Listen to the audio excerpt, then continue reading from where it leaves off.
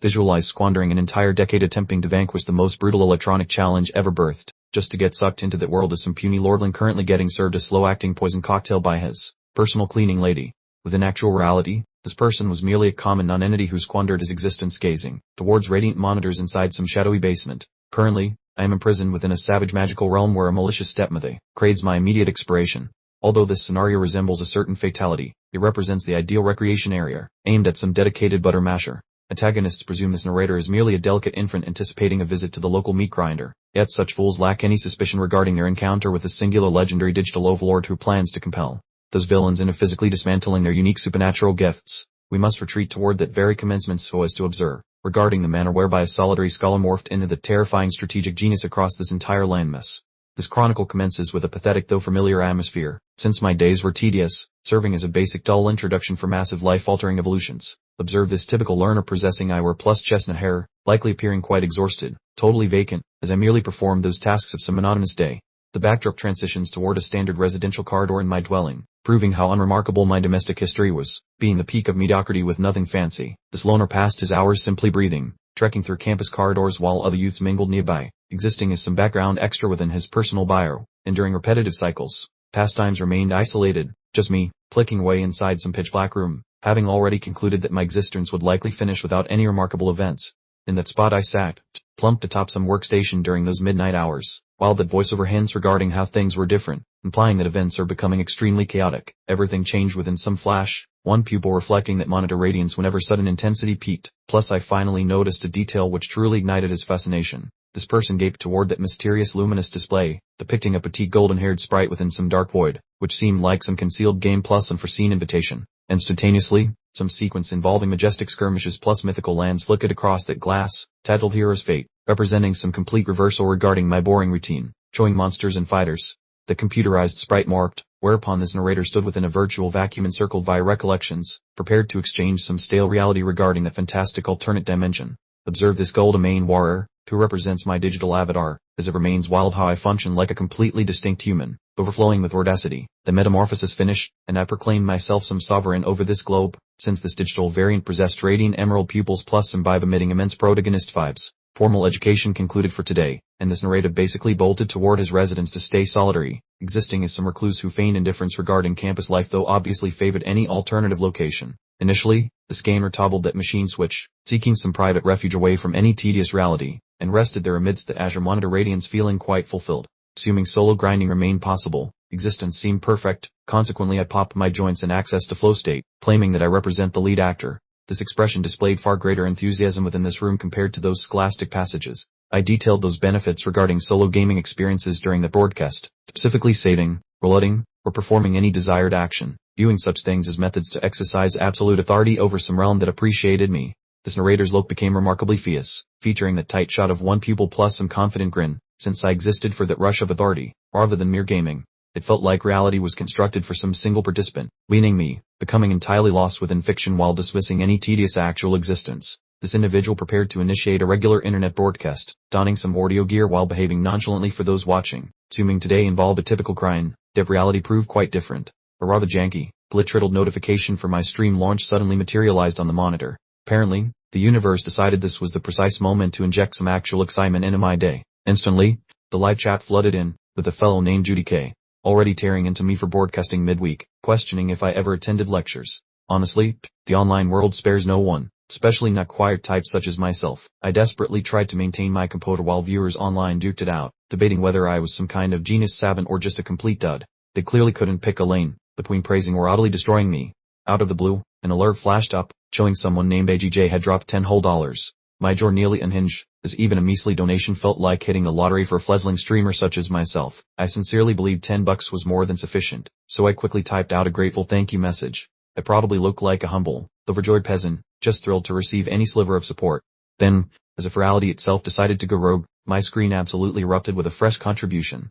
A user named DEA had gifted a whopping $1,000, which wasn't just pocket change, but truly life-altering funds for a broke student. I was utterly petrified, completely frozen in place, barking at the monitor as if I'd just witnessed a spectral apparition. My eyes were as wide as saucers, and my chin practically scraped the floorboards. A full-blown panic attack kicked in. I started yelling incoherently, struggling to comprehend the monumental event that had just transpired. Even the chat room descended into utter pandemonium, debating if it was some bizarre error or an elaborate prank. The comment section exploded with wild speculation, many predicting the generous donor would soon demand their money back. Then, a new message from DA popped up, stating they'd send an email and I should check it. I hastily clicked my way over to my email inbox, where a single, unread message sat glaring back at me with a little alert icon. This, my friends, was the precise instant everything in my reality began to dramatically shift. My gaze remained fixed on the glowing display, a bead of sweat trickling down my temple as I muttered about the mysterious email.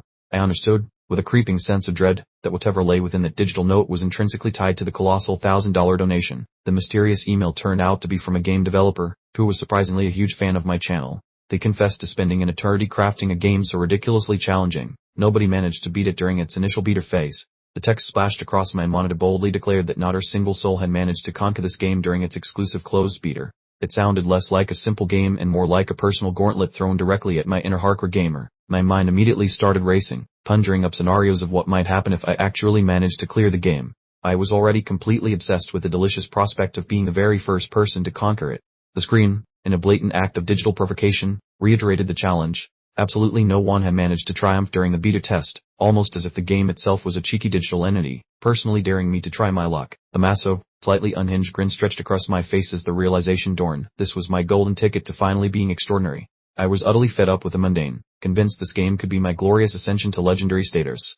The prompt to install the game, aptly titled Hero's Destiny, materialized on my display, feeling less like a game choice and more like a life-altering ultimatum.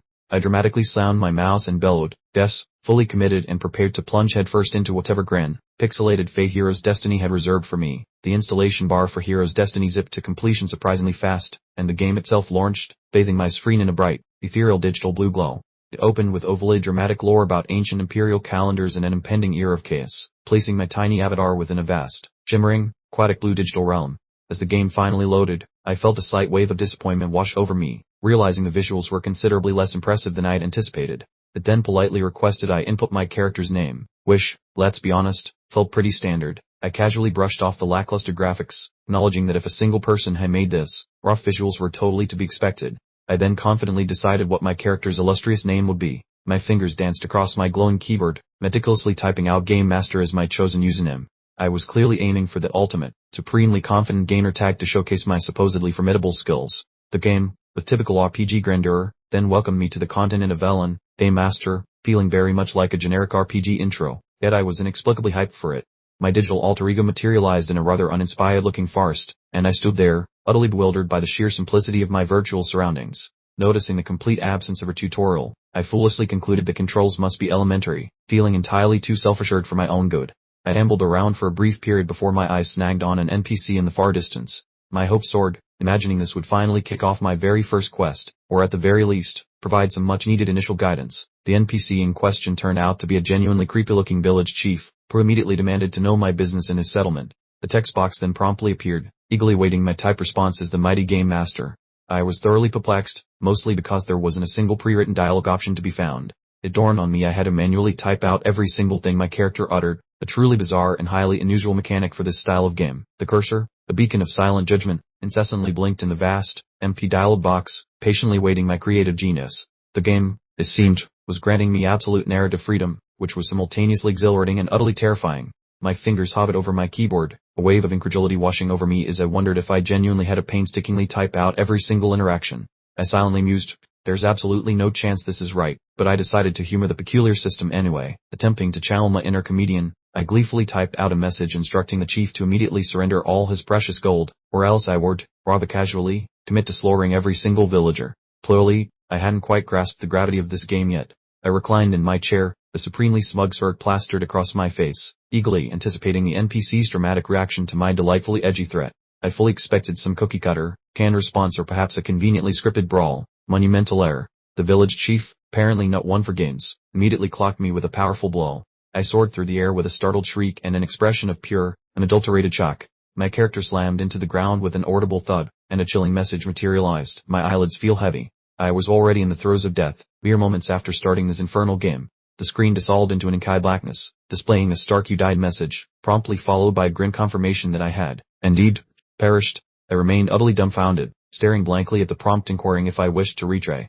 Snapping back to my actual existence, I found myself drenched in sweat and trembling, genuinely questioning if I was actually conversing with a digital character. This artificial intelligence's conversational depth far surpassed anything I'd encountered, making me wonder if it had a secret life. That infuriating retry prompt just loitered, annoyingly flickering on my display, practically taunting me after my initial, utterly disastrous flop, like the game was a digital comedian. My temper flared, causing me to smack my desk with a mighty thud and roar about immediately hitting that retry button, as my inner competitive gamer, usually reserved for actual sports, had fully awakened following such an utterly humiliating digital demise. Upon my digital resurrection, the village leader repeated his query, prompting me to adopt a decidedly more cautious and exceptionally unassuming approach this time, perhaps even a little pathetic. I concocted a truly heartbreaking digital lament, explaining my dire situation as a lost wanderer, utterly starved and dehydrated, then implored the chief to take pity on this poor, pathetic creature, even mentally plastering on my most exaggeratedly adorable puppy dog face for maximum effect. Remarkably, the chief bought my sob story completely, expressed his sympathy for my supposed plight,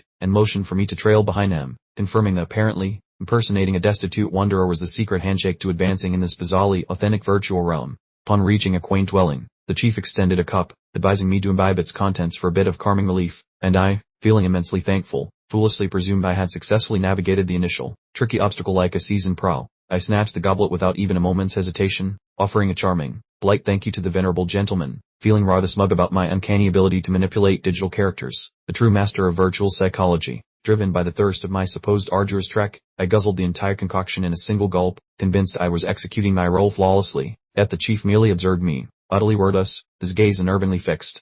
Then, a rather unhelpful message materialized, declaring I was afflicted with slowly creeping death and my eyelids felt suspiciously weighty. Turns out, the kindly old gentleman had served me a fatal nightcap. Talk about bad hospitality. I was once again meeting my digital maker, my avatar dramatically slumping in the virtual chair while I watched, utterly flabbergasted.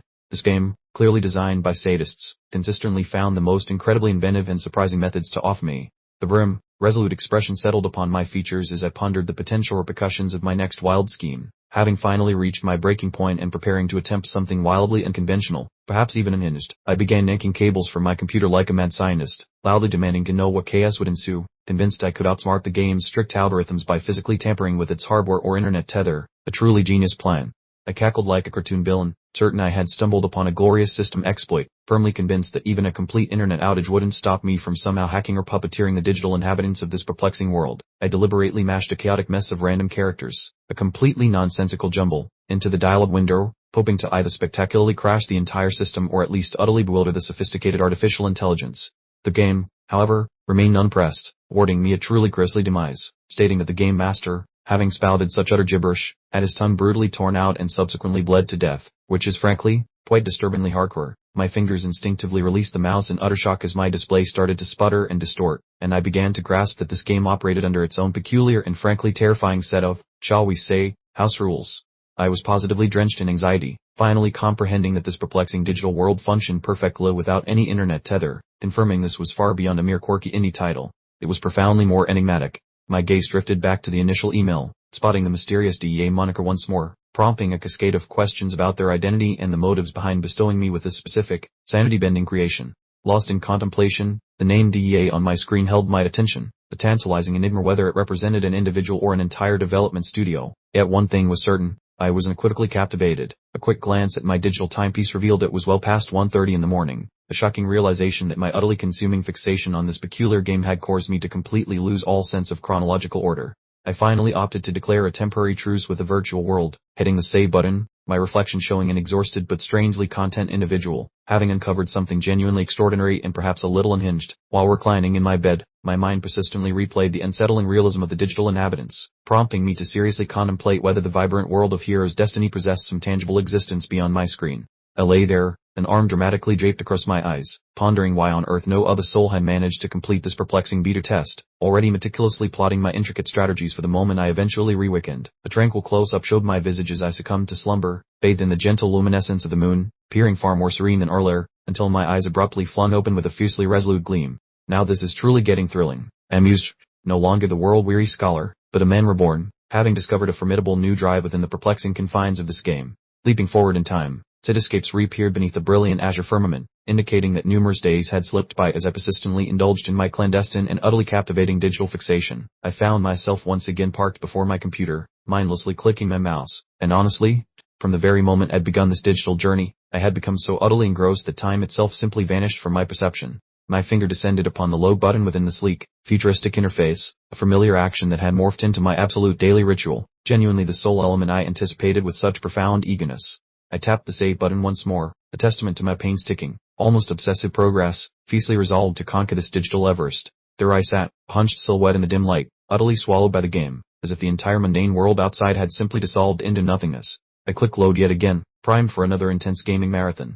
As existence, powered by pixels and passion, had become my unwavering reality, and I had absolutely no intention of pausing. Abruptly, the voice chirped, "Cheerio," jolting me to the stark realization that I was currently trapped in an actual office job, the stark reminder that I had apparently transitioned into adulthood, no longer merely the carefree student holed up in his room. A massive, on-screen notification abruptly declared that an entire decade had elapsed, revealing me as a gainfully employed adult, though some endearing habits, like my obsession, clearly persisted. A rather attractive colleague with striking reddish hair presented me with the requested documents, her gaze holding a gentle, curious quality. I accepted them with a murmured, "Thor, thanks a bunch," embodying the quintessential handsome corporate drone, complete with a crisp tie and my trusty, ever-present spectacles. The large timepiece on the wall defiantly displayed a time well past 8 in the evening, prompting her to inquire if I had managed to wrap up my workday, as it was quite late, and we were practically the last two souls lingering in the nearly deserted office. I tossed a casual, "Utur, Suzuhara, great work," per way, but my gaze was firmly locked on a far more crucial, undeniably more captivating objective.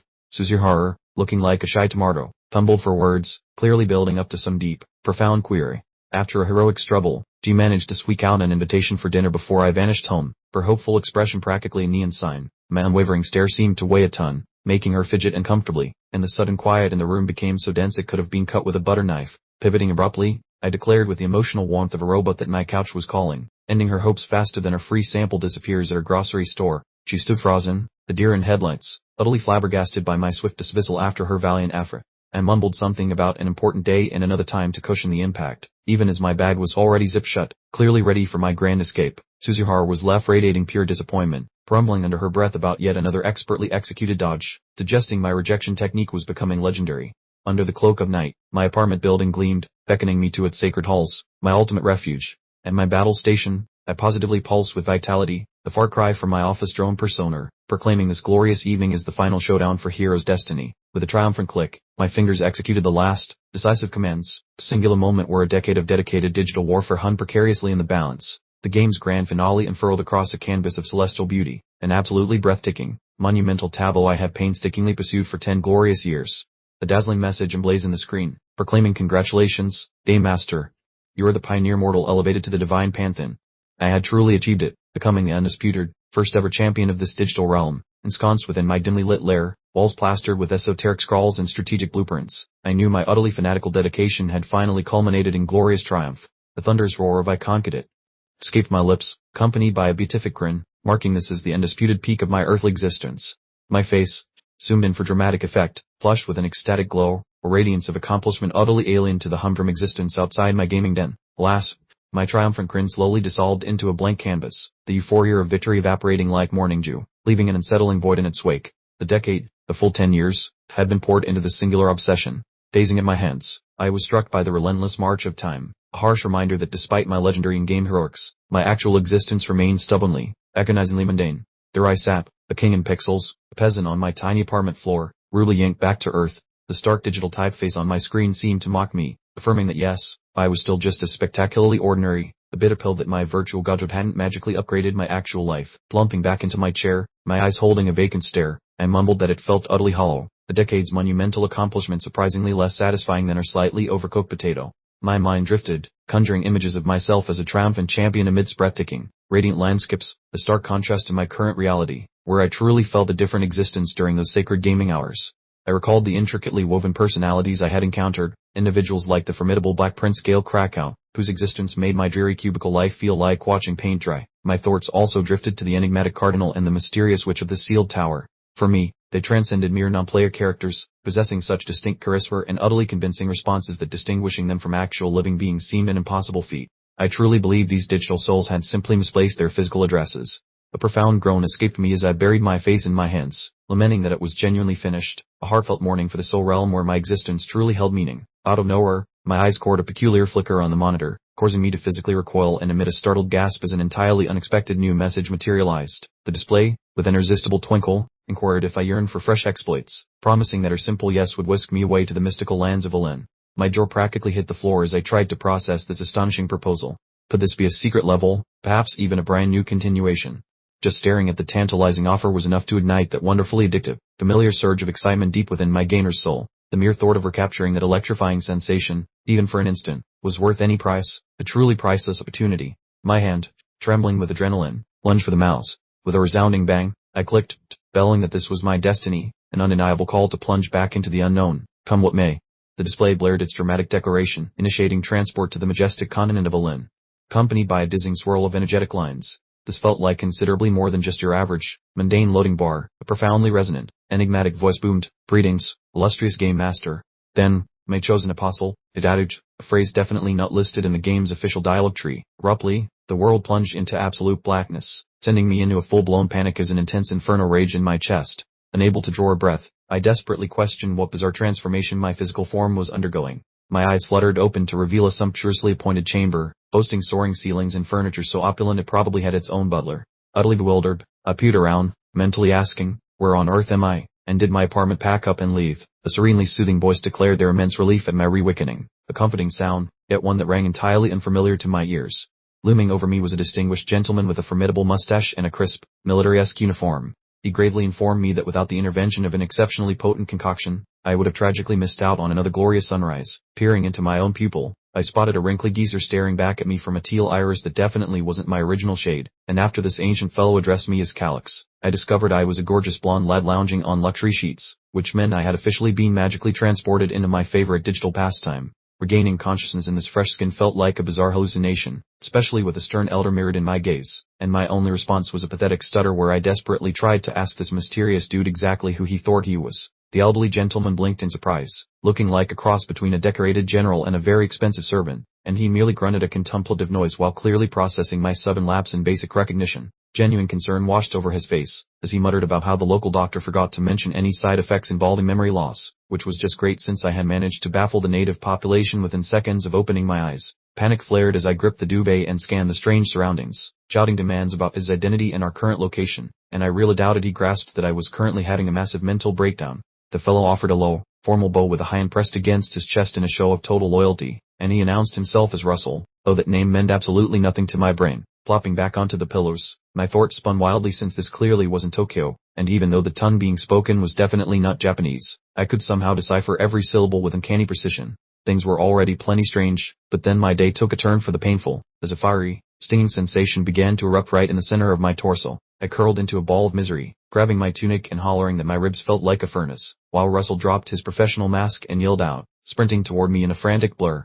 The poor guy looked devastated, rambling about how he shouldn't have pressured me so soon after my ordeal, but I was too busy attempting to inhale through the larva in my chest to really listen to his excuses. Russell insisted I relax, blaming the agony on some sketchy magical medicine he had administered, and while he swore the burning would vanish eventually, I wished eventually was 5 minutes ago, so he finally decided to scram to let me heal, promising a return at dawn while still using the Ovalis stuffy, noble title for me. The massive timber doors latched shut once he stepped out, leaving me in solitude, so I was finally solo in this weird, dimly lit chamber to ponder my current predicament. With a miserable moan, I shifted weight until the fire in my chest cooled to a dull ache, and while the silence was heavy and smelled of ancient oak, I noticed a bowl of hot mush beside my bed that looked like the standard bland meal served to bedridden heroes in every RPG. The deep, weary breath escaped my lips as the sharpest pain subsided, and although the emergency had passed, the riddle of my new existence was only getting more confusing. After summoning my last bit of energy, I dangled my legs over the edge, and as my toes touched the carpet, it became obvious that this avatar was way tiny and fresher than my previous, freaky self.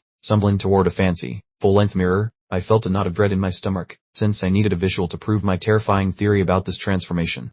Well, my suspicions were spot on, since the face in the glass belonged to a total unknown, and I was now a strikingly attractive, golden-haired youngster with intense eyes, which was certainly a departure from my actual physical form. Gaping at the stranger, I felt completely detached from the handsome reflection staring back, especially since the boy in the mirror wore the same baffled, spook look that I felt radiating through my very soul.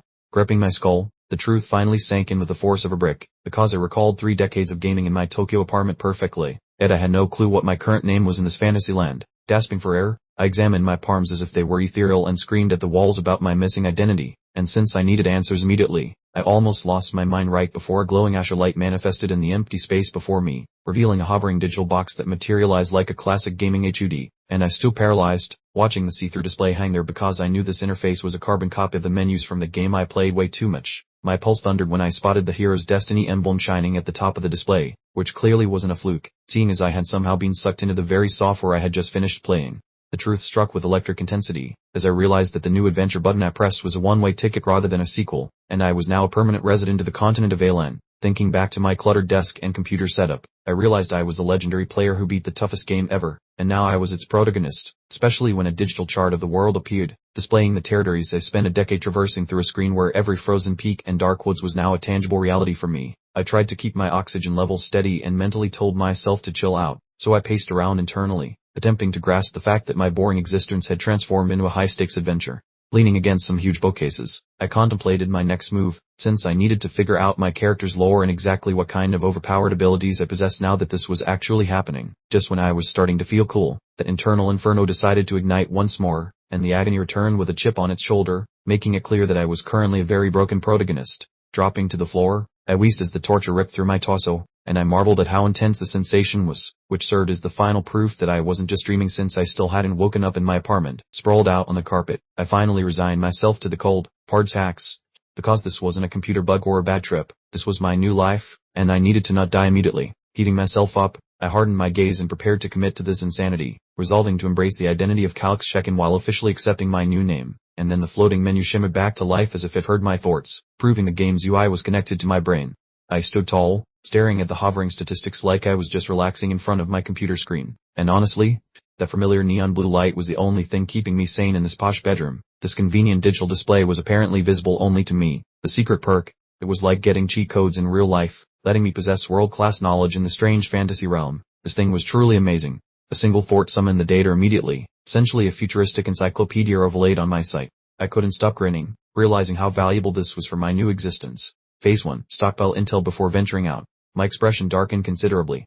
I recalled the game's difficulty, where a single poor decision could mean instant death. I began scanning my personal data. My name was Calix Shekin, I was 15 years old, and my current designation was noble. It was bizarre seeing my new life summarized in stark, clinical text. I discovered I belonged to the direct lineage of the Shekin earldom. I figured I had won the lottery.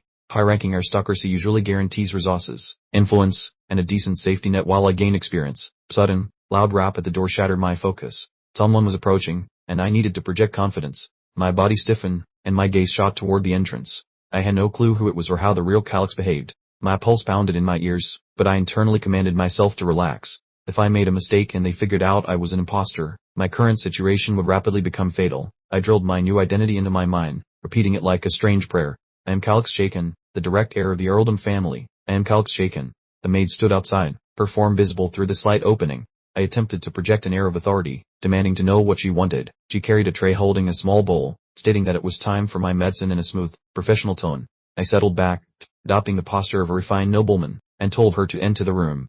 She glided in elegantly, wearing a dark skirt and white apron. She kept her head lowered, projecting an image of total obedience. I tracked her every movement, my gaze following her as she neared the bed. I was searching for the smallest hint that something wasn't quite right.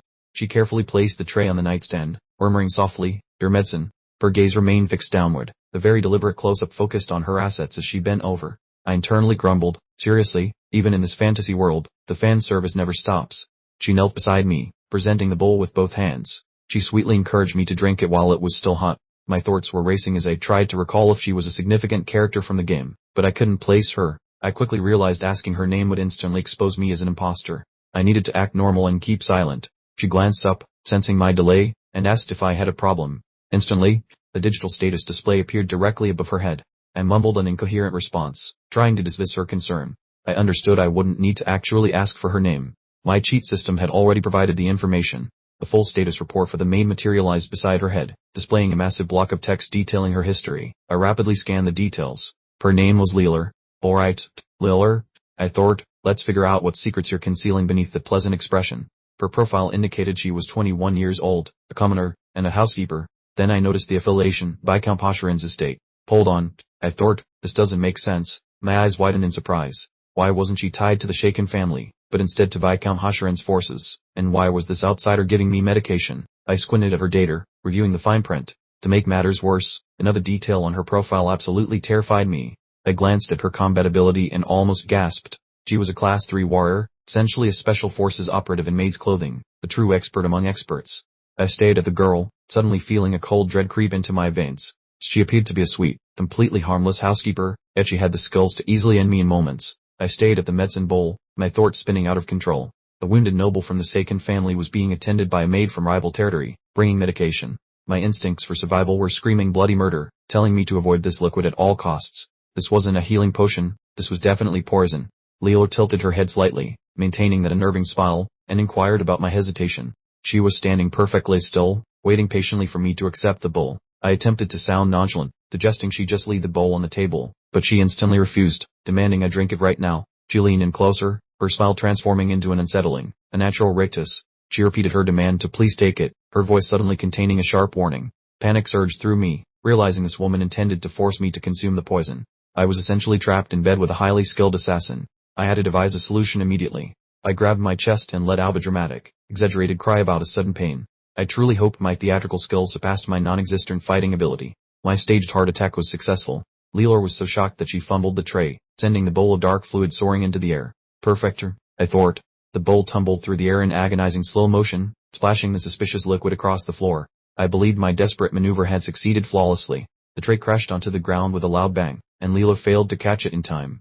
I observed the ensuing chaos while continuing to feign my intense suffering. Leela fell to her knees, gazing intently at the liquid soaking into the carpet. Her face remained concealed, and she was eerily silent for an extended period. When she finally looked up, her expression was entirely different. She was absolutely livid. Well, this is terrible, I realized. I've just provoked a highly dangerous assassin.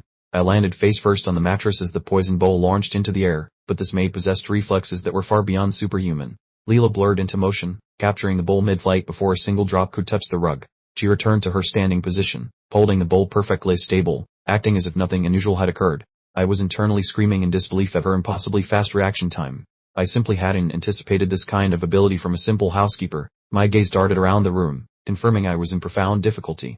I understood that if we made eye contact now, she would see my fear and realize I had deliberately knocked the bowl over to prevent being poisoned. I hunched forward, letting out another exaggerated groan, maintaining my pretense of a heart attack. Leela remained standing behind me, completely silent like an ominous statue, which is infinitely more frightening when you know she's a hidden operative. With the serene demeanor of a seasoned professional delivering bad news, she extended the tray once more, reassuring me the medicine was perfectly harmless. Apparently, avoiding my daily dose was no longer an option. The fact I pondered while perched precariously on the bed's edge, my pores practically weeping from anxiety as Leela stood over me like a grim reaper with a prescription pad. I reminded myself to brace for the absolute worst outcomes. The strategy I'd learned often materialized with unsettling accuracy in this twisted game. The innocuous bowl, I was certain, contained a direct express lane to the great beyond, and while I refused to sip from the cup of doom, I found myself thoroughly trapped by a woman capable of dispatching me with a mere dessert utensil. The fierce resolve hardened my features. Passive acceptance was no longer on the menu.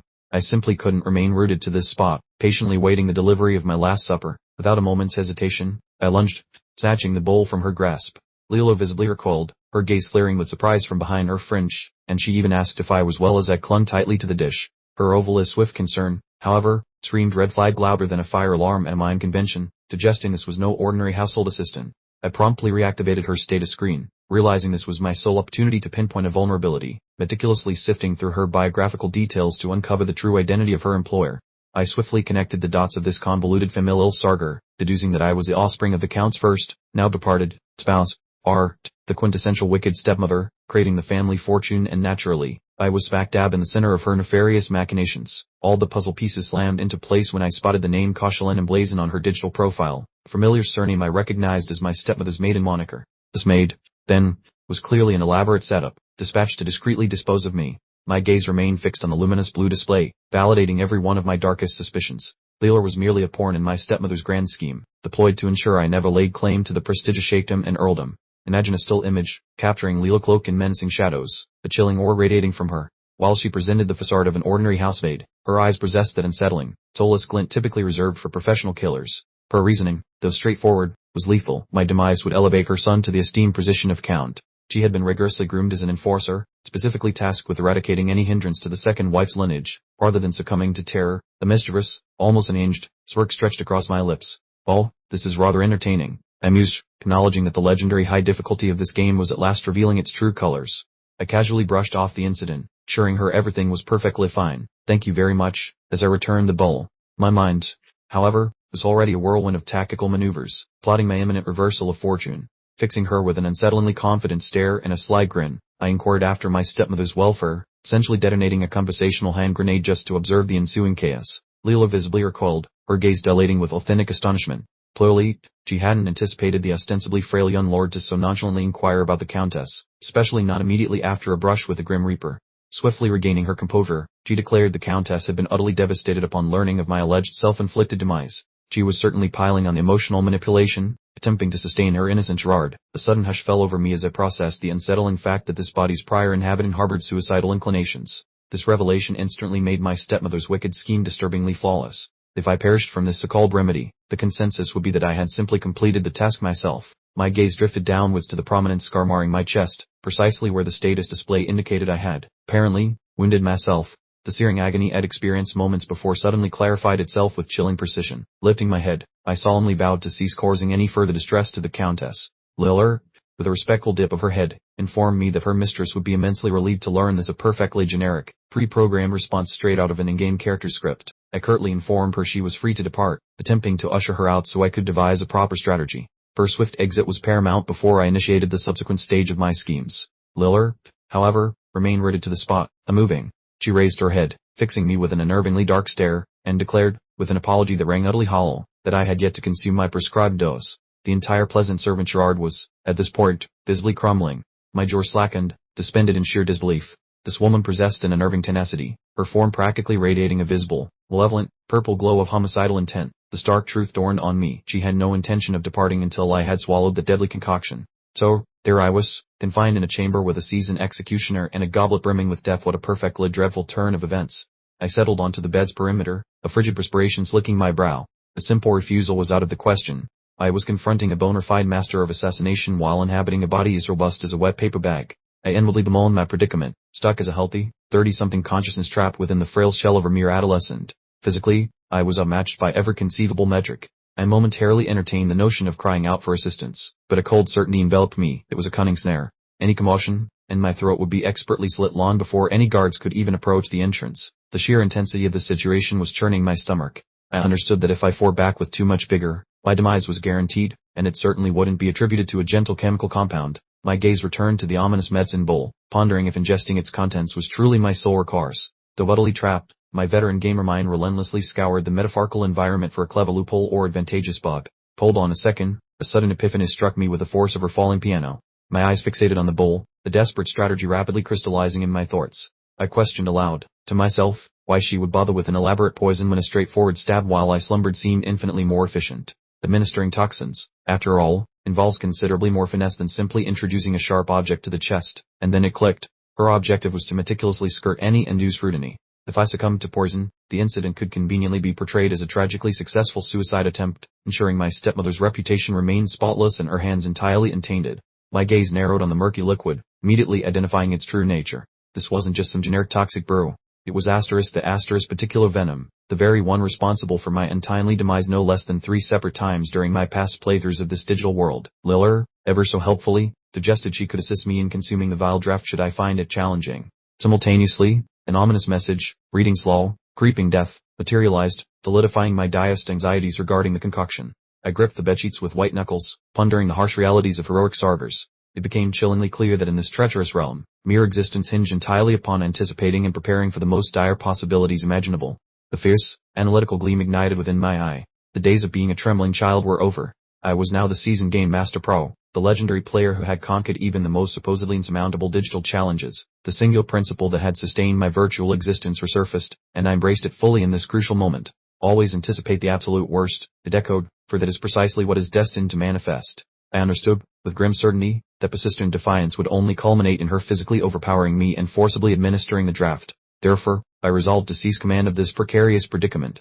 A maniacal cackle erupted from my throat, my voice proclaiming the sheer exhilaration of the moment. I was, astonishingly, relishing the fact that this game refused to temper its intensity, even well past the initial introductory phases. I snatched the bowl from her grasp, eliciting a faint, startled whisper of my lord as she observed me preparing to consume the liquid with an unnervingly self-assured demeanor. I lifted the nefarious container to my mouth and commenced gulping down the deadly concoction without hesitation. Leela remained utterly motionless, observing in stunned quietude. I swallowed the toxic liquid as if it were a revitalizing sports beverage, downing it with absolute abandon. One could almost distinctly hear the exaggerated in-game gulping sound effects as I meticulously emptied the entire receptacle. Leela stood utterly petrified, her crimson eyes fixated in sheer astonishment at my abrupt display of audacious courage. She was undoubtedly concluding that her mission had just become remarkably simpler, yet she certainly hadn't anticipated such enthusiastic cooperation in my own demise. The system alert confirmed my worst fears. The insidious, slow-acting poison had fully taken hold. I managed to swallow, pain smiled through the agony, figuring this whole situation unfolded just like reading a tutorial guide. The venom walloped me like a speeding semi-truck, sending me into a fit of agonizing spasms. I frantically racked my brain for an escape route, scouring the room for a person or object that could intervene before the clock expired. The memory of Russell claiming I survived only due to his rare-grade potion surfaced. It was a textbook video game clue. If a special item appears once, there's always a possibility of finding another one lying around. Recalling Russell's stiff demeanor, I figured the old guy was probably my sole ally in this mess. I focused all my desperation on him, knowing I still needed whatever remnants of that amazing cure might be close by. My eyes shot open with a sudden, sharp clarity. I immediately grasped that my singular opportunity for staying alive meant clearing out the maid so I could ransack the entire place. I glanced at Leela and commanded her to leave immediately, fetching Russell from outside. She hesitated, looking suspicious as she witnessed my pain and questioned my abrupt request. I put on my best spoiled royalty act, snapping back at her about whether I needed to justify my actions to a servant. It was a dangerous bluff, but deploying my noble authority was the fastest way to get her moving. Leela instantly retreated, offering apologies for her oversight before exiting. I watched her disappear, my face hardening into a look of serious determination once she was gone. I understood the specific high-grade potion Russell had applied was my sole salvation, an incredibly rare item worth more than a small fortress, making it the ideal cure. I tracked Leela as she departed, her dark clothing vanishing beyond the entrance. I began counting down, acutely aware of the small time frame I had before her return. The instant the door clicked closed, I launched myself from the mattress. Shivering and covered in sweat, I frantically peered into the corridor to confirm her complete absence. I wasted no time and immediately stuck my fingers down my throat to make myself throw up. I wanted to expel every last molecule of that venom from my body, regardless of how disgusting the process was. I coughed and begged, the shadowy toxin splattering onto the floor in a hideous pool. I fought for my survival, appearing utterly pathetic yet completely committed to staying alive. I crouched over the carpet, gulping for breath while still trying to purge the contents of my stomach. It was a disgusting sight, proving exactly how dedicated I was to finishing this level. I cleaned my face, understanding that throwing up wouldn't be enough to halt the slow, insidious death. The cure absolutely had to be concealed within this chamber, probably stashed here by Russell.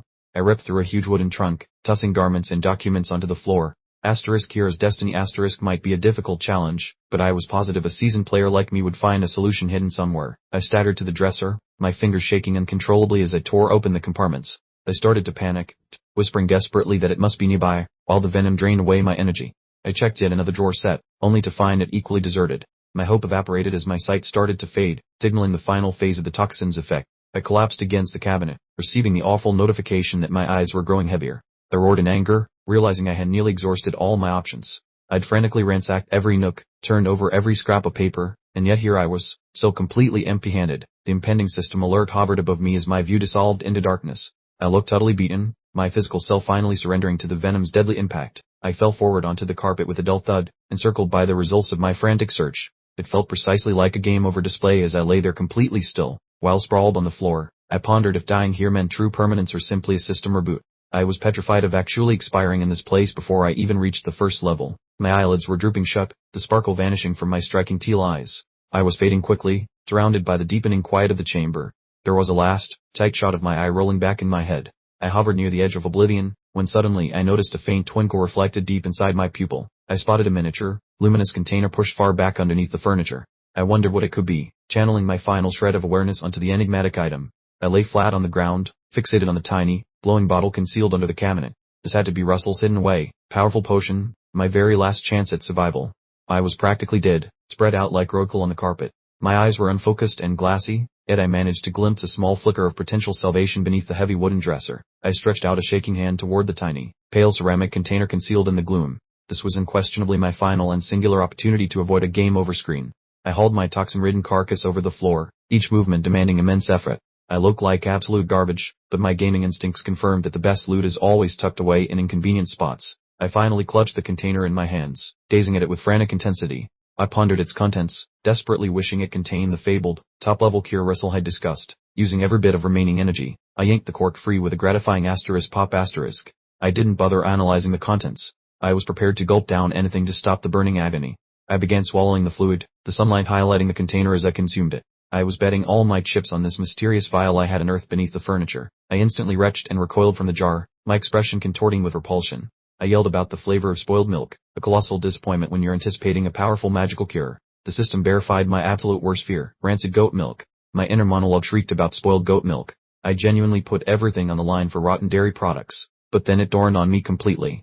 I recalled from the game Hero's Destiny that yogurt was a classified cure for slow creeping death. I suddenly understood this spoiled milk could potentially save me. I stared at the lumpy, foul-smelling substance with genuine skepticism. I seriously questioned whether this expired goat milk could even qualify as real yogurt. A valid point, but I figured dying people can't afford to be particular. The system's countdown didn't pause for my snack break, flashing a stark red message that my eyelids were drooping. My virtual life was running on fumes, and things looked grim. I felt myself slipping away, still gripping the empty container as the terminal warning popped up again. I genuinely believed I wouldn't survive another 60 seconds before the dreaded permadeath kicked in. I hit the floor with a groan, cursing Leeler, the traitorous maid, under my breath. My final, desperate act was forcing down the disgusting, lumpy yogurt, the sworn vow for revenge fueling my determination. I decided right then I would definitely get payback, chugging the chunky antidote with absolute focus. Everything went completely black as I lost consciousness, entering the terrifying void where you don't know if you're hitting respawn or seeing the game over screen. Russell's stern voice cut through the darkness, asking if I'd finally woken up. The old man, still looking sharp in his red military suit, hovered over me. I jolted awake in bed, eyes wide and completely bewildered. I checked my surroundings, wondering if this was déjà vu or if I'd just cheated death by a respawn loop. Russell stared at me as if I'd lost my mind, asking what on earth I was talking about. The old man clearly wasn't prepared for my full-blown gainer panic. Russell immediately launched into a complaint about the chaotic state of the room, pointing at the mess I'd made during my desperate search for the cure. He explained he found me collapsed on the floor and nearly summoned the healer. I was internally throwing a party, realizing the antidote actually worked and I was alive. I lay there sweating and completely traumatized, vowing never to relive the dying feeling again. I officially declared myself done with the tutorial difficulty and hardened my gaze. No matter what happened, I declared, I would definitely survive. I was completely committed to winning this time, and anyone standing in my way better watch out. I decided it was high time to stop making assumptions and actually learn who I was dealing with. I focused my attention on Russell, planning to check his stats like a good RPG player. I activated my cheat skill immediately, and Russell's face appeared in the glowing reflection of my TLI. I was about to find out exactly what this old soldier was hiding. The status screen for Russell Hursley flashed onto my view, and the first detail I spotted was his title, Acting Count. This guy wasn't just some butler. He held all the authority for the entire territory. I scrolled through the information, noting that since the former Count died airless, Russell was merely a temporary stand-in. This meant the old man actually carried significant political weight. I analyzed Russell's personality, concluding he seemed like a strict, reliable military veteran. Plus, the fact he used a super expensive, castle-level potion to save me early suggested he was probably my most dependable ally. I stammered for a moment before formally addressing him as Acting Count, trying to adopt the proper tone of this world despite feeling like a complete imposter. Russell responded crisply with yes, my lord, as I looked out the window, trying to figure out how to bring up the attempt on my life. Russell's expression was difficult to decipher. He looked like a man who'd witnessed too many conflicts to be easily startled or impressed, waiting patiently for me to get to the point. The room was bathed in moonlight and long, ominous shadows as I tried to explain the maid's betrayal. The air was thick with tension, knowing an assassin might still be lurking somewhere nearby. Russell turned away, gazing through the window. He appeared skeptical of the maid poisoning story, which was exactly the reaction I feared. Russell apologized politely, but bluntly pointed out there was no physical evidence. He was a man of strict protocols and proof, and right now, I had absolutely zero proof that the milk was ever poisoned. I looked incredibly frustrated, muttering a quiet curse to myself. I realized having a cheat status screen didn't automatically mean non-player characters would blindly accept everything I claimed. I admitted that even though Russell had saved my life, he didn't do it because he loved me. He was simply following protocol and executing his duties as the Acting Count. Russell made his position abundantly clear. To him, both me and my rival, Lord Grunvin, were equals. He was obligated to serve us both impartially, which was his polite way of declaring total neutrality. He emphasized his point by clenching his fist, asserting that without solid witnesses or concrete proof, he couldn't take action against anyone. It was a complete and utter political stalemate. I started to get heated, asking if Russell was seriously telling me I needed to keep taking poison, pointing out how absolutely insane the current situation was. Russell asked if I had truly suffered memory loss, explaining that the Shaken family was in serious financial difficulties. We tried to justify the current chaotic state of affairs. He claimed it was a blessing that Leeler, the maid from the rival house, was now helping with the family business. Talk about being completely oblivious to the impending danger. Russell looked at me with a tired expression, asking if I didn't remember, clearly thinking my injury was making me difficult. I clutched the bedsheets tightly, understanding I had absolutely no choice. I had to somehow produce undeniable proof if I wanted anyone to take me seriously. The calculating look crossed my face as I thought about Leeler. I figured that the woman who poisoned me must be certain I was dead. I was already planning to use her overconfidence against her. I sighed dramatically and told Russell, "Fine, let's just drop the subject for now." I pretended to let everyone lower their guard, then flashed a devious grin that might make a demon nervous. I added that I had just one request, and it really wasn't too difficult, which everyone knew meant I was cooking up something absolutely wild. Russell watched me go, pondering to himself how differently I was acting than usual. The old soldier was starting to suspect that the fragile, weak boy he knew was gone for good. Fast forward 4 hours later to Shekin Castle. The sun had completely set, coating the castle in dark, gloomy shadows, creating the perfect atmosphere for a midnight assassination. An exterior shot showed the castle towers under the pale moonlight. The guards were on high alert, their torches moving like fireflies across the balconies as they rigorously patrolled the perimeter. A close-up showed quiet, professional boots moving along the stone walkway. This person clearly knew exactly how to move without making a single sound. It was Leela, no longer in her maid outfit. She wore a dark, hooded cloak, looking like a proper professional assassin, letting out a soft sound of relief after slipping past the outer defenses. She carefully peeked over the balcony edge, observing the guards patrolling below. Armed with pole arms and torches, they remained completely oblivious to the elite assassin who had effortlessly bypassed their watch. The increased security measures were exactly as she predicted, making her cold expression even more focused. This wasn't a casual visit. She was here to terminate the contract, taking zero chances. She spotted a tiny vent and advanced toward it with practiced, nearly supernatural grace. She was essentially a ghost in a ninja suit, completely undetectable unless you had a very good reason to be looking for a murderous shadow. She landed in the hallway without making a sound, her cloak dramatically billowing as she settled into a low crouch. Her movements were ridiculously graceful, like watching a Class 3 warrior perform gymnastics. When she arrived at my room, the lack of guards was immediately surprising. For a brief second, she wondered if the lack of security was, perhaps, the slightly too obvious trap. She cautiously peered through the doorway, her eyes scanning the dimly lit chamber for any signs of movement. She remained completely poised for immediate retreat, ready to flee at the first hint of trouble. She spotted the familiar shape of her human form beneath the bedsheets, lying perfectly still in the center of the large, shadowy room. It seemed I was exactly where I should be, apparently deceased on my mattress. She looked at the motionless figure, letting out a small sigh of relief. This meant the entire scheme, orchestrated by the wicked stepmother, was proceeding without a hitch. She mentally reassured herself that, given the specific type of toxin used, my passing must have been entirely painless. It was almost like she was trying to convince herself she had done me a favor. Reaching into her cloak, she retrieved a folded piece of paper, the fabricated suicide note designed to make my sudden demise look less suspicious. She efficiently searched my desk drawers with gloved hands, looking specifically for the family's official seal.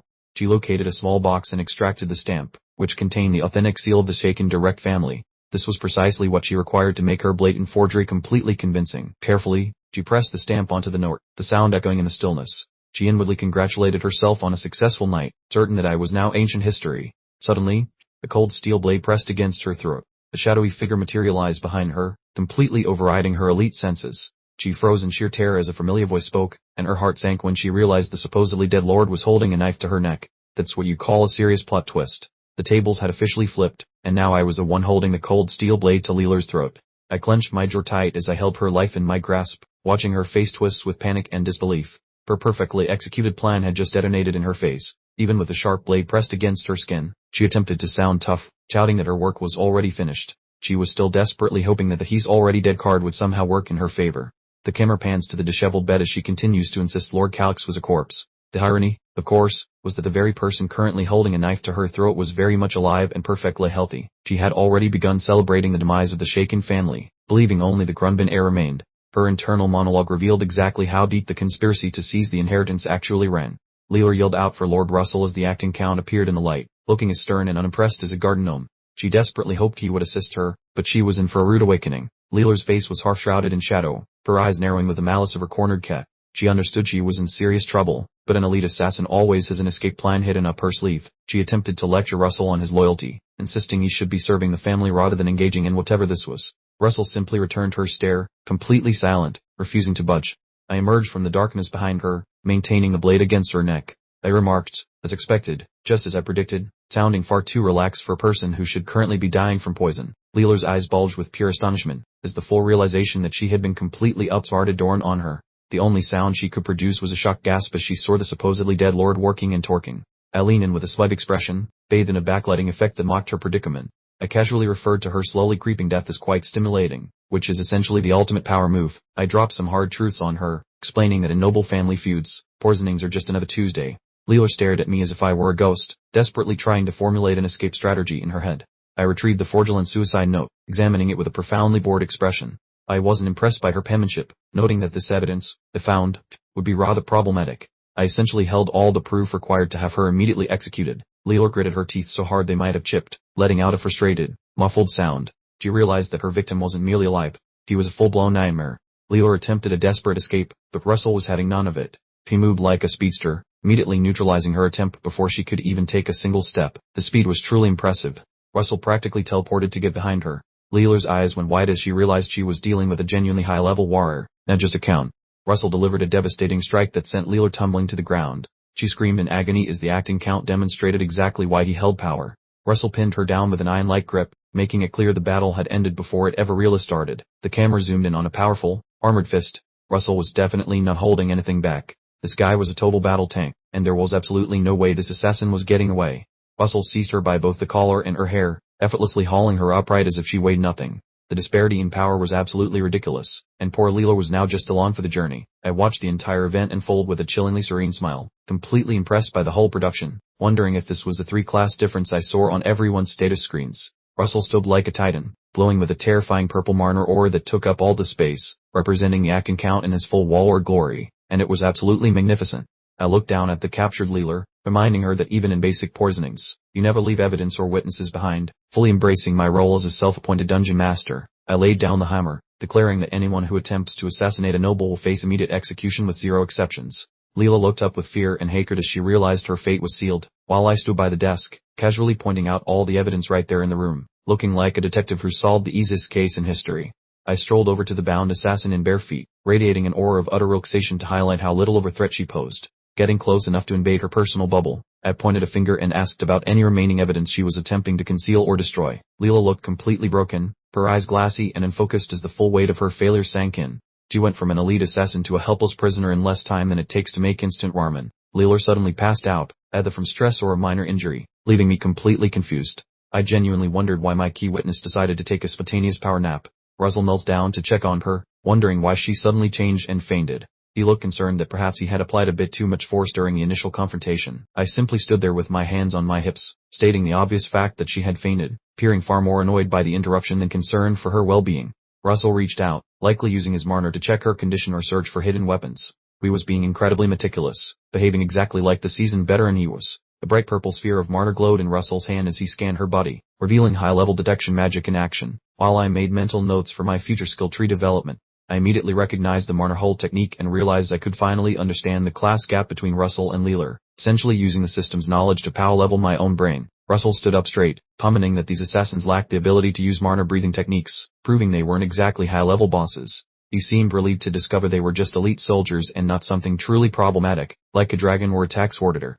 Russell estimated they were probably only on par with well-trained elite soldiers, meaning there was no need for expensive, high-speed Manhwa restraints, and he was already planning out their prison accommodations. Russell suddenly looked genuinely shocked when he caught sight of the bizarre expression on my face, realizing the fragile young master he knew might be hiding a much darker personality underneath. I maintained this knowing, eerie stare into the distance, prompting Russell to completely freak out internally, wondering if I possessed some kind of sixth sense and already knew exactly how everything would unfold. I flashed a subtle, unsettling smile and casually declared that it wasn't a big deal at all, essentially acting like I had just finished a mundane tutorial mission rather than surviving an assassination attempt. Russell just stared at me, absolutely convinced my behavior was a complete departure from the norm, and the kid he was supposed to protect had somehow become a bit intimidating. We stood over the bound and unconscious Leela, now secured in a chair in a more interrogation-friendly location.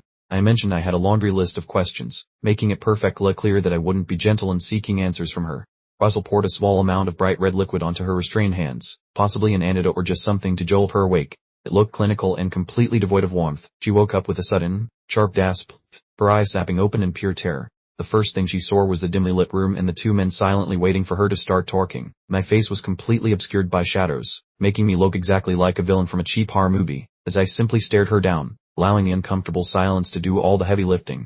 Leela looked up, tears welling in her eyes, utterly broken as she finally grasped there was no mercy or escape coming from this new me. Puddled over, she murmured about drinking slowly creeping death, clearly haunted by the very poison she tried to use on me. She explained that the poison would have caused a slow, painless death over 3 to 6 hours. Her face looked ghostly pale as she recounted the details of her failed murder weapon. I leaned in close as she confessed that because of my previous suicide attempt, the poison was chosen to appear like a perfect, poured, self-inflicted end. I listened to her confession with cold, calculating fascination. I stood up straight with a backlit, wicked grin, thoroughly mocking her entire strategy. I pointed out that everyone would have simply assumed I finally finished myself off, making her job ridiculously simple.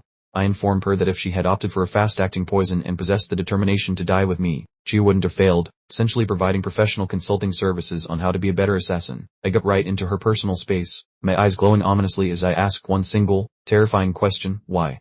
I wanted to understand the motive behind the woman who tried to abruptly end my new life. Leela looked totally lost, muttering a quiet, disoriented what?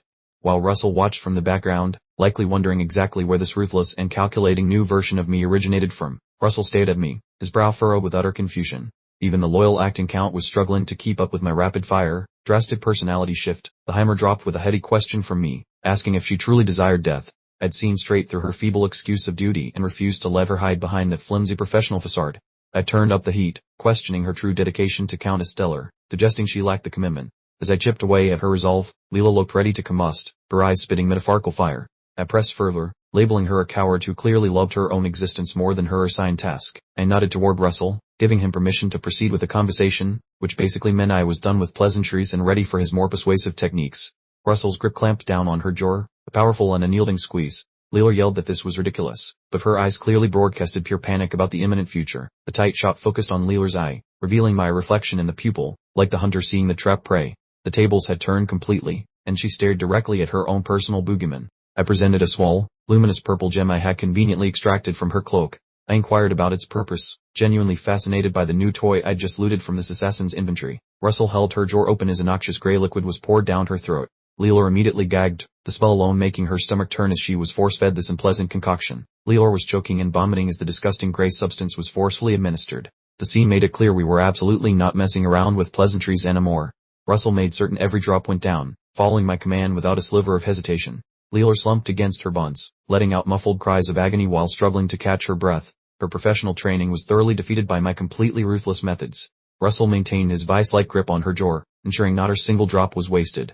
Leela started drooling uncontrollably, looking completely defeated as her eyes began to roll back from the intensity. Leela let out a spine-chilling scream as she was forced to ingest whatever foul brew we had prepared. She stared at us in absolute terror, trying to comprehend exactly what kind of nasty stuff we had just poisoned her with. Leela remained bound to the chair, thoroughly disheveled and gasping for air. Her professional facade was completely shattered, and she stared up at me with wide eyes, frantically demanding to know the identity of the poison I'd just used. I stood there completely unimpressed, as if confirming her order at a fast food drive-thru, simply stating that I had just fed her poison. The look of utter shock on her face clearly indicated she hadn't anticipated this particular menu item. Panic set in as Leela's red eyes trembled, repeating the word poison in utter disbelief. She hadn't expected this seemingly delicate young noble to possess the audacity to poison her in return. I then revealed the name, Strategist puppet, a legendary and lethal substance, visualized by a fearsome purple flame Grim Reaper. Leela shrieked that it was a lie, arguing it was completely impossible for a count's son to acquire such a legendary substance. I locked eyes with her and explained that having enough gold makes everything accessible. I then started rattling off technical jargon about specific ingredients like white nappers, using my gamer expertise to flex on her. Both Leela and Russell watched in shock as I displayed an encyclopedic knowledge of illegal toxins. Russell stared at me as if he'd just seen a ghost, his mustache practically twitching with pure astonishment. He simply could not believe the young man he protected for years possessed such deep, practical knowledge of high-level assassination tools. I gave Leela a completely empty stare, a look that conveyed omniscience. She was speechless, her mind probably screaming impossible repeatedly. I inwardly mused that with the proper terminology, no one would ever suspect my true origins. Leveraging my decade of gaming experience, I was playing the hidden genius perfectly. I declared I would release her right away, leaving both Leela and Russell completely confused. My final order was specific: go back and report that the assassination was a success, turning her into my unwitting messenger for a long-term deception. I began to work away, pausing just long enough to ask if she genuinely believed she had any option other than following my instructions. She was completely trapped, and we both knew it. I leaned in, giving her a cold, intense look, and asked the crucial question: you don't want to die, do you? While she processed the offer in silence. The system intel revealed that Strategist's puppet possessed over 3,000 different antidotes, depending on its specific formulation. This made it the perfect psychological weapon, as only the person who brewed it knew the precise cure. I flashed a wicked grin and informed her that the exact antidote was conveniently located in my possession. I enjoyed dangling her life in front of her, savoring every moment of this power play. Leela, still bound to the chair, looked completely defeated as she stared down at the floor. I instructed her to stop being so stubborn and simply listen if she wished to avoid dying a completely pointless death. The frame focused on Leela's legs, revealing she was literally trembling from a combination of fear and physical distress. The poison might have been a complete fabrication, but the psychological manipulation was working perfectly. Russell cast a long shadow over her in the dimly lit room, pressing her one final time for her response. The visible purple aura around Leela indicated she was under immense duress, both physically and psychologically. Leela was sweating profusely, her eyes wide with desperation as she looked up at Russell. She had finally reached her absolute breaking point and was moments away from revealing every last detail. Russell watched her with a steady, frigid gaze, patiently waiting for the words to spill forth. He did not seem to possess a single shred of mercy remaining for this captured assassin. Leela completely lost it, screaming, "Alright, fine, just let me go." She had completely given up, abandoning her professional duties in exchange for basic survival. I adopted a genuinely surprised expression and questioned her disrespectful tone. I reminded her that I was technically saving her life, so she should really exhibit some basic manners. Leela was completely shattered, pleading desperately for me to release her immediately. She was reduced to tears and tremors, a complete transformation from the elite assassin persona she presented earlier. Russell leaned in suspiciously, asking what was happening. He found her sudden compliance highly suspect and refused to believe her change of heart was real. A hilarious chibi version showed Leela begging for mercy while I maintained a smug expression. I inwardly gloated that the rotten goat's milk trick had succeeded beyond my expectations. I then ordered Russell to finally release her, which left him completely stunned. Russell immediately pushed back, asking if I was truly serious, given that she had just tried to assassinate me. He was visibly uncomfortable with the idea of releasing a highly trained kill back into the wild. I settled onto the cushions with an air of sophisticated indifference. I declared that she was a crucial witness and deserved fundamental respect, acting like I was the hero of a drama. I was basically pulling the classic "I'm better than you" routine for the cameras. Russell looked absolutely bewildered, his expression morphing into a giant, visible question mark. He sputtered something about basic respect, completely missing my brilliant strategy. Meanwhile, Leela stayed sprawled on the floor, untied but still complaining loudly for us to speed things along. It seemed her true self was less silent assassin and more petulant toddler. The deep flush crept up her cheeks. She looked like she might start bawling from pure humiliation. Her sleek, deadly assassin persona vanished instantly, replaced by the image of a thoroughly annoyed teenager. The camera pulled back to show the castle exterior beneath a clear sky, but her desperate, "Please hurry," could still be heard echoing from the windows. The interrogation had definitely reached a higher decibel level. Leela had put her hooded cloak back on and was kneeling before Russell and me. I reiterated my instructions for her to go report that the assassination had been completed successfully. Russell and I watched her depart from the doorway, engulfed in an oppressive silence. I pointed out that we still required someone to tamper with the nightly records to make the fabrication believable. The view zoomed in on a heavy wooden door as my voice faded out, saying, "And that person would be." The air thickened with anticipation for my dramatic announcement. I stared directly into Russell's eyes, finishing my statement with a serene, "My lord."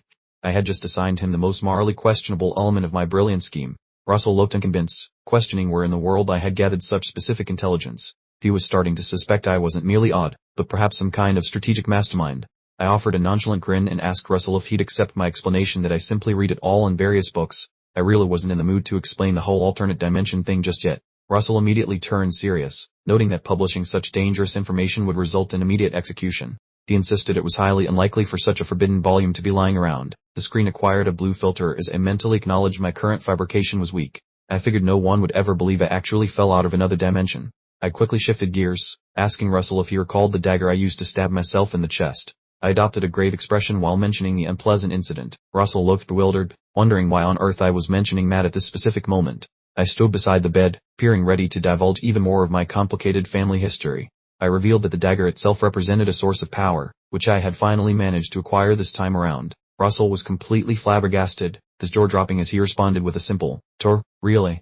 My elaborate new origin story for my abilities had successfully captivated him. I figured Russell didn't actually buy my explanation, but I pressed on regardless.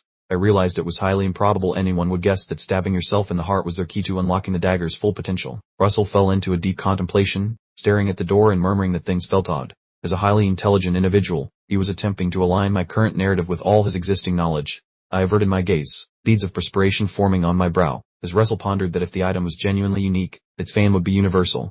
My carefully constructed fabrication was beginning to show cracks once again. My vision narrowed as I understood I needed to quickly change course. Could this be the one? I wondered, frantically digging through my memories for a better name. I stood abruptly and inquired if Russell was familiar with Claire's legendary dagger. I tossed out a deep-cut lore item, desperately hoping it would stick. The screen went dark as Russell's expression brightened with understanding. I thought, I finally hit on a legendary item that he actually recognized. Russell was completely sold now, commending me for my extensive understanding of mythical artifacts. I just stood there, feeling awkward but immensely grateful my guess paid off. I scanned the surroundings with a wary glance as a massive BUT text bubble popped into existence. Of course, I muttered to myself, there's always a drawer back in this wretched place. Russell's face instantly became terrifyingly serious. He leaned forward and demanded to know if anyone else was aware of this information. He looked genuinely prepared to eliminate anyone who might have overheard our conversation. I felt rather cowed by the old soldier's intensity, stammering out that Russell was absolutely the first person I'd shared this with. My entire body felt the strain of maintaining my intricate web of deceit. Russell visibly relaxed, reverting to his normal demeanor and saying, "Then, by the way," indicating he was ready to shift subjects, which was a huge relief for me. Russell inquired about my opinion on Leeler's narrative. We were positioned in the center of the room, encircled by bookshelves filled with volumes of history. He adopted a solemn expression and revealed that every single one of Count Karin's movements had been compromised. It was obvious the treachery within the estate ran far deeper than a single person could account for. I cast my eyes downwards, my hair obscuring my expression, as I pointed out that a knight on the brink of an elite class promotion had supposedly died from a simple monster attack. I definitely sensed something fishy about the official explanation. Russell scoffed and asked if I genuinely accepted such a preposterous tale, making it clear he was just as skeptical of the monster alibi as I was. I leaned forward in contemplation, mulling over the entire situation. I confessed that while I couldn't involve myself directly in a political power struggle, there was certainly ample reason to be suspicious about Count Karin's death. A hand tightly grasped the swords hilt as a large no bubble materialized on screen. It appeared someone was making an unyielding decision about which side they supported. The wide angle showed me seated while Russell loomed above me. Russell emphatically stated that as a professional soldier, he absolutely declined to engage in political maneuvering. This was his fundamental guiding principle. Russell seemed slightly emotional as he looked down at my face. My internal monologue, however, was yelling about why my father had to perish, revealing my true underlying motivation for everything. We were viewed from a distance behind us, the room completely quiet as we both contemplated our next actions. My fists were tightly clenched, and my entire body thrummed with contained rage. The final frame captured me looking upward with a truly terrifying, manic grin. I asked, "How shall we seek vengeance?"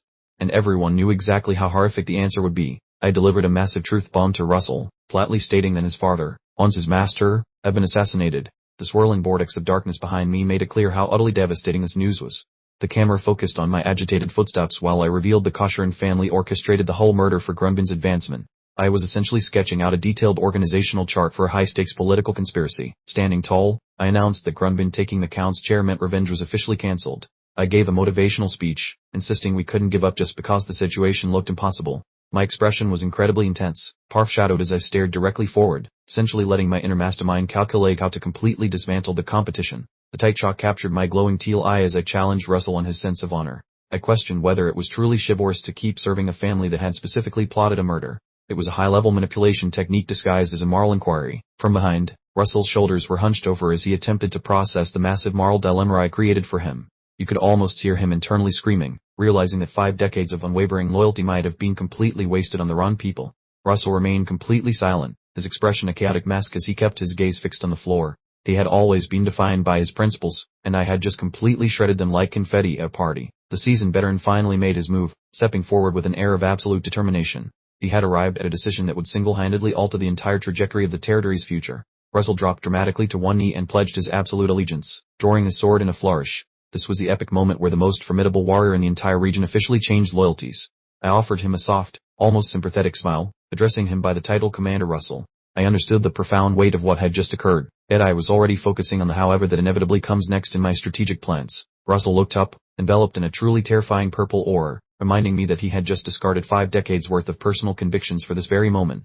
He resembled a demon that had been unleashed, and it was clear he was not going to be patient about the outcome. I was mentally celebrating, quickly realizing that Russell, a high-level rank 6 warrior, had become my most powerful ally. This felt exactly like bagging a legendary boss-level character right at the beginning of the campaign. The narration referred to Russell as a tiger who had been walking a silent path, but now he was firmly harnessed by the reins of vengeance. The spectral tiger appearing behind him was unquestionably a display of pure intimidation. Russell immediately transitioned back to practical matters, bluntly stating that he had no need to swear allegiance to someone who lacked an official knightly title at the moment. He was certainly being grouchy about it, but I understood his underlying good intentions.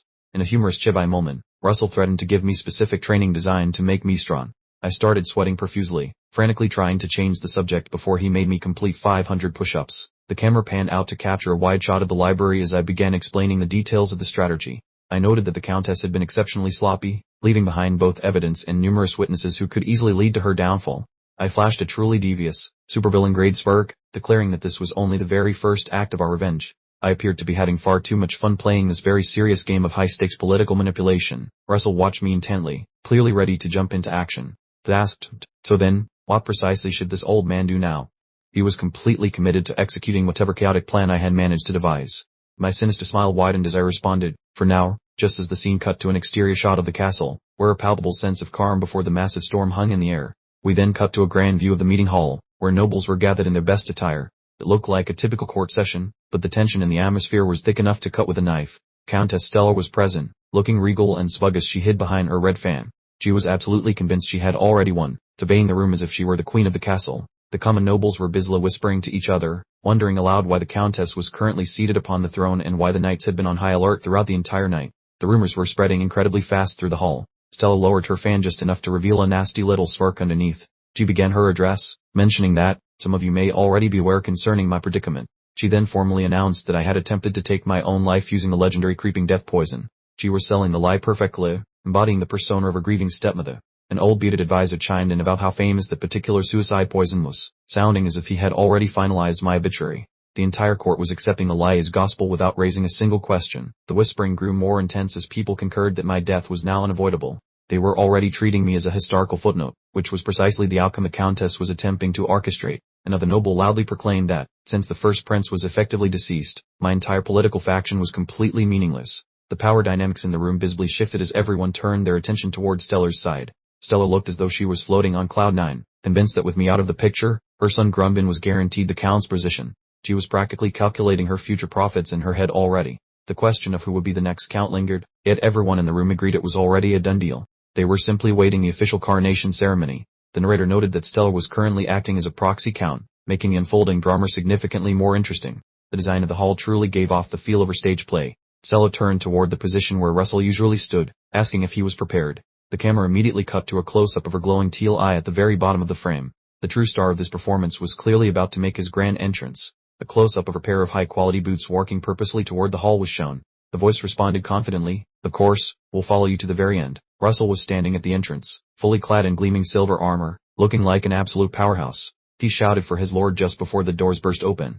Stella and her son Grunbin turned to look toward the entrance, likely anticipating a very formal ceremony.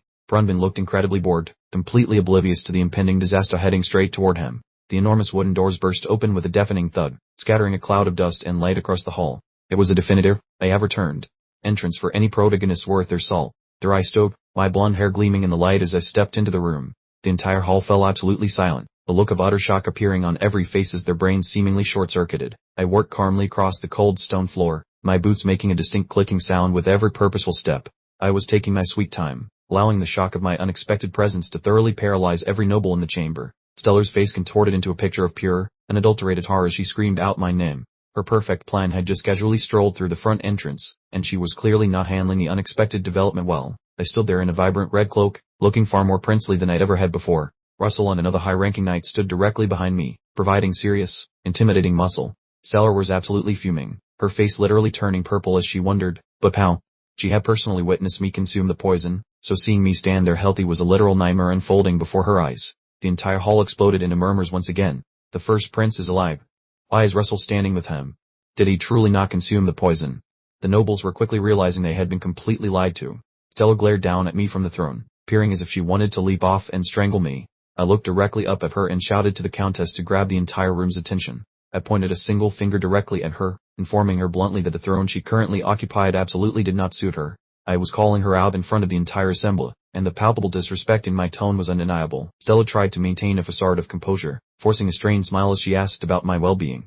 She was desperately attempting to regain control of the narrative, but her efforts were failing miserably. The tight shock captured my devious smirk.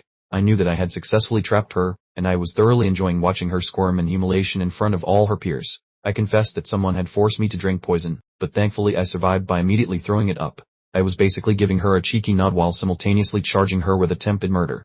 I coolly suggested she acted too quickly, watching Stella grip her fan so tightly it looked like it would shatter into splinters. She was clearly having a meltdown internally as I calmly shredded her credibility. With a smug expression, I noted it was unprofessional to twist the facts. I was working the crowd like a puppeteer, ensuring Stella looked like a desperate cheat. Stella finally broke, shouting that even if I refused to acknowledge her as my mother, accusing her of murder was beyond the pale. She tried to use the outraged noble lady routine, but it fell flat immediately. The nobles in the hall began yelling about the need for accountability for every statement made in such a high place. All eyes turned to me, demanding that I finally produce irrefutable proof. I remained completely unbothered, inquiring whether Stella could possibly keep her nerve when the real facts were finally laid bare. I possessed the ultimate trump card hidden away, and I was about to slam it down on the table. Stellar was now looking genuinely alarmed, demanding to know what exactly I was plotting.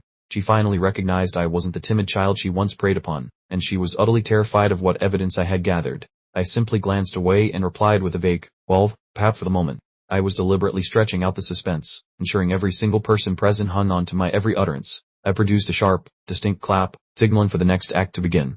The single moment would utterly reshape the futures of everyone in the Shekin household forever. The camera focused on a close-up of someone's hands tightly bound, just as I requested the witness be presented. The atmosphere in the room was now so incredibly thick with tension that it felt palpable. A panoramic view revealed the knights bringing in an unknown person into the main hall. I reiterated my command, suggesting we should finally listen to what this mysterious witness had to say. Leela finally stepped inside, causing a flurry of whispers among the nobles who wondered who this unknown woman was. They were completely oblivious that they were staring at a deadly assassin ready to expose the entire family's secrets. Stellar's face turned ghastly pale as if seeing a phantom. Realizing her most reliable pawn had been successfully turned against her, Leela fell to her knees at the very center of the hall, encircled by knights and under the intense scrutiny of the court. She appeared tiny and defeated, a stark contrast to her previous image as an elite operative. I towered above her, demanding her name with a voice that echoed throughout the vast chamber. I maintained a strictly formal demeanor for the sake of the official legal transcript. Leela raised her gaze, her eyes vacant as she began her introduction. She murmured her name softly, her voice trembling slightly in the silence. The wide shot captured Leela kneeling directly beneath the elevated throne where Stellar was seated.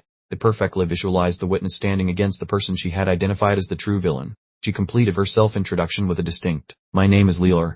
The name itself meant little to the confused assembly, but for Stellar, it sealed her fate completely. A close-up shot revealed Stellar's eye, twitching violently with an adulterated fury. The only thought she could manage was a desperate wire, as her meticulously built world began to crumble around her. The final shot captured the Countess's face contorted into an awful mask of rage. She internally questioned why this girl was present, finally understanding that I had decisively triumphed in this battle.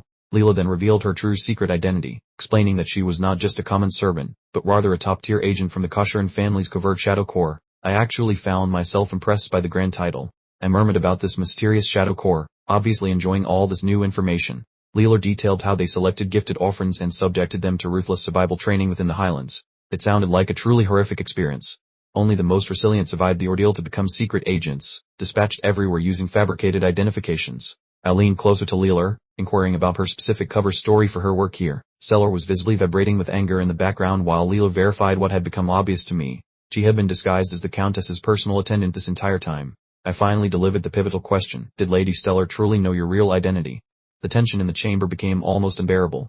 I stared intensely at Leela, ensuring that every noble in the audience grasped the severity of her reply.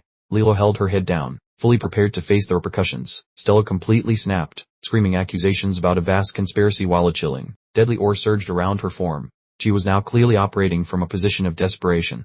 One nobleman came to Stellar's defense, yelling that Leela had served for 5 full years and that labeling her a spy was completely absurd. He was attempting to use a legal technicality to derail the entire proceeding. The remainder of the assembly began to grow unruly, calling for an official condemnation of the Khosrau family. They were all clamoring for proof, confident that none would materialize. The judge was visibly perspiring, internally panicking that there was, in fact, an actual witness present. He realized this whole affair was rapidly spiraling out of control. He quickly spun around to face Russell, demanding to know why he remained silent and if he truly intended to trust a mere servant over the Countess. Russell simply remained standing, the large, impassive figure in the crowd. He appeared completely unfazed by the judge's frantic yelling. Then Russell delivered the definitive blow. He clarified that Leela was not just a maid, but a confessed spy who had been apprehended in the act. The judge had made a terrible miscalculation. Take a look at my chibi self in the background, sporting an entirely smug grin as Leela's confession echoed through the room. My strategy was clearly paying off perfectly. The judge became thoroughly flustered as Russell instructed him to be quiet and actually listen to the testimony before prematurely passing judgment. The nobles remained in complete denial, shouting that the entire situation was ridiculous. The judge, meanwhile, appeared as if he longed to vanish completely into his enormous beard. The entire assembly erupted in chaos, with everyone yelling louder than the last, some craving honesty, others still labeling her a complete fraud.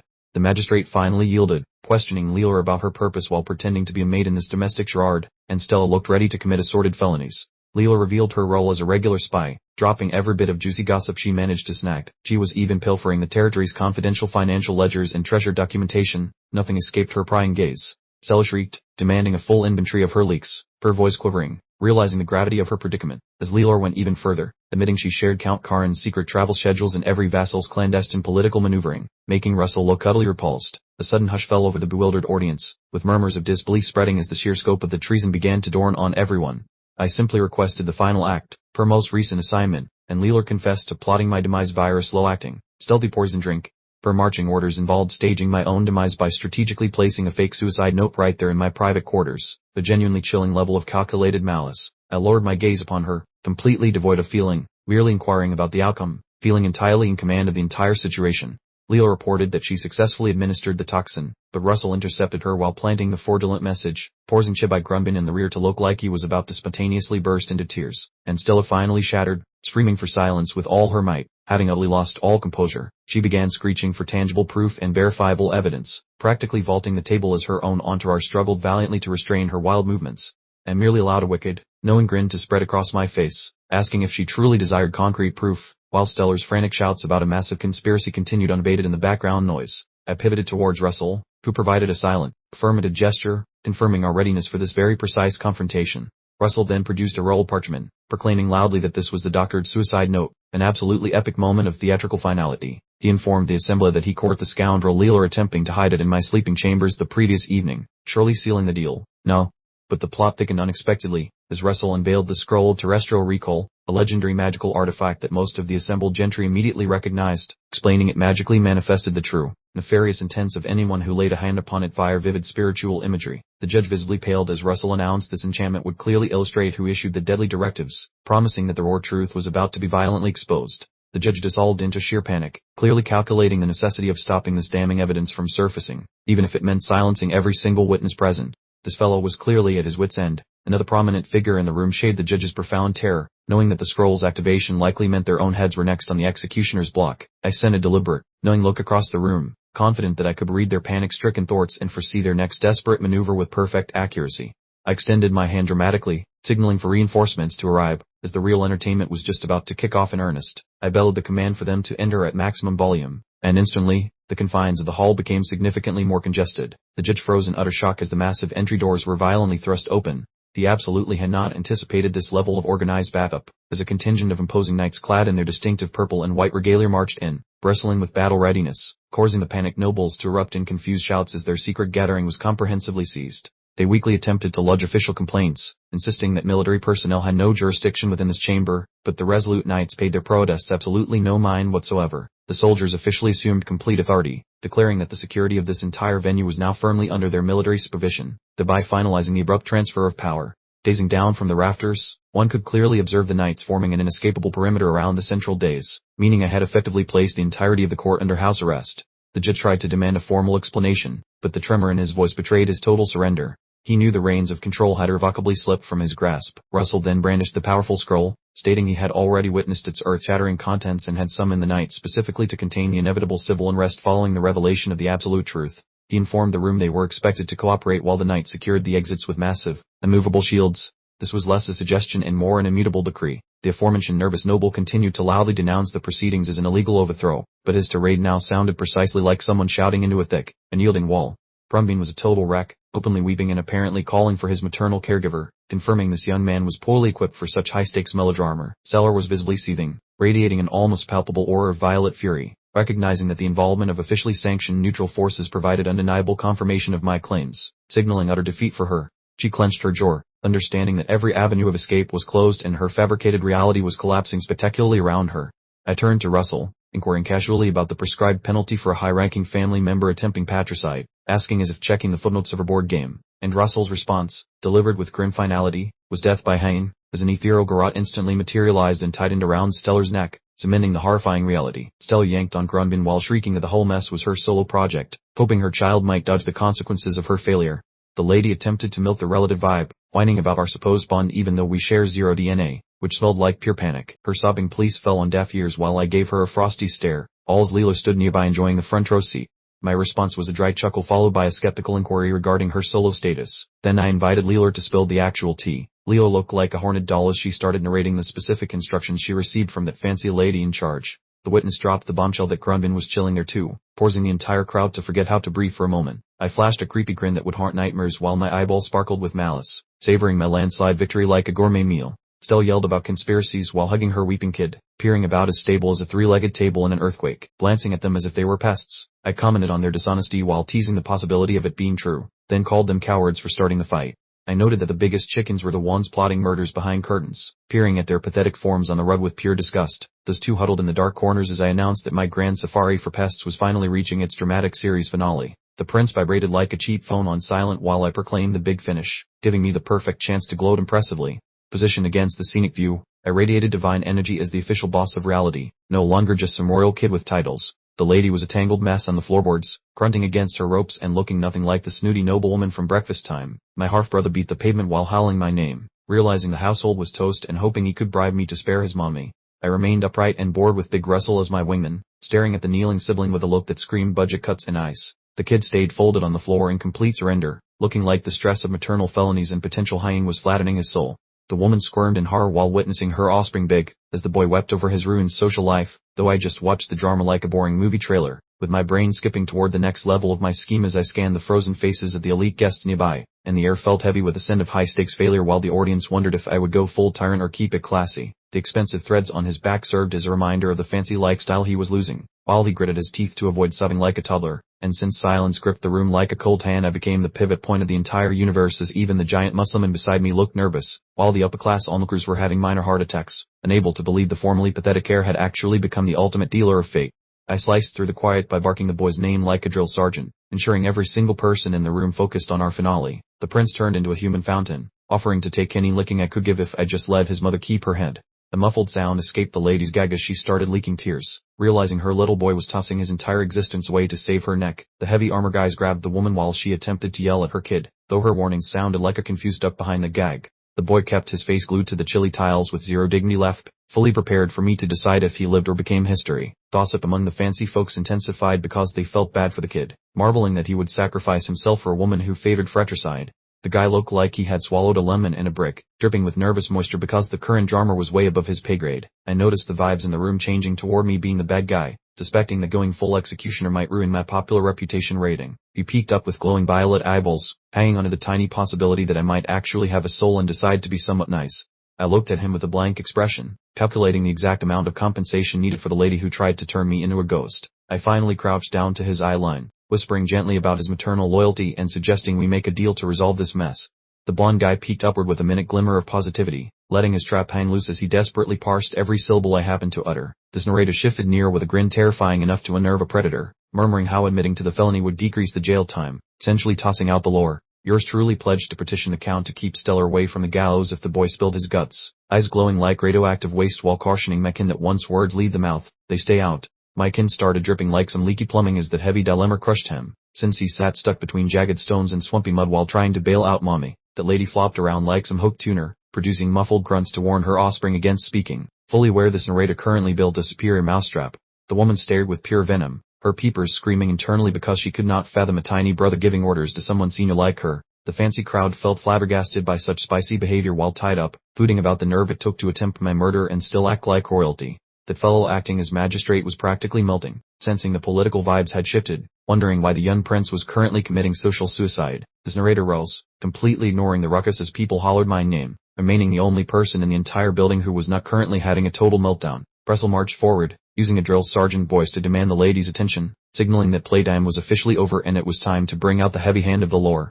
The commander signaled toward the sentries, commanding the lady's immediate detention, while the plated warriors shouted a sharp and unified agreement. They dragged the countess out, flailing and yelling to halt while questioning if the guards recognized her, as her highborn title now held the value of her soggy napkin. My sibling watched his mother get escorted away, squeaking out her title in a tiny voice as the reality of the massive failure finally started to sink in. A tight shot showed the cloth biting into her face as she made sad hamster noises, her ego finally having been smashed into a million little pieces. The lad ground his teeth together, looking like he was passing a very large stone but ready to do anything to save her, while the three of us appeared like tiny bugs in a giant bowl as the formal confession began. Yours truly peered down at my sibling with a gaze as frigid as a winter morgue, questioning one last time if he owned up to trying to garnish my beverage with lethal toxins, landing the final blow. The guy's mud was hidden in darkness while he choked on every syllable, leaking like a faucet because he grasped his career was toast, finally muttering yes to that assembly of snooty aristocrats. Naturally he caved, since avoiding that choice would have evaporated his final prayer, demonstrating that this narrator was manipulating him like a master puppet performer. The view of the prince showed him slumping over as he realized I had basically written the script for his downfall months ago, leaving him completely bamboozled. The leader peeked at the crouching boy and merely nodded his head. Since the court business was essentially finished once an admission of guilt appeared, that official declared that because the kid confessed, the dirt regarding the Earth Scroll would stay buried to save face for the family, making the whole thing sound like a generous gift. This narrator threw my hand out with plenty of drama, my red cape fluttering behind me like a giant bat wing, as I prepared to reveal the steep price for his discount on jail time. The camera panned to show the massive scale of the drama, as I told the crowd that to prevent any annoying appeals, the bad guy had to pay a very unique fee. Yours truly declared the culprit must seal his own magic pipes, which effectively terminated the boy's career as a knight. The story explained that in this weirdly strict world, magic juice was the only thing keeping the rich people important, and losing it meant becoming a regular peasant overnight. Shutting down your internal battery was known as the social equivalent of a funeral, a fate that most fancy folks thought was way worse than actually dying. My brother was shaking like a leaf, leaking tears and calling for his mommy, finally grasping the impossible trap I had forced him into. That woman was grappling against her guards, emitting desperate humming sounds to keep her child from speaking. Knowing that this narrator had secured a total victory over her, my sibling's mind was racing with absolute dread, realizing that refusing would send his mother to the gallows, yet agreeing would dump his own prospects directly into a trash heap. The prince weighed his other options, but a date with the news lurked beyond the path, leaving the man petrified and cornered within the labyrinth yours truly constructed specifically to catch him. Stella kept squirming and making distress sounds around her mouth covering, watching her child, while the guards struggled mightily to keep her immobilized. She finally managed to emit a pathetic, smothered negation, like a tiny, wet nope, realizing her son was set on this terrible course, reaching out with eyes already leaking sorrowful remorse. Grunbin cemented his final, painful verdict, knowing that for someone of noble blood, snuffing out one's power core was practically signing a life-ending contract, yet he couldn't stand by while his mom suffered. We snatched the arcane document, this tone barely audible as he mumbled that he was definitely honoring the bargain he had struck with yours truly. He looked heavenward with an expression mixed between pure panic and stiff resolve, claiming that all promises must be upheld no matter the cost, apparently trying to sell himself on the righteousness of the act. Russell merely gazed upon the youngster with a cool detachment of her seasoned professional, stating flatly, "Well, naturally, having witnessed countless backstabbing political dramas conclude exactly this way." I accepted the magical parchment, making my brief query, and I confirmed with an icy affirmative that the peculiar ceremony was prepared to kick off, focusing on Grunbin's tightly clenched hands gripping the scroll, his fingers bone-white and vibrating uncontrollably, about to obliterate the very essence of his existence, just as the script burst into a fierce golden flash initiating the core shutdown magic, bathing him in raw energy as his power source began its termination sequence. Behind the fabric gag, Stella shrieked and wept, witnessing her son's entire future dissolving, silently pleading stop it while she violently struggled within the guard's restraint. Once that vital power structure is permanently sealed, even the chief wizard couldn't reverse this awful situation, a truly irrevocable change to his very being, as the magic gripped Grunbin's limb, essentially ditching everything for a mother who, let's face it, wouldn't have done the same for him. Grunbin let out a truly gut-wrenching moan when the raw power struck his center, proving the ritual inflicted extreme torment, both inside and out, while the whole chamber glowed magically, throwing dramatic shadows across the flabbergasted aristocracy, sealing a monumental failure for the Countess's clique. I observed this whole spectacle with an expression bordering on mild boredom, understanding that I was no longer the victim but the architect of my kin's complete social downfall, and I hadn't even broken a sweat, watching Grunbin actually go through with it, clutching the blazing golden scroll, sacrificing his prospects for his parent, a crushing choice visibly etched upon his face. The magical process was now fully engaged, featuring a gargantuan ball of raw energy hovering directly before Grunbin, which wasn't just fancy light work, but the permanent incarceration of his very abilities. The intense illumination started to shrink and vanish, drawing back into a tiny nucleus of power, creating a quiet but heavy atmosphere as the last dregs of his magical reserves were vacuumed from the location. The final flicker of luminescence hovered precisely over his chest cavity as the system officially declared the unbelievable complete. His core power system officially shuttered, signaling the definitive end of his aspiring tenure as a swordsman. The audience's collective reaction perfectly crystallized the moment. These haughty nobles stared at him as if he were a phantom, realizing they had just witnessed a social execution broadcast live. Stella collapsed, utterly crushed seeing her son dismantle his own life just for her sake, sobbing through the mouth binding. Recognizing her own avarice led to this precise awful juncture, while Grunbin stared at his now empty palms, trying to rationalize that his self-destruction held some merit if it helped his mother. Stella simply deflated, her inner fortitude utterly shattered as reality crashed down. She grasped that everything, her schemes, her influence, and her son's entire life trajectory had just vaporized. Grunbin appeared to have aged a full decade in 60 seconds, looking completely spent. He was technically born to rule but exhibited crippling naivete for this incredibly harsh existence. He made a weak attempt to soothe his distraught mother, urging her not to lose heart, still trying to play the dutiful son even as their entire world imploded around them. An extreme focus on Stella's eyes revealed absolutely nothing but scorching, undiluted fury. She wasn't mourning her child, she was absolutely incandescent with rage directed squarely at me. She thrashed against the restraints, the gut barely containing the primal scream she wanted to unleash, fixing me with a deadly stare, holding me responsible for every catastrophe that unfolded.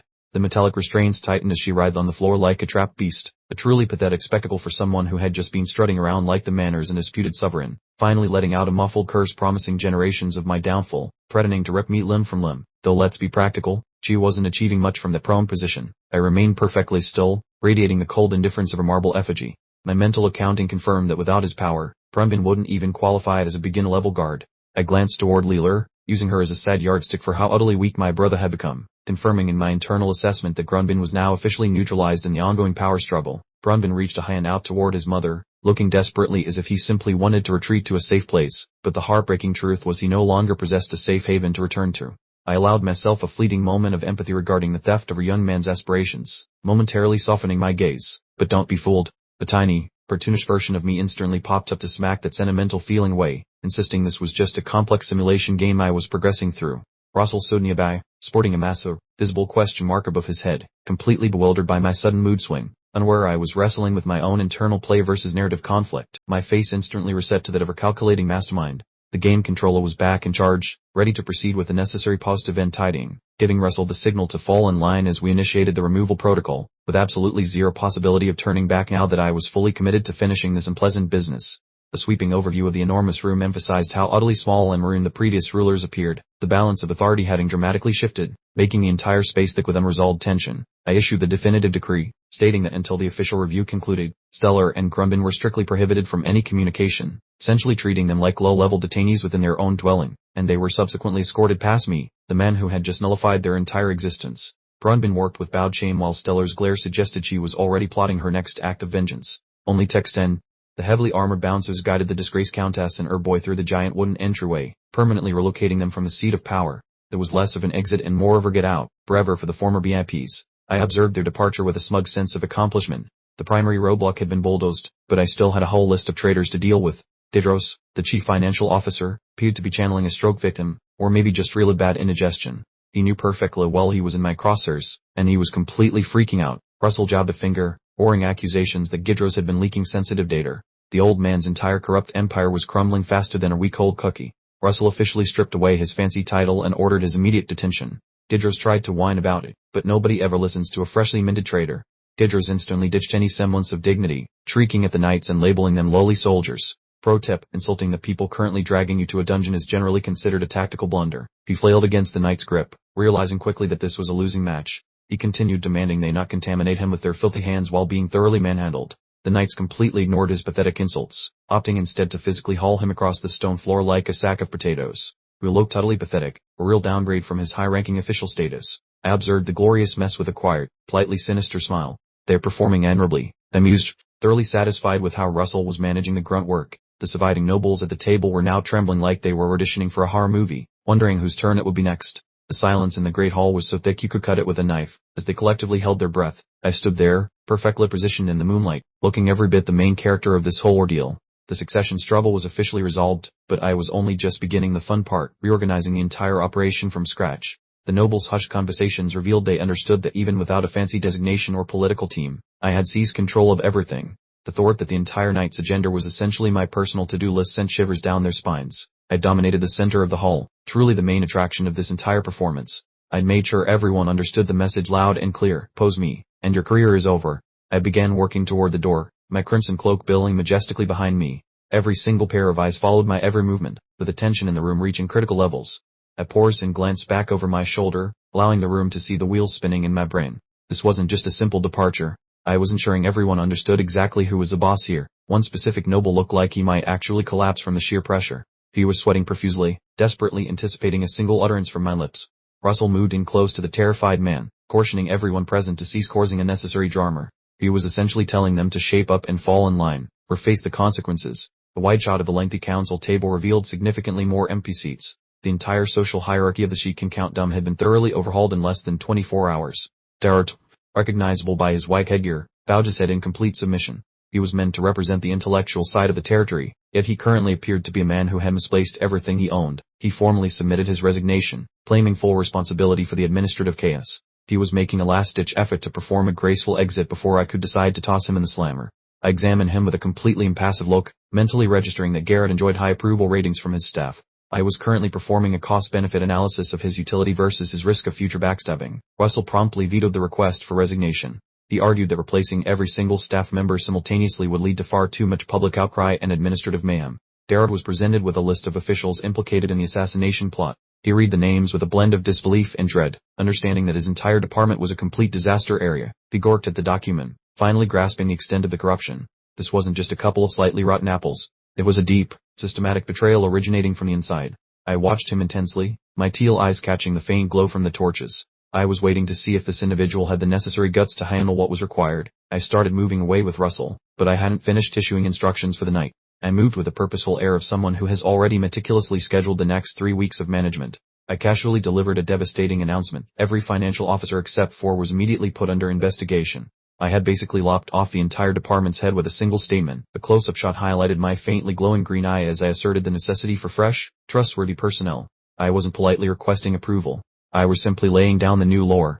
Darrod was completely stunned, practically yelling in disbelief. He pleaded for mercy for those with smaller transgressions, clearly horrified by the sheer size of the coming purge.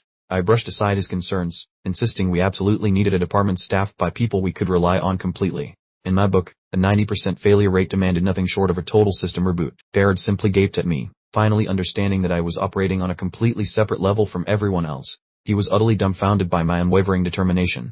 I folded my arms, contemplating whether these people would appreciate my benevolence or just mistake it for weakness and get cocky later. I was already plotting strategies for long-term psychological conditioning. Garrett attempted one final appeal, but I promptly interrupted him with a sharp, decisive "Very well, please proceed."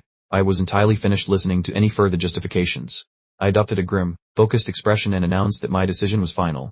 I was exuding a level of pure, unadulterated authority that no one in that room had ever witnessed previously. Darrod trembled as he saw the transition, realizing the pampered student was replaced by a king whose vibe said stop messing around or die. My mind flashed to that pathetic puddle of tears by the fountain, the version of myself so soft he makes tofu look like granite. The aristocrats held their breath while watching the great scholar crumble like a cheap cookie, realizing the prince had become a total boss. The atmosphere grew heavier than a lead balloon when the crowd realized the Shy Royal was officially the new management of this dump. I giggled like a villain in a low-budget movie, feeling like a sweaty gamer who just cheesed a boss fight, because the shake and countdown were basically my loot now, and as a wicked grin stretched across my face, I realized I had finally hit the win condition for this opening arc while my eyes shimmered with a toxic waste glow. The holographic menu popped up for Garrett Olson, displaying his numbers like I was checking the calories on a snack I intended to devour. I peeked through the digital interface to judge Garrett's administrative stats, treating these posh folks like expendable non-player characters, until the room suddenly filled with glowing floating menus for every single wealthy loser sitting at the dining table. I ducked into the dark with a smirk that screamed evil genius, thinking how much fun it would be to scout the survivors for my ultimate fantasy team league. I surveyed the ballroom as if it were a massive chessboard, plotting to fire everyone and renovate the government while thinking several moves ahead of these amateurs. I opened the profile for Garrett Olson, seeing his anxiety about the schedule, but I had zero patience for lag and kept scrolling through the staff roster. I shot a look over my shoulder that was sharper than a sushi knife, seeing right through these predictable nobles who were basically working open books. I glanced at the crowd and started hitting the delete key in my brain, because cleaning out the trash factions felt just like uninstalling useless apps from a cluttered desktop. My gaze narrowed on the guy sitting on the fence, because in my new kingdom, being indecisive gets you a one-way ticket to the unemployment line without any severance. I stared at the swarm of blue screens marking the incompetent staff, preparing a massive corporate restructuring that would leave only the actually useful ones standing in my new office. I let out a creepy wheeze of a laugh while hiding in the shadows, deciding to only hire the suckers who managed to pass my loyalty test, because I was totally vibing with the whole Ruthless mastermind aesthetic. The rich guys were shaking, muttering about how I look like a sleep-deprived demon, as my icy stare confirmed they were one wrong word from being totally finished. Total chaos erupted in their heads as they realized being on my naughty list meant potentially losing their literal heads, making them shake in their boots like they were running a marathon in the snow. The room turned into a mosh pit of desperate brown noses screaming their devotion and tripping over their own feet, so I pivoted back to my sweet baby prince act and told them to chill with a bright smile, hiding the fact that I was already mentally measuring them for their fancy hardwood coffins. The nobles were gasping for air and sweating through their silks after my sudden mood swing, while Russell looked like he needed a triple shot of espresso just to deal with my chaotic energy, since babysitting a genius with the personality of her psychopath is clearly a high-stress job. The fortress looked peaceful under the moonlight, though behind the fancy walls, I was busy cooking up some seriously complicated political schemes to take over everything. Back in my private room, I stretched like a lazy cat, letting out a groan because acting like a tyrant is surprisingly hard on the back after a long day of pretending. I flopped onto the mattress with a heavy thud, realizing that managing a real-life kingdom is way more taxing than clicking buttons on a gaming mouse, and I just wanted to pass out from exhaustion. My eyelids became heavy as my weird teal eyes dimmed, finally giving me a quiet moment to process the crazy path that led me to this fancy bed. I recalled my former existence as a plain-looking C student with hair as exciting as wet cardboard, a distant ghost of a life that drove me to be something legendary in this new world. Since I was just another face in the crowd before that one special game changed everything for me. I remember wondering if I could actually finish the game that everyone else rage quit, and that stubborn gamer energy is exactly what turned me into a legendary figure in this world.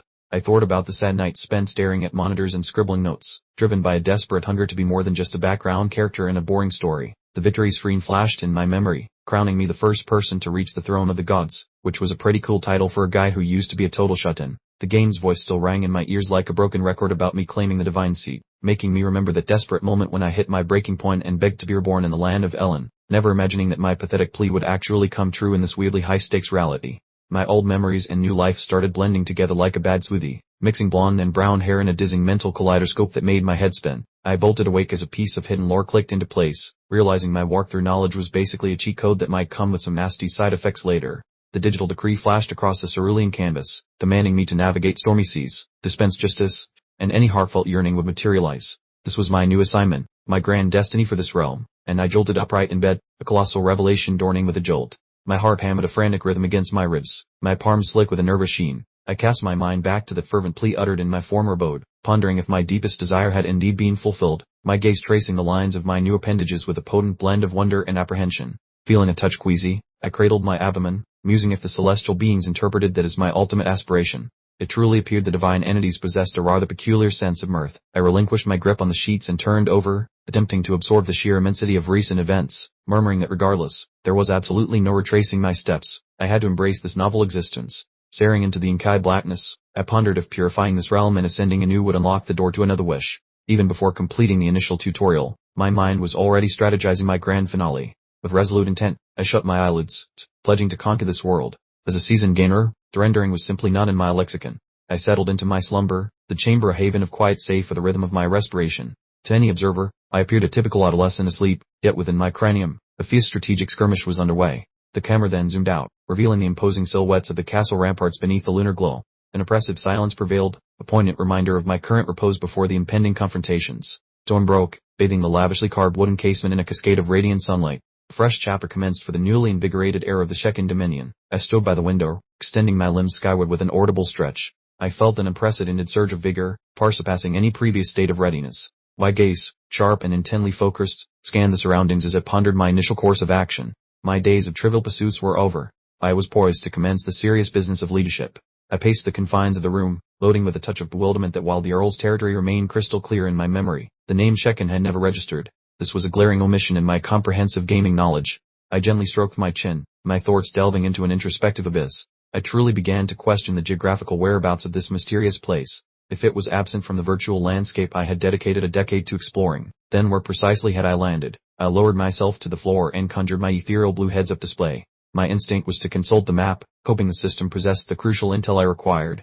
Abruptly, a notification materialized, confirming a historical conquest of the entire Ellen continent. The system was duly acknowledging my prior player exploits. The subsequent communique materialized, heralding a clear bonus, with every map landmark now illuminated. My eyes widened in sheer astonishment as I vociferously exclaimed.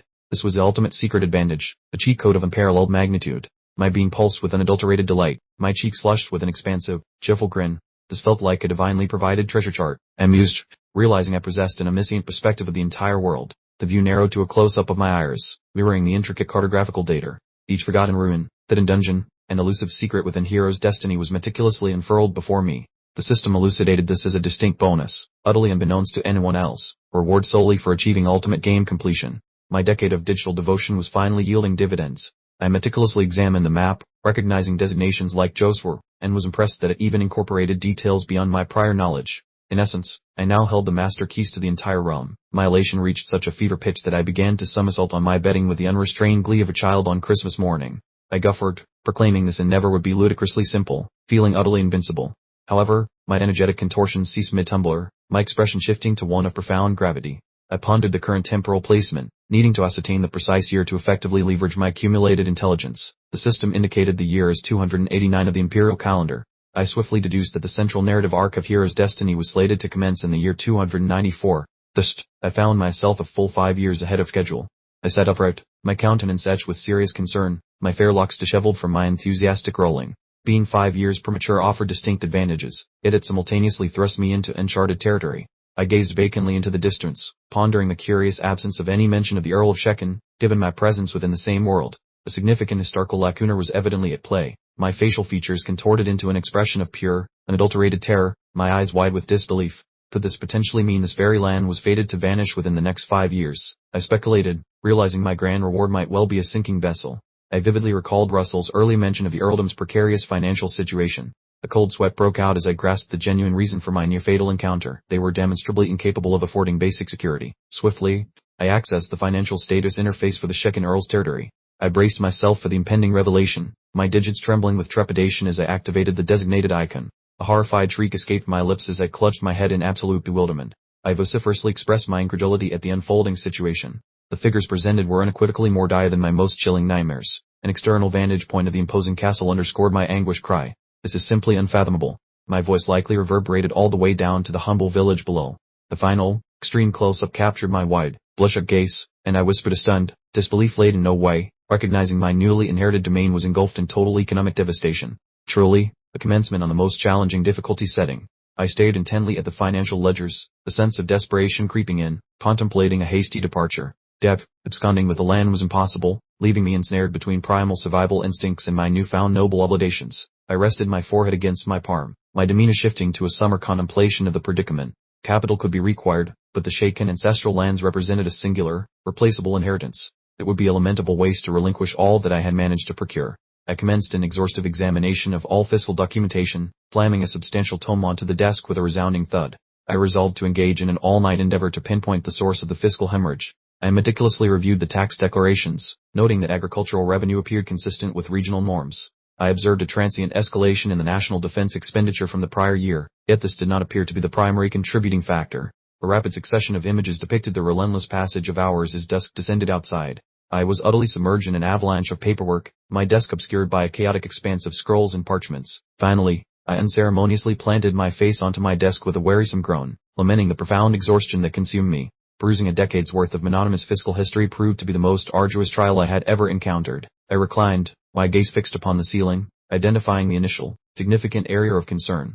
All commerce with the Madrasadeza kingdom, situated beyond the elevated highlands, had been abruptly severed, constituting a substantial detriment to our revenue stream. A cartographical representation of the Shekin earldom illustrated the Gorda Plateau, effectively impeding the passage to the Madrasadeza kingdom. Without this vital trade conduit, the territory sustained a significant reduction in its customs revenue. The prolonged, exasperated exhalation escaped me. While the trade disruption was an unavoidable event, a far more sinister element lay concealed within these financial records, and it was unequivocally not a mere oversight. I erupted in a blaze of righteous indignation, my very aura manifesting as an inferno of flames as I scrutinized the exorbitant interest rates. I bellowed in outrage, demanding to know from whence they had procured such a colossal sum, realizing the accrued interest far surpassed our annual tax collection. I was hunched over my desk, enveloped by a disarray of open tomes and hastily scribbled annotations. Having reached an impasse with the extensive documentation, I recognized the imperative need to glean further insights from a live interlocutor. I closed my eyes, allowing a moment of mental clarity after countless hours of numerical analysis. The intricate mechanisms of my game-focused intellect began to whir as I mused aloud, seeking a more expeditious solution. My vision snapped into focus with a vivid, turquoise shine, finally locating my quarry. I realized all the necessary details were locked away in a cell beneath the castle. A calculated, mischievous grin spread across my features as I thought of Gidris, the swine who helped drain the estate's resources, currently rotting in the subterranean prison. I recalled the memory of Gidris, a quivering puddle of fear and sweat. He held the key to who bankrolled the operation and why the shipping routes were deliberately halted.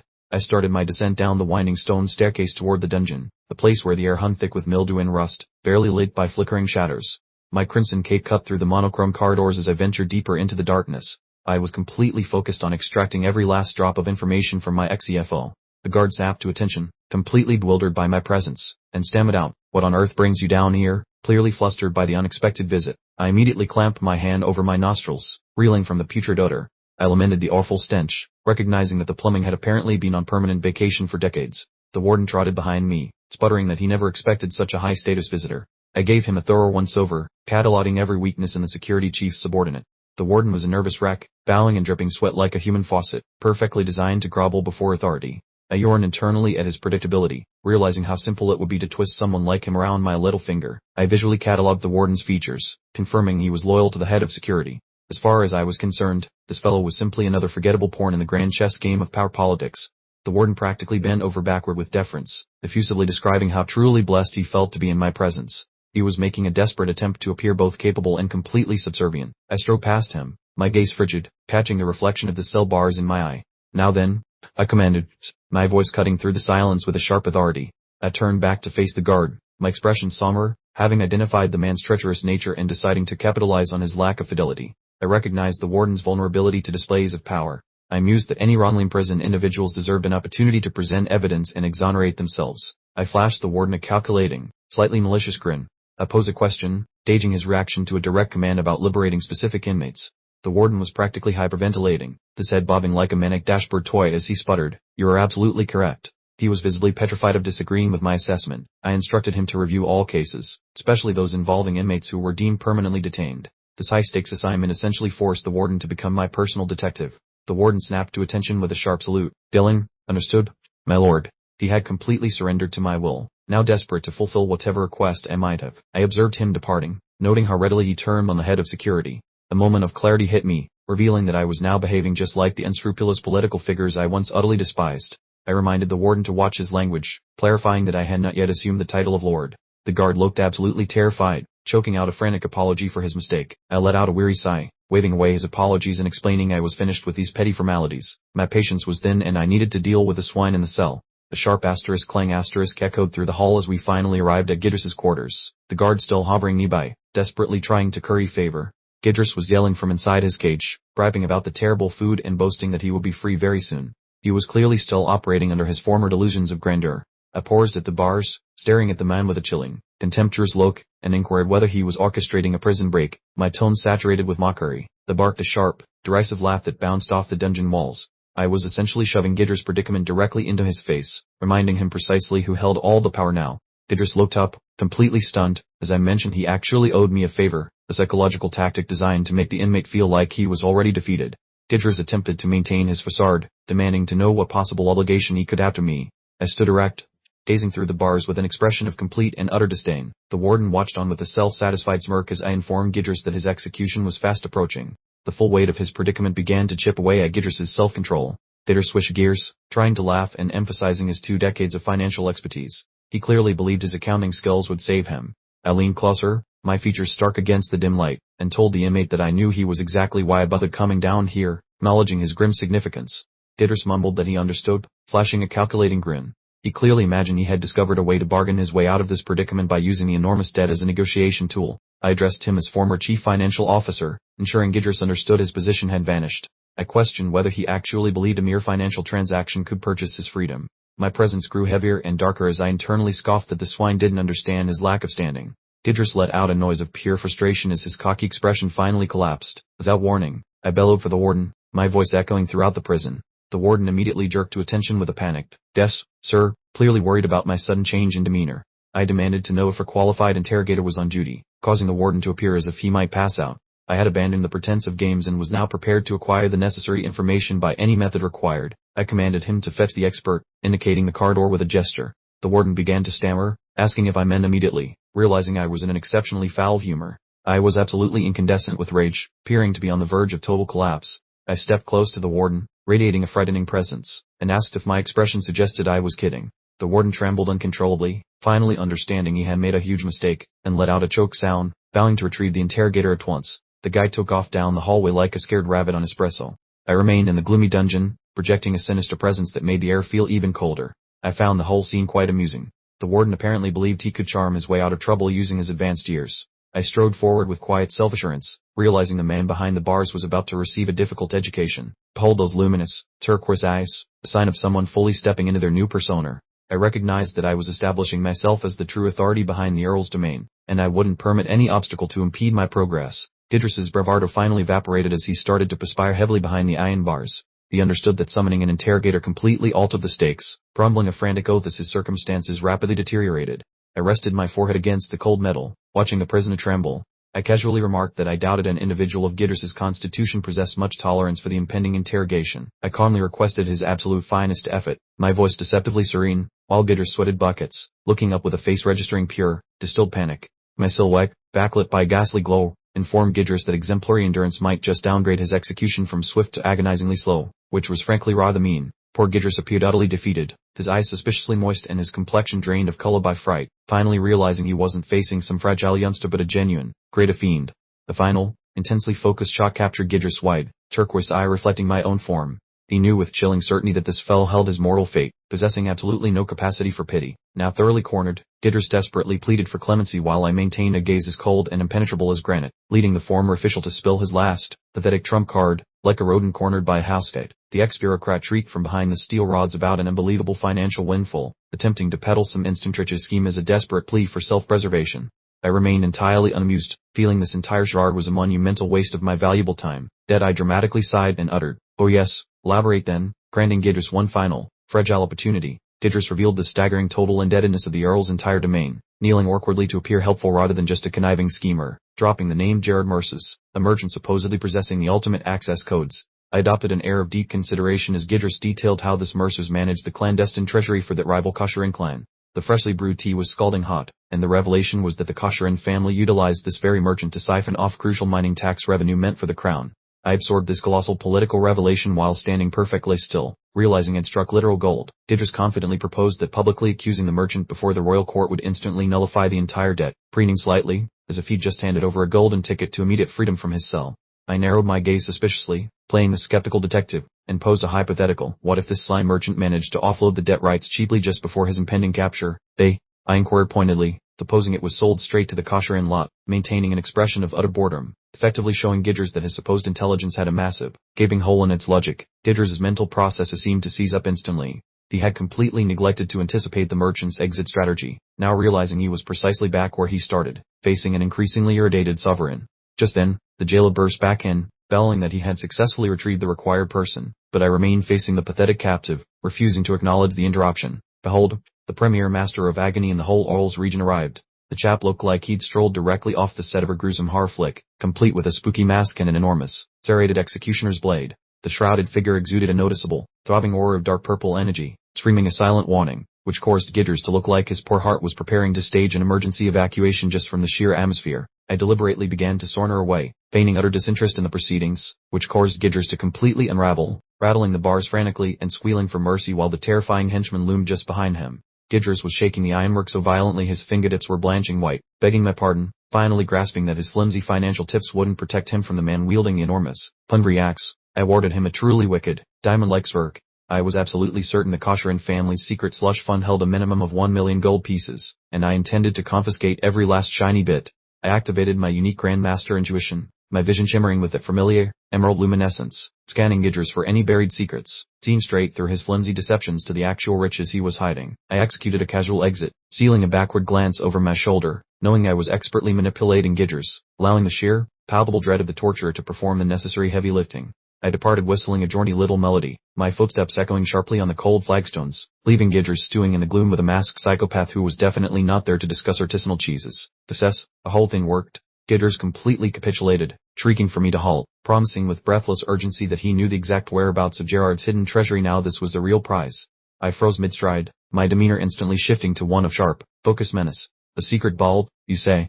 My lethargic curiosity was finally piqued. The torturer didn't hesitate for a microsecond, slamming Gidris against the cold stone floor with a sickeningly loud thump, gruffly telling him to hush, but I was already fully committed to this juicy new thread. The masked car let loose a low, guttural chuckle, his crimson eyes burning malevolently. Gidris lay flattened on the stone, looking utterly pathetic as he tried to negotiate a deal for his continued existence. Gidris dissolved into knee-ups, frantically insisting the information was fact because he'd been a chief financial officer for ages, ready to spill every illicit detail just to get that monster away from him. I strolled deliberately back to the bars, towering over the crumpled man with an air of undeniable sovereignty that permeated the entire gloomy space. I reached through the bars, gripping Gidris firmly by his jaw to force his gaze upwards, issuing a demand that brooked no refusal, asking precisely how he came to possess the plans for a top-tier secret storage facility. Gidris sputtered incoherently, his eyes wild as he scrambled mentally for an explanation. Gidris was clearly concealing some deeply shameful fact, looking profoundly nauseated from the intense pressure of being stuck between an imperious prince and a professional butcher. I pivoted toward the executioner and inquired if we should commence proceedings. The masked man confirmed with a sharp affirmative and a terrifyingly enthusiastic little sound. Clamping down like a rusty vice, the interrogator snatched the man's digits and proposed a systematic bone-snapping session, leading our victim to blabber immediately about his botched burglary, essentially confessing he was as incompetent at larceny as he was at loyalty. My jaw hit the floor while I questioned why a fancy money man like him would ever risk breaking a nail on actual manual labor. Huddled on the cold stone like a discarded damp rag, the disgraced official confessed to hiring professionals who clearly didn't get the memo about succeeding. Intrigued by the sheer scale of the failure, I prodded for the price tag of those crooks to calculate exactly how much taxpayer cash he burned. When he muttered the number 300, I stared in shock, wondering if he really threw that much gold away on a mission that achieved absolutely nothing. He corrected himself to 3,000, making my blood pressure skyrocket as I realized I was interrogating a world-class champion of weaponized idiocy. Just imagining that towering heap of shiny coins made my head spin, leaving me frozen in a trance while my mind struggled with his Olympic-level theft. Echoing that massive sum with total shock, I watched the prisoner turn a lovely shade of bruised eggplant while he tried to melt into the floor. Both the jailer and the bonebreaker were doubling over in hysterics, finding it hilarious that our captive was the biggest mark in the history of con jobs. Tears streamed down their faces as they suggested ending his misery, but I silenced the room by noting that fortune equaled half the region's taxes, then demanded to know where the loot originated despite already sensing the crime. With a chilling blue glare, I pinned the embezzlement on him while looking like an angry deity banning a hacker, pausing him to wail about a magical orb being the only thing stopping his perfect crime. The prospect of a magical artifact definitely caught my attention, specifically when he explained that some con artists tried to charge him an additional mountain of gold for a fake key, forcing me to listen with a skeptical expression while I already started calculating how to plunder the secret treasury for my own benefit. Delivering the harsh truth, I informed the buffoon that he had been played like a fiddle, leaving him staring at me with a face full of pure, unadulterated shock. I detailed how the local merchant and his hired thugs were clearly partners in draining his pockets, demanding his status as the most gullible man in the kingdom.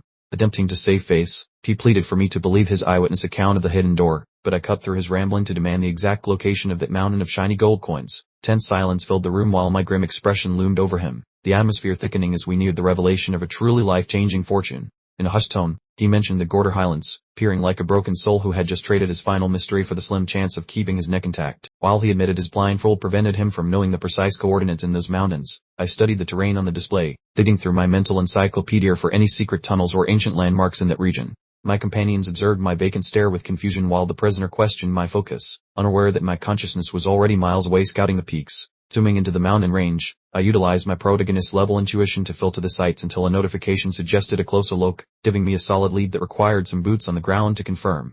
Considering the need for a local guide, I stroked my chin while weighing my options, eventually landing on the lethal assassin Lila who trained there, assuming she wouldn't try to perforate my internal organs first. Suddenly, everything clicked into place and I was itching to depart, finally seeing the golden road that led straight to that hidden stash of wealth. Barking orders at the jailer to clear out, I watched him stumble over his own feet in fright while he frantically gestured toward the exit with shaky hands. Clinging to the iron cage with a bewildered look, the poor sap cried out to see if he was being abandoned to the mercy of his smiling personal tormentor. Departing without even a courtesy wave, I focused on my mountainous destination while the prisoner's desperate shouts faded into the damp, dark corners of the stone car doors. A deafening thud marked the closing of the heavy gate, effectively silencing the whining and signaling the official start of my quest to liberate that secret treasure room. Strolling through the palace corridors with a mask of serenity, I fumed internally about the sheer audacity of this entire corrupt hierarchy, where the jailer took kickbacks while his prison eluded the treasury for a fortune. Halting mid-step, I decided that letting the keeper of the key slide without a little psychological pressure would be a waste of a perfectly good opportunity to secure his devotion.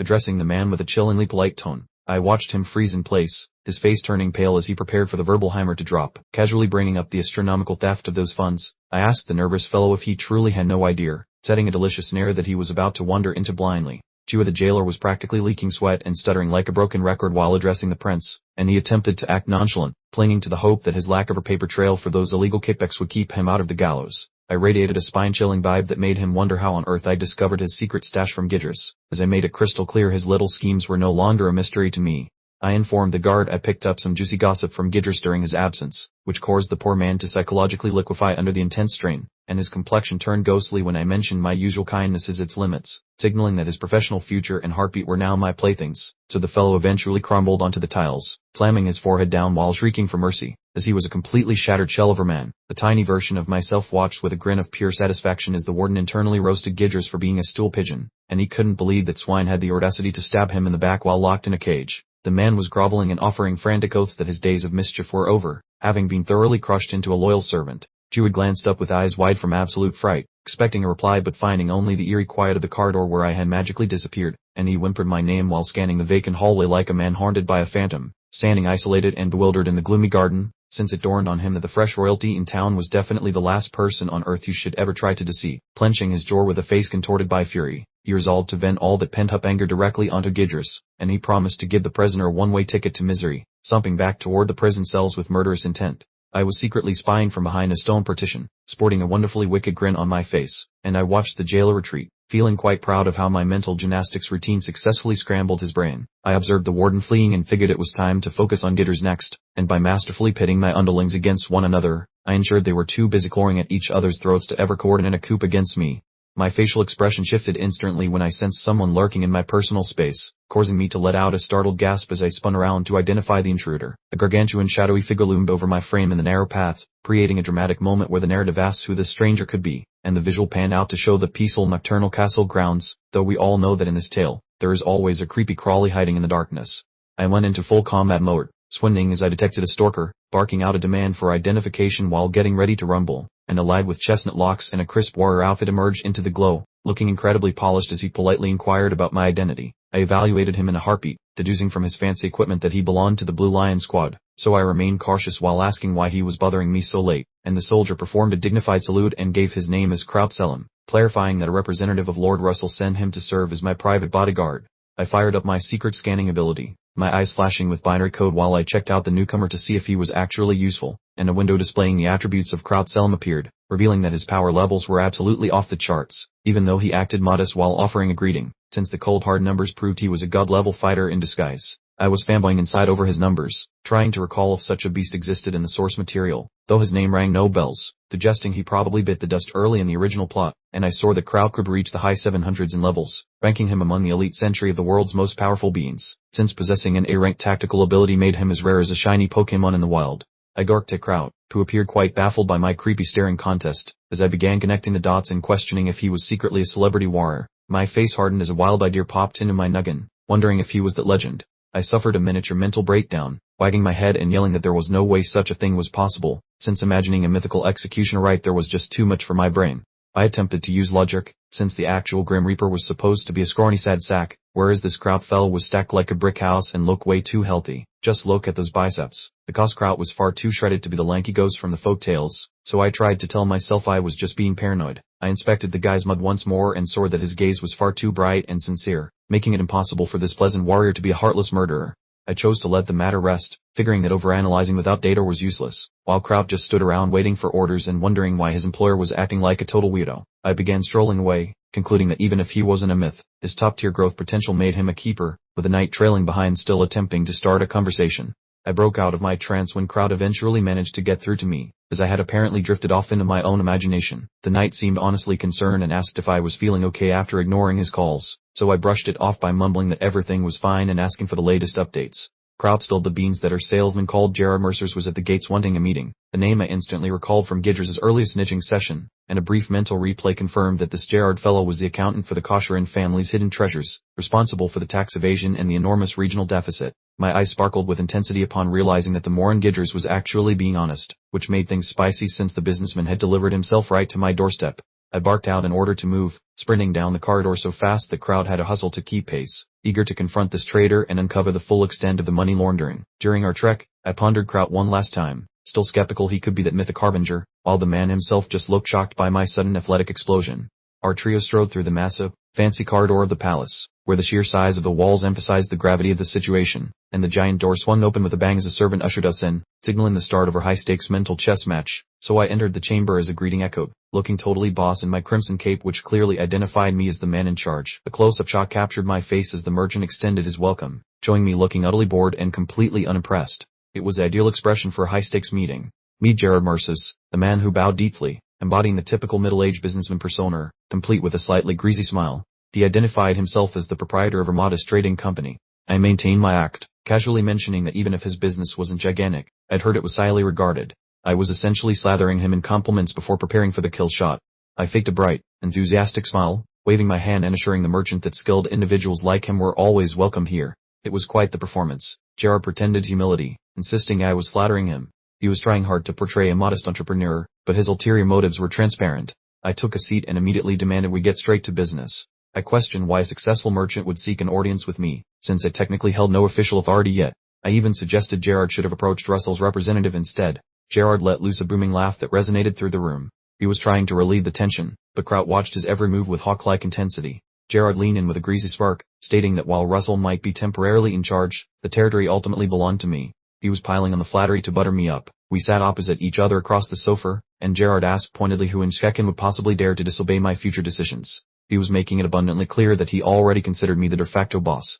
I again played the role of the humble prince, claiming I was only one of two heirs and advising Gerard not to overestimate my position. I was testing the merchant to see how much intelligence he had gathered. Gerard didn't skip a beat, dismissing my modesty immediately. He claimed that even though it hadn't been officially announced, rumors indicated the succession struggle was already finished and I had won. My expression sharpened as I noted Gerard possessed exceptionally keen ears for news that hadn't yet reached the public domain. The merchant had essentially confessed to running a spy network within the castle walls. Gerard gave a nervous little laugh when he realized he might have said too much. He started sweating slightly, recognizing that the supposedly naive prince might actually be sharper than he expected. He quickly attempted to apologize if his words were offensive, but that smug merchant grin remained fixed on his face. He was a complete professional at torquing his way out of awkward scenarios. Gerard then started bragging about his capabilities, claiming that if he didn't have access to secret intelligence, he wouldn't even be able to conduct business. He tried to spin his slip-up into a point of pride. Gerard's face turned completely serious as he analyzed me further. He was shocked because the rumors had described me as a simpleton, but the kid in front of him was cynical and astute.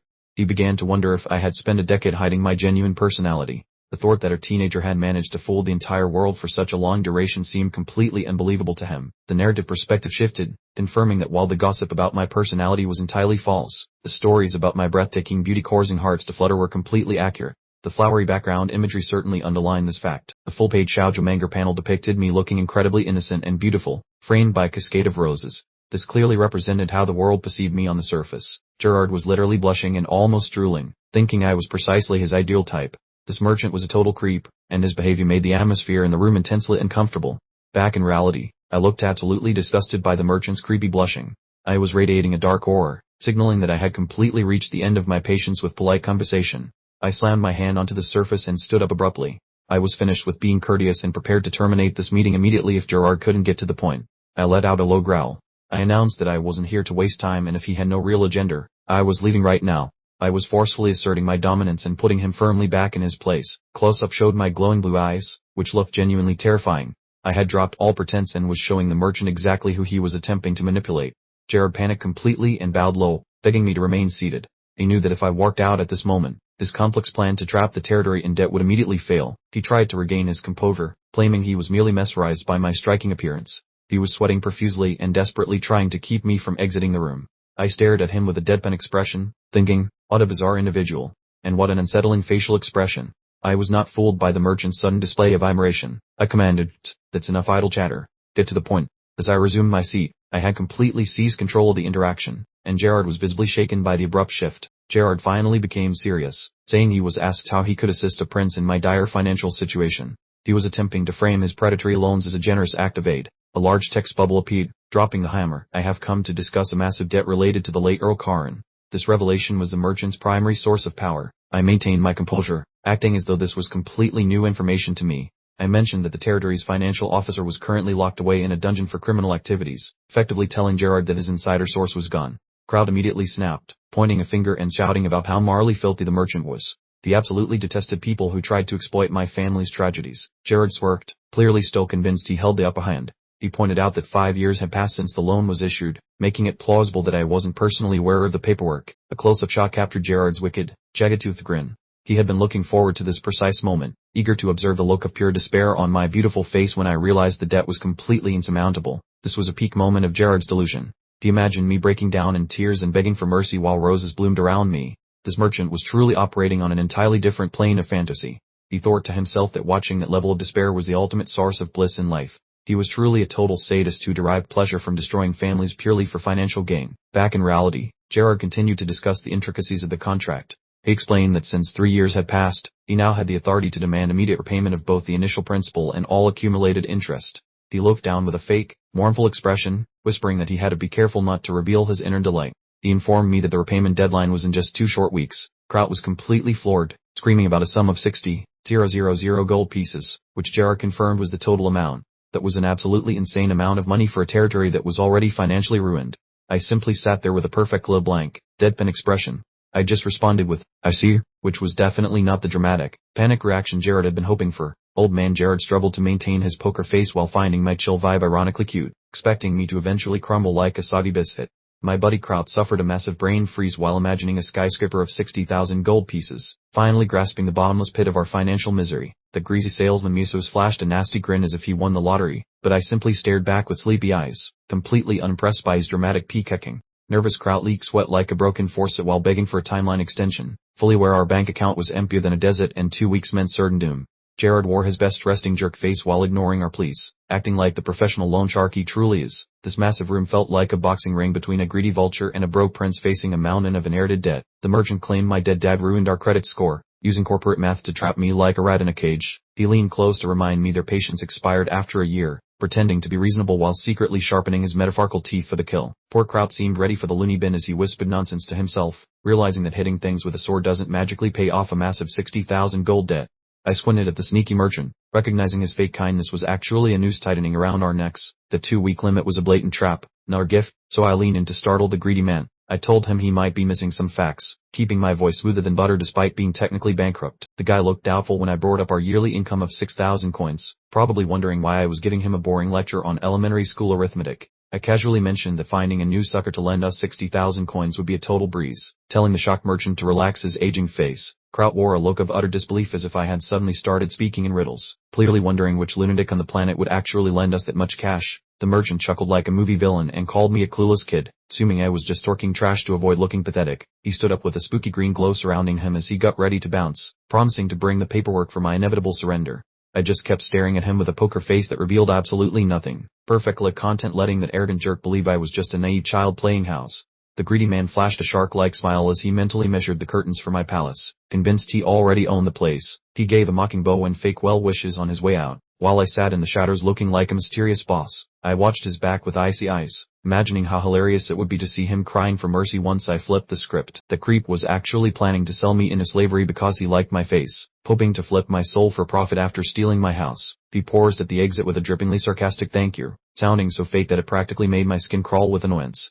The dude worked out with a cocky farewell that sounded like a punchline, genuinely believing he had just pulled off the greatest robbery in history without firing a shot. I remained standing as the heavy doors banged closed, the quiet air buzzing while my brain worked overtime to plot a massive revenge scheme against that arrogant thief. My knight was having a seizure trying to calculate how many centuries of minimum wage work it would take to clear our massive debt. I told the poor guy to shut up and take a seat, acting more bothered by his noise than the actual bankruptcy facing us. He yelled like a crazy person about my weirdly calm attitude, thinking the kingdom was ending while I was busy memorizing mountain maps. I recalled a prisoner mentioning a hidden treasure stash in the highlands, and I knew exactly which dusty old basement it was buried in. The digital window appeared as I scanned for old buildings, using my gamer brain to pinpoint exactly where that merchant hid his stolen lunch money. Exploring outside safety was no work in the park since this world was packed with beasts that would love to eat a prince for breakfast. The mountain area was crawling with angry monsters and high-level thugs, making it a place where a single run term meant an immediate funeral.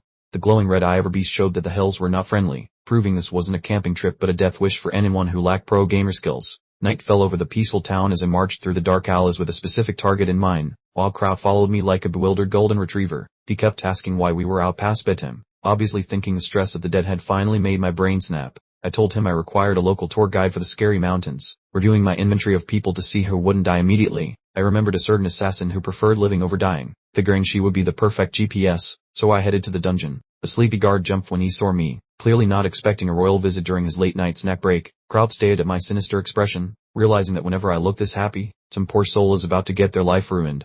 The guard gave me a stiff salute and a polite greeting as I reached the iron bars, suggesting the staff were finally learning some manners for once. I thanked the guy for his service and told him to get lost, explaining I needed some quality one-on-one time with our resident criminal. I stepped into the old office while Kraut hovered behind me like a bodyguard, surprised to see the place actually looked decent for once. The new tenant clearly had better taste than the previous corrupt jerk, having turned the dump into a cozy little home. I spotted Lilar and hummed at her progress, noting how she had cleaned up the mess and ditched her edgy assassin outfit for a normal dress. She stood up looking quite fancy, though she complained that the previous owner had terrible, overpriced taste in furniture. I gave her a cheeky smile and complimented her appearance, trying to be nice before I forced her into some dangerous manual labor. Lyle yawned and said she was doing great, acting way too chill for someone who recently tried to murder me in my sleep. Kraut lost his temper and barked at her to show some respect, clearly not a fan of her sassy attitude toward royalty. The girl looked bored while I stayed relaxed, and the tension in the room grew thicker than a bowl of cold oatmeal. I locked eyes with her and reminded her that she was a big fat liar whose life was still technically on the chopping block. She jumped when I brought up the poison, especially when I mentioned I had given her a little taste of my own secret recipe. The spooky image of her Grim Reaper appeared as I asked if she knew about the legendary puppet toxin, using its scary name to freak her out. Lila screamed that I was a total liar, convinced a spoiled rich kid like me couldn't possibly score such a rare and highly illegal chemical weapon. I leaned closer with a freezing gaze, reminding her that cash is king and I have more connections than she could ever dream of. She started sweating as the realization hit her that I wasn't joking, making her look like a cornered cat. I let out a dark grin, thoroughly enjoying the moment she finally understood that her life was officially in my hands. I teased her for catching on so quickly, messing with her mind just enough to ensure she stayed obedient and didn't try to pull any fast ones. Leela leaned back on the polished surface, her question hanging in the air like a perfectly aimed dart. So, after all this effort, you finally decided you can't live without me. She was a true professional, an expert in reading desperate clients. My poker face remained unchipped, yet my ears were definitely perked, anticipating her next move, the sign of true collaboration.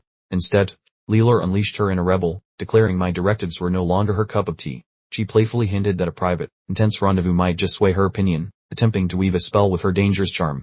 She even licked her lips with a come-hither smile, clearly trying to reel me in, knowing full well that a distracted target, especially for an assassin like her, was simply a dead one. She coolly informed me that earning her assistance would require an exceptional performance, turning our conversation into quite the spicy tango, though I showed no sign of taking the bait. Proud, having apparently reached his limit for dramatic flair, unsheathed his blade with a furious roar, ready to silence the insolent woman then and there, but a raised hand from me halted his heroic, albeit premature, intervention. I met Leela's gaze head-on, informing her I was offering a lifeline, a chance at survival, effectively ditching the parlor games for the unforgiving, concrete truth of her precarious predicament. Leela squinted skeptically, wondering aloud what exactly I meant, clearly realizing her siren song had bombed spectacularly, thus forcing her back into a purely defensive stance.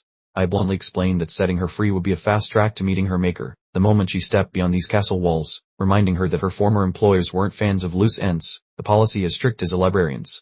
I let out a weary sigh, allowing the gravity of her situation to truly sink in, essentially giving her a menu of options, guaranteed death outside or a lottery ticket to survival by joining my quirky ensemble. Crowd-eyed the assassin with deep suspicion as I brought up the ongoing feud with the Viscount Cushion's rather testy family, highlighting how the political chessboard was becoming an absolute mess for every player involved.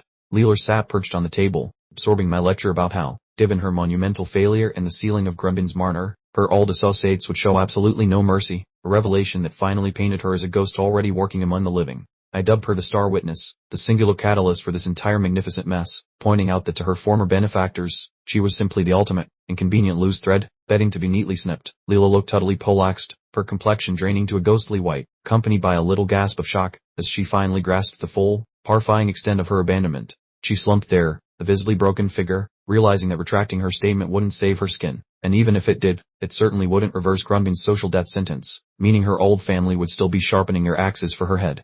I neatly tied it all up, explaining that the Cushon family's grand scheme to snatch territory had been utterly squashed, effectively showing her the final score, and dear Leela was definitely in the losing column. I informed her in no uncertain terms that nobles rarely permit those who obstruct their grand designs to draw another breath, especially if they hail from humble stock, essentially clarifying that her life held precisely zero value to the very people she'd once served. Leela's eyes held a horned glaze, as she quietly confessed to witnessing countless lives extinguished like mere insects in service to the gentry, a grim fate she never imagined would land squarely on her own plate, and the brutal truth was now absolutely crushing her spirit. She gritted her teeth, her gaze burning with a fierce, intensely personal fury, then groaned, Aspen, why must it always be me, hitting her emotional rock bottom with a resounding thud. In a sudden burst of pure, unadulterated panic and rage, her hand shot out, snatching up either a glass pitcher or a heavy candlestick from the nearby table, moving with lightning speed, driven by an urgent, primal urge to simply lash out at anyone within arm's reach. Kraut's reflexes were instant, but she was already a whirlwind of motion, screaming for me to perish as she hurtled forward.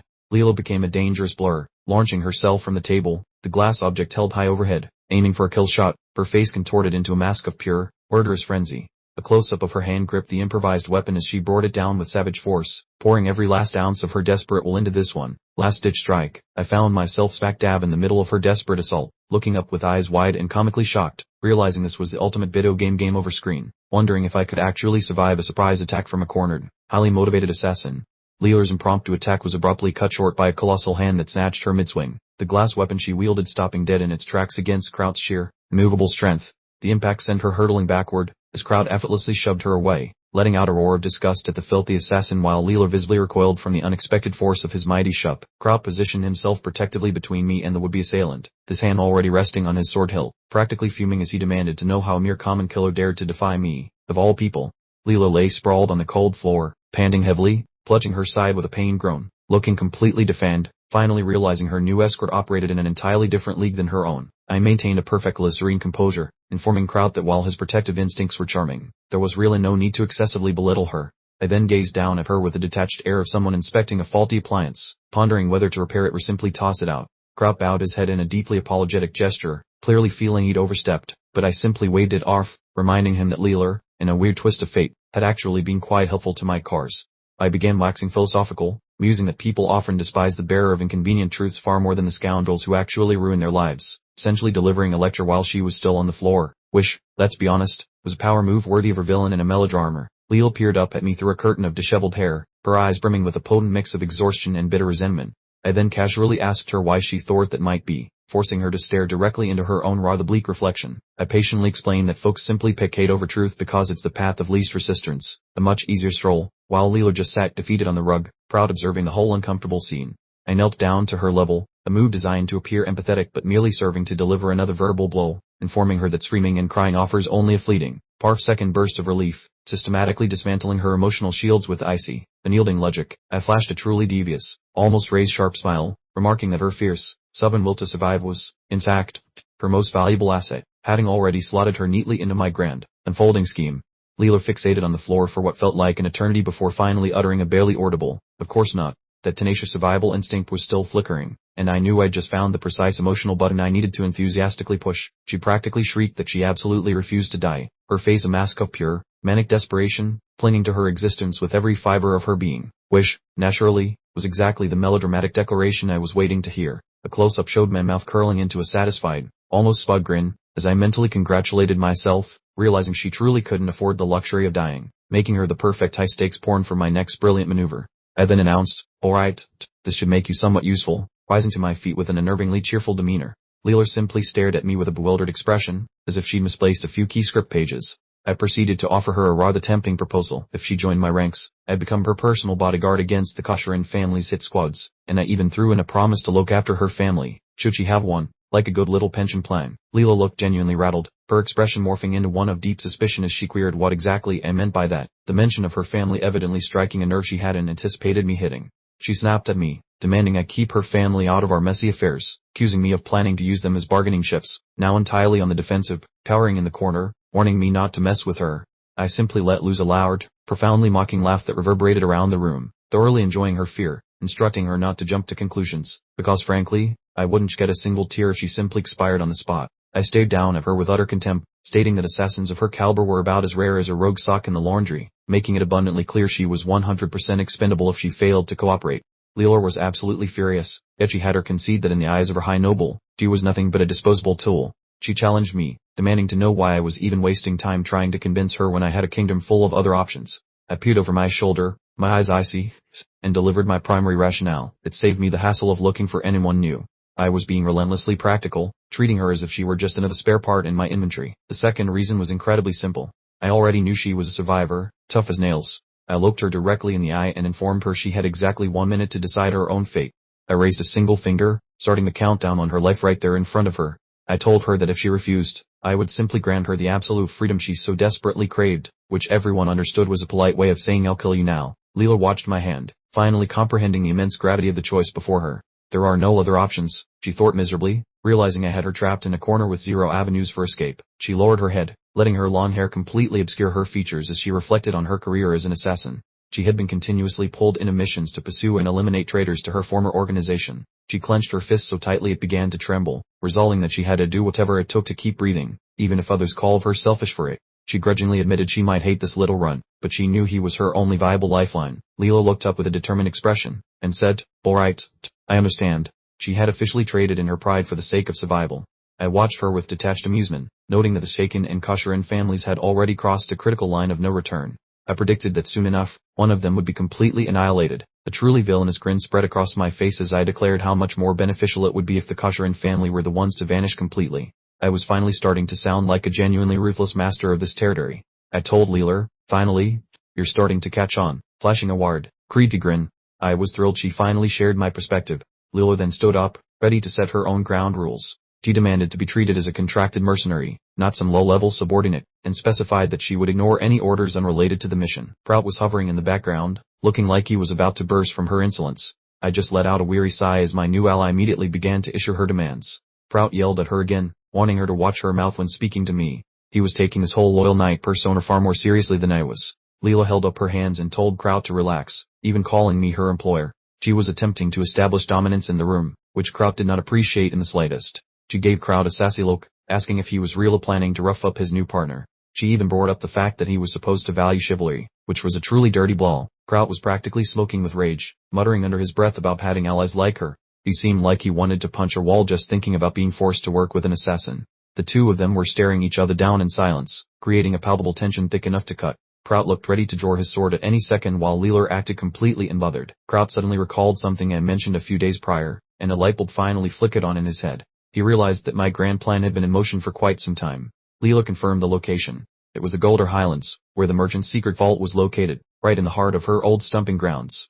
The scene flashed back to a bleak training camp where the Kosher and Shadow troops train war orphans. It looked like a scorching hot, miserable facility for Gulf's special unit, definitely not a destination for a relaxing vacation. Back in the present, Prout asked what exactly I was so excited about when he noticed my sudden burst of enthusiasm for the location. I was already busy planning my next big heist. I pointed a finger and explained that I alone could access the window map. I claimed I possessed a special map detailing the entire kingdom and the area surrounding the Kosheran territory. Prout looked highly skeptical, immediately pointing out that a perfectly serviceable large map was readily available in the military council room. He was trying to apply real-world logic to a guy with a video game HUD. I simply yelled at them to go and charged out of the room with a massive grin. Prout trailed behind, complaining about my ridiculously high levels of useless energy. Kraut held the door open with a polite, "After you, my lord," desperately trying to keep up his knightly decorum while following his chaotic boss. Leeler and I worked side by side, but I kept looking back. I was confused about why the knight was following us instead of leading the way as he was supposed to. Kraut asked if I was lost, since he was ordered to be the guide. I snapped back that I knew exactly where we were going, but insisted he take point anyway.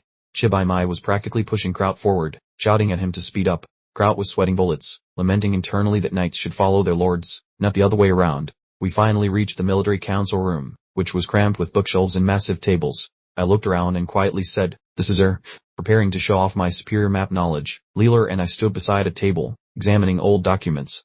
The room was dimly lit, adding to the high-stakes atmosphere of our planning session. A large top-down map was spread out on the table, a map which, according to the narration, contained the highest level of military secrets on the entire Elan continent. I was lost in thought, repeating the words, "Golder Highlands," to myself. My eyes were intently searching for that specific landmark that would lead me directly to the gold. I shouted, "I found it," and pointed my finger at the specific spot on the map marked Golder. I turned to the others and asked what information they had about this particular area.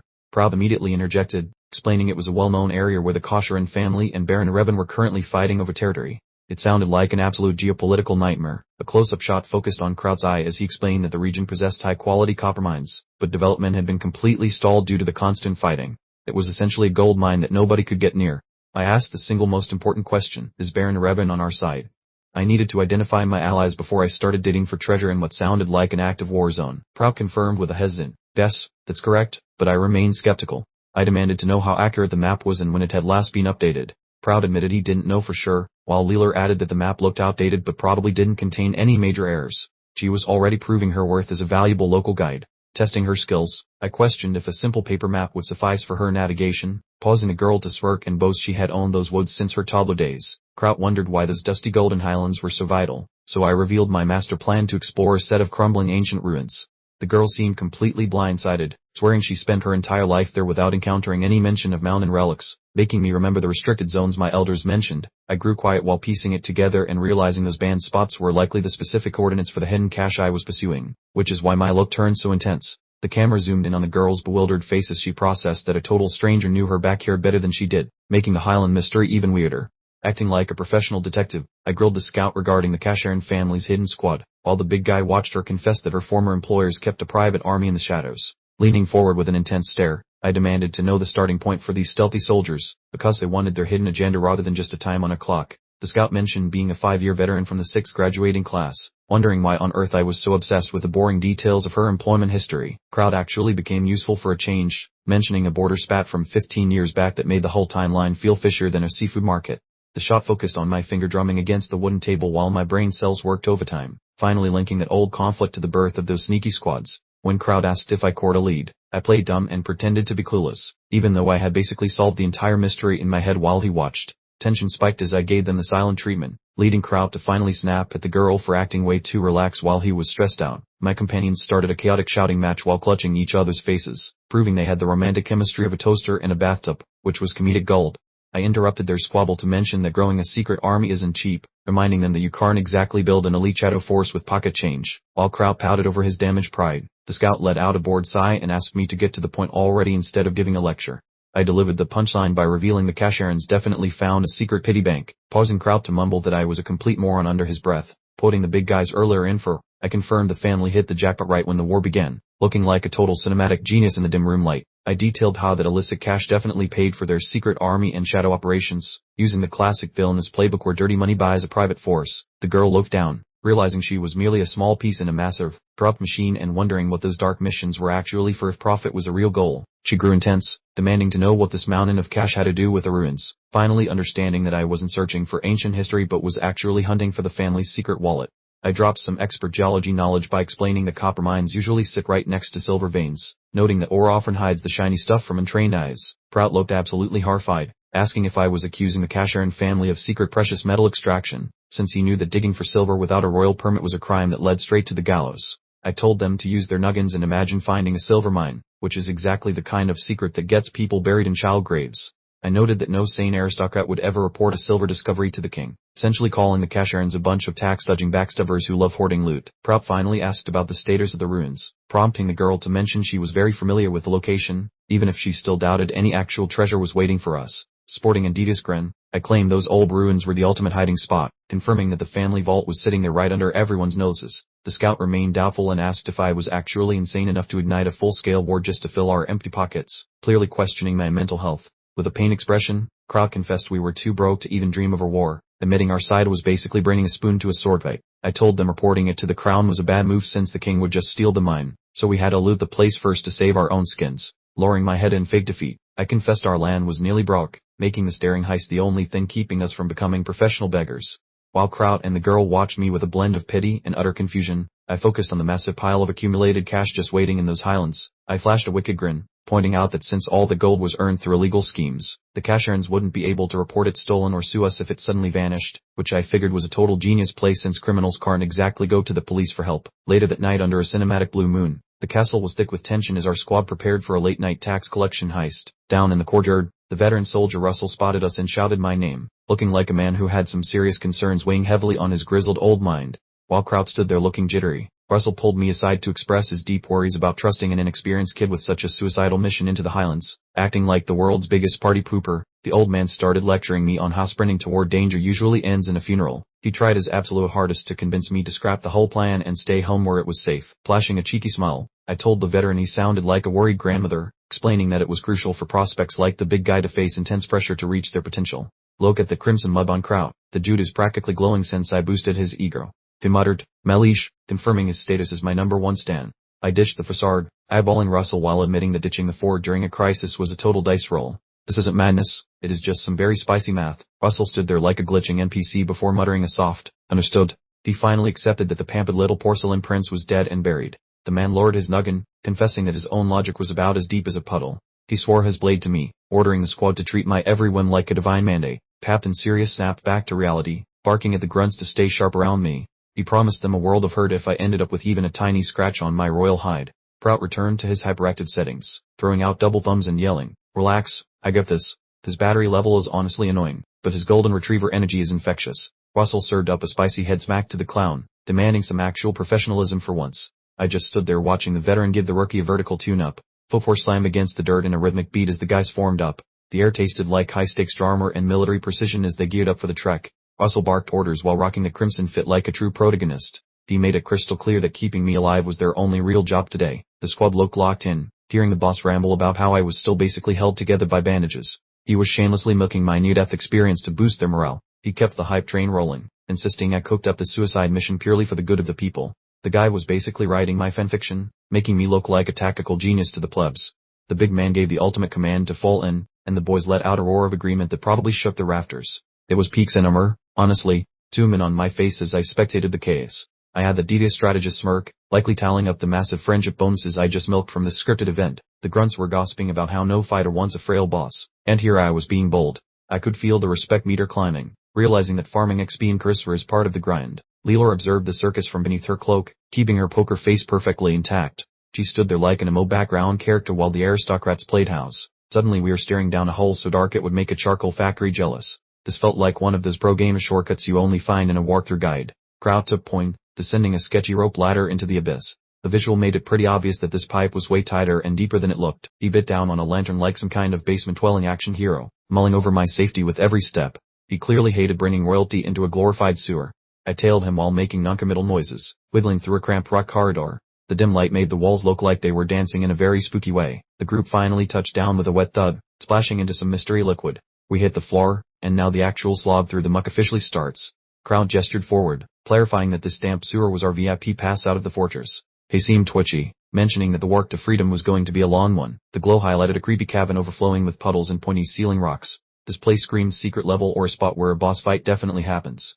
I yelled for the squad to move out, and Kraut barked a firm affirmative as we marched into the gloom. We were on a mission now, venturing into the great unknown. The camera panned behind as we slogged through the sooty passage. Our tiny flickering lamps were the only thing preventing us from becoming permanent residents of the void. The troops trailed behind in a tidy queue, firelight bouncing off the puddles like a classic dungeon crawler game. We hit a misty patch, peering like specters floating through the haze. The only noise was a wet slap of boots in the heavy silence. Prout froze, eyes bulging at something up ahead. He hollered, "Check it out." As his light hit a gigantic rock contraption. I was wheezing like a broken accordion, totally drained by the physical labor. Kraut declared we made it, and my face showed pure relief at finally escaping that damp hellhole.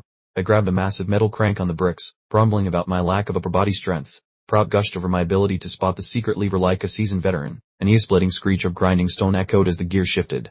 I clenched my jaw, thinking, mission accomplished, while the hidden passage finally creaked wide. Kraut offered me his paw, telling me to hold tight. He was playing the role of the devoted bodyguard perfectly, ensuring I did not faceplant right at the finish line. I took his hand, highlighting the hilarious size difference between my tiny fingers and his metal mitt. We were tag teaming this bonus level like a couple of legends. I choked on my surprise as I hauled myself into the fresh room, looking completely floored by the view. The mystery of the Highlands was finally out in the open. I poked my head through a floor hatch like a bewildered prairie dog, asking for our location while scanning the ancient dust. Prout was chilling by the exit, propped up against a broken mill door.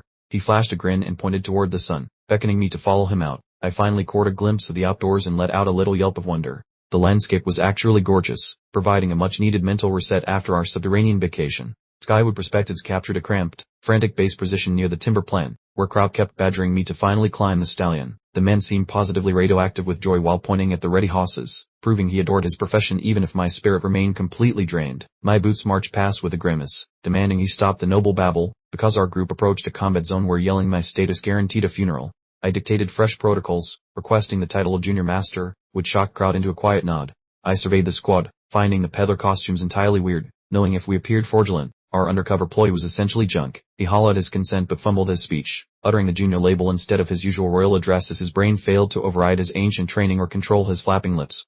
I questioned if every single demand had been met, causing him to appear jittery, mumbling a weak confirmation that sounded like he was delivering a death sentence. I lifted a vendor's robe that seemed unacquainted with water for a century, radiating visible clouds of stench, and voiced my disgust regarding the necessity of donning such an absolute biohazard. I wore a mischievous grin, hinting Kraut could trade for the luggage carrier's attire or perhaps simulate a marriage with Leela, which served as the peak intimidation tactic. We completely panicked, yelling his compliance, as he preferred munching on soil over faking a domestic life with a spine-chilling lady slayer. Leela remained still in the rear, a gloomy shadow beneath her cowl, peering indifferent to the reality that her presence induced massive shivering in others.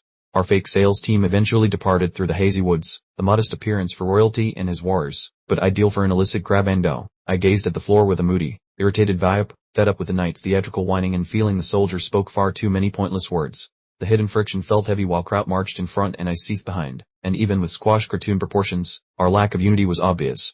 Kraut maintained a solemn, damp expression while guiding the mare, attempting to validate his feelings by acknowledging that his fright was genuinely authentic. The man attempted a brief chivalrous act, offering his palm and inquiring about departure. His effort to connect with Leela felt like a disaster. He stood abandoned with his limb outstretched as the masked individual simply blinked, creating a heavy quietness that made Kraut's dignity shrivel up. Leela dismissed him with a freezing comment about his obstruction, rejected the polite title, and commanded him to step aside. effectively pulverizing his pleasantry. I observed the entire catastrophe from the edge with a stunned face, recognizing that our collective synergy was basically a zero at the moment. I saw them head toward different horizons, pondering the abyssal social chemistry between my underlings, which failed to meet my grand expectations of harmony. I donned a somber, anxious mask, reflecting on the benefits of friendly bonds, knowing that without cohesion, they would build subgroups and brawl constantly. The tight focus on Leela's visage beneath the fabric showed a mood like a stormy weekend, making me fret that someone would expire or resign without a morale fix. I visualized a grim scenario where Kraut and Leela traded sword blows in a fatal fight, realizing that a division among my crew meant a lonely trip to the cemetery. I stayed at the firmament, questioning if this realm exceeded its digital code, perhaps crafted by a deity to reflect the messy sentiments of reality. I noticed Leela strolling to the carts and wondered if some covert assistance might foster her devotion, showing I was finally developing a supervisor's mindset. Kraut yanked me from my profound musings, bellowing that the gear was packed, returning my focus to the current situation and the upcoming march. I mentioned we should maximize the distance from the stronghold before the sun rose, and Kraut barked in agreement using my new title before we began. The convoy navigated the pitch-black timbers while Kraut swung the light at the front, mimicking a standard questing sequence as we exited our protected zone. The zoom on the rotating spokes sinking into the soil underscored the trek, while the groan of timber was a solitary noise. From the clouds, the string of wagons meandered along the tight path, maintaining a sluggish speed to dodge prying eyes. The squad pours to pitch tents, with laborers and sentries gathering near a toasted hearth, presenting a serene evening for a collection of ordinary traders. The expedition persisted into the following morning, with the vehicles gliding down a bright, tree-lined avenue as we advanced further into the secluded countryside. Kraut loitered in a local bazaar, masquerading flawlessly as a basic seller by the apple crates, keeping a sharp lookout for danger while we traversed the area.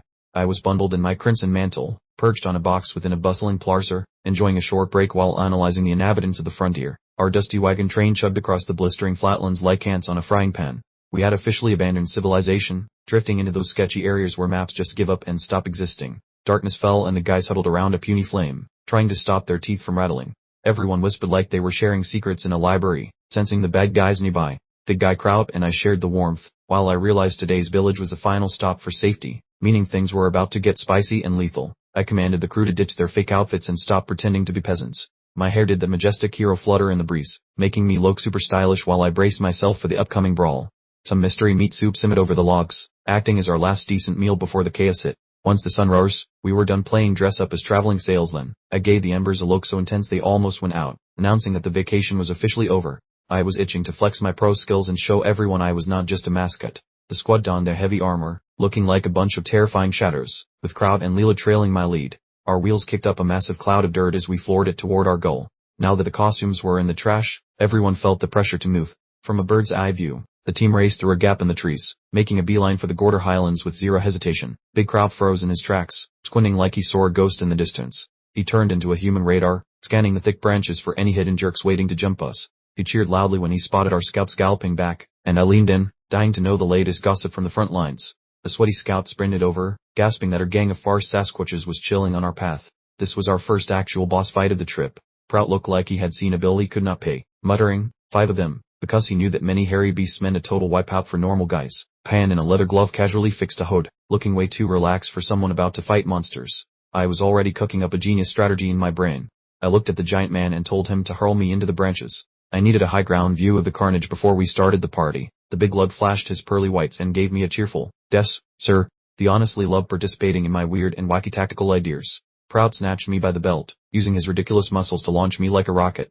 The sheer force of his heave made it look like I was being shot out of a cannon. The guy was carrying me around like a confused puppy while we leaped. I made a very unheroic squeak as I found myself soaring toward a leafy limb. We stuck the landing on a sturdy branch, getting a sweet view of the woods and the peaks. It was a perfect spot to spy on the baddies without them seeing our faces. Kraut kept me from falling while we balanced like squirrels. I caught sight of the hairy creeps and yelled, "Found them," while pointing my finger at the meadow. Up close, the forest Sasquatch looked like a nightmare on a bad hair day. It was a giant gray monkey with pointy fangs and a face only a mother could love, looking much tougher than your average tutorial enemies.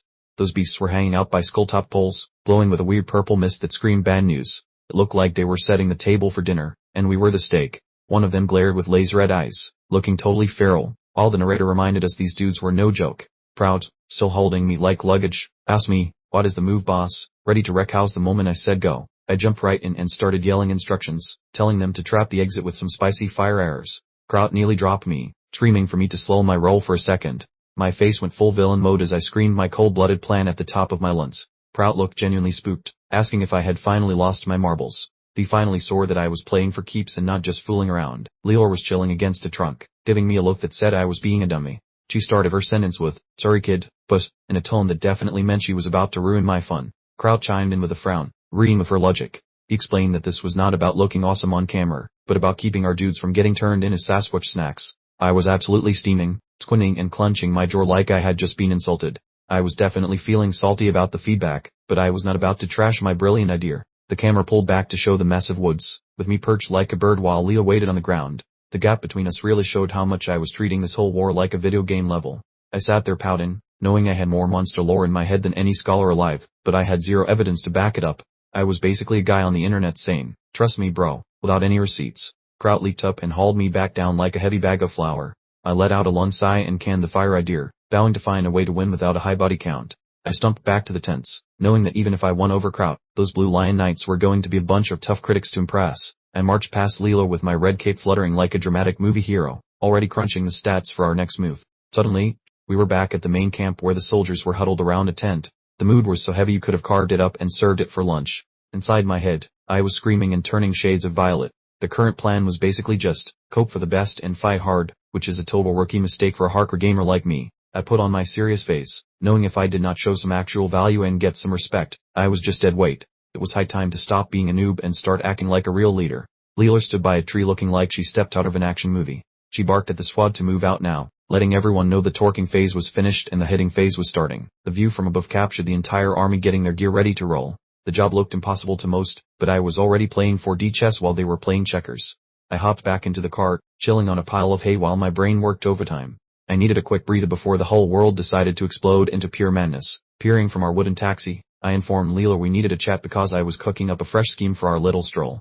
She sauntered toward me with a puzzled brow, and it seemed we were forming a professional bond that was getting delightfully awkward. My companion delivered some brutal honesty, claiming our current strategy was a funeral march that would end in a messy pile of corpses. Kraut stood there bathing in golden rays like a bargain bin protagonist, swearing he trusted me to rescue the squad even if he croaked. I gave her a knowing glance and confessed I wasn't as oblivious to the impending doom as she likely assumed. "Thank you very much." Growing cranky, she demanded to know why I was cosplaying as a mute statue instead of offering actual solutions to our terrible situation. With a jaw tighter than my boots, I explained I was balancing the joys of leadership with the hobby of not getting everyone slaughtered. She stared at me with a look usually reserved for a three-legged dog, curious if I possessed even a single spark of genuine motivation. Putting on my big boy face, I asked for her expert input, finally prepared to hear what a literal professional kill had to say. She began a lecture on beastly parenting, noting that big hairy forest dwellers turn into helicopter parents and prioritize hiding their toddlers during a scrap. Those glowing red peepers signaled that once the nursery was secure, the creatures would transform into unstoppable engines of vengeance until we were dust. I deflated like a popped balloon,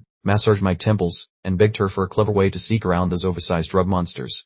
The girl seemed shocked by my humble tone, remarking how out of character I was acting. Consequently she required a brief pause for fact-checking prior to exposing the grand scheme. Staring at the dense trees, I mentioned our objective wasn't extermination, but rather slipping past the giants without making a peep, aiming for peak stealth. She nodded and proposed we bamboozle them by making their nursery seem vulnerable, which would clear a nice path for us to escape. I visualized a grand tactical map where Kraut leads a frontal assault while another unit creates chaos near the nests, forcing the hairy beasts to scramble back to protect their infants and leaving a massive opening for our main squad to slip through undetected, which is the oldest trick in the book. I kept my cool and claimed that strategy was already in my repertoire. Then I inquired if she was officially pitching it, only to be met with a piercing glare and the million-dollar question regarding who would actually be the bait.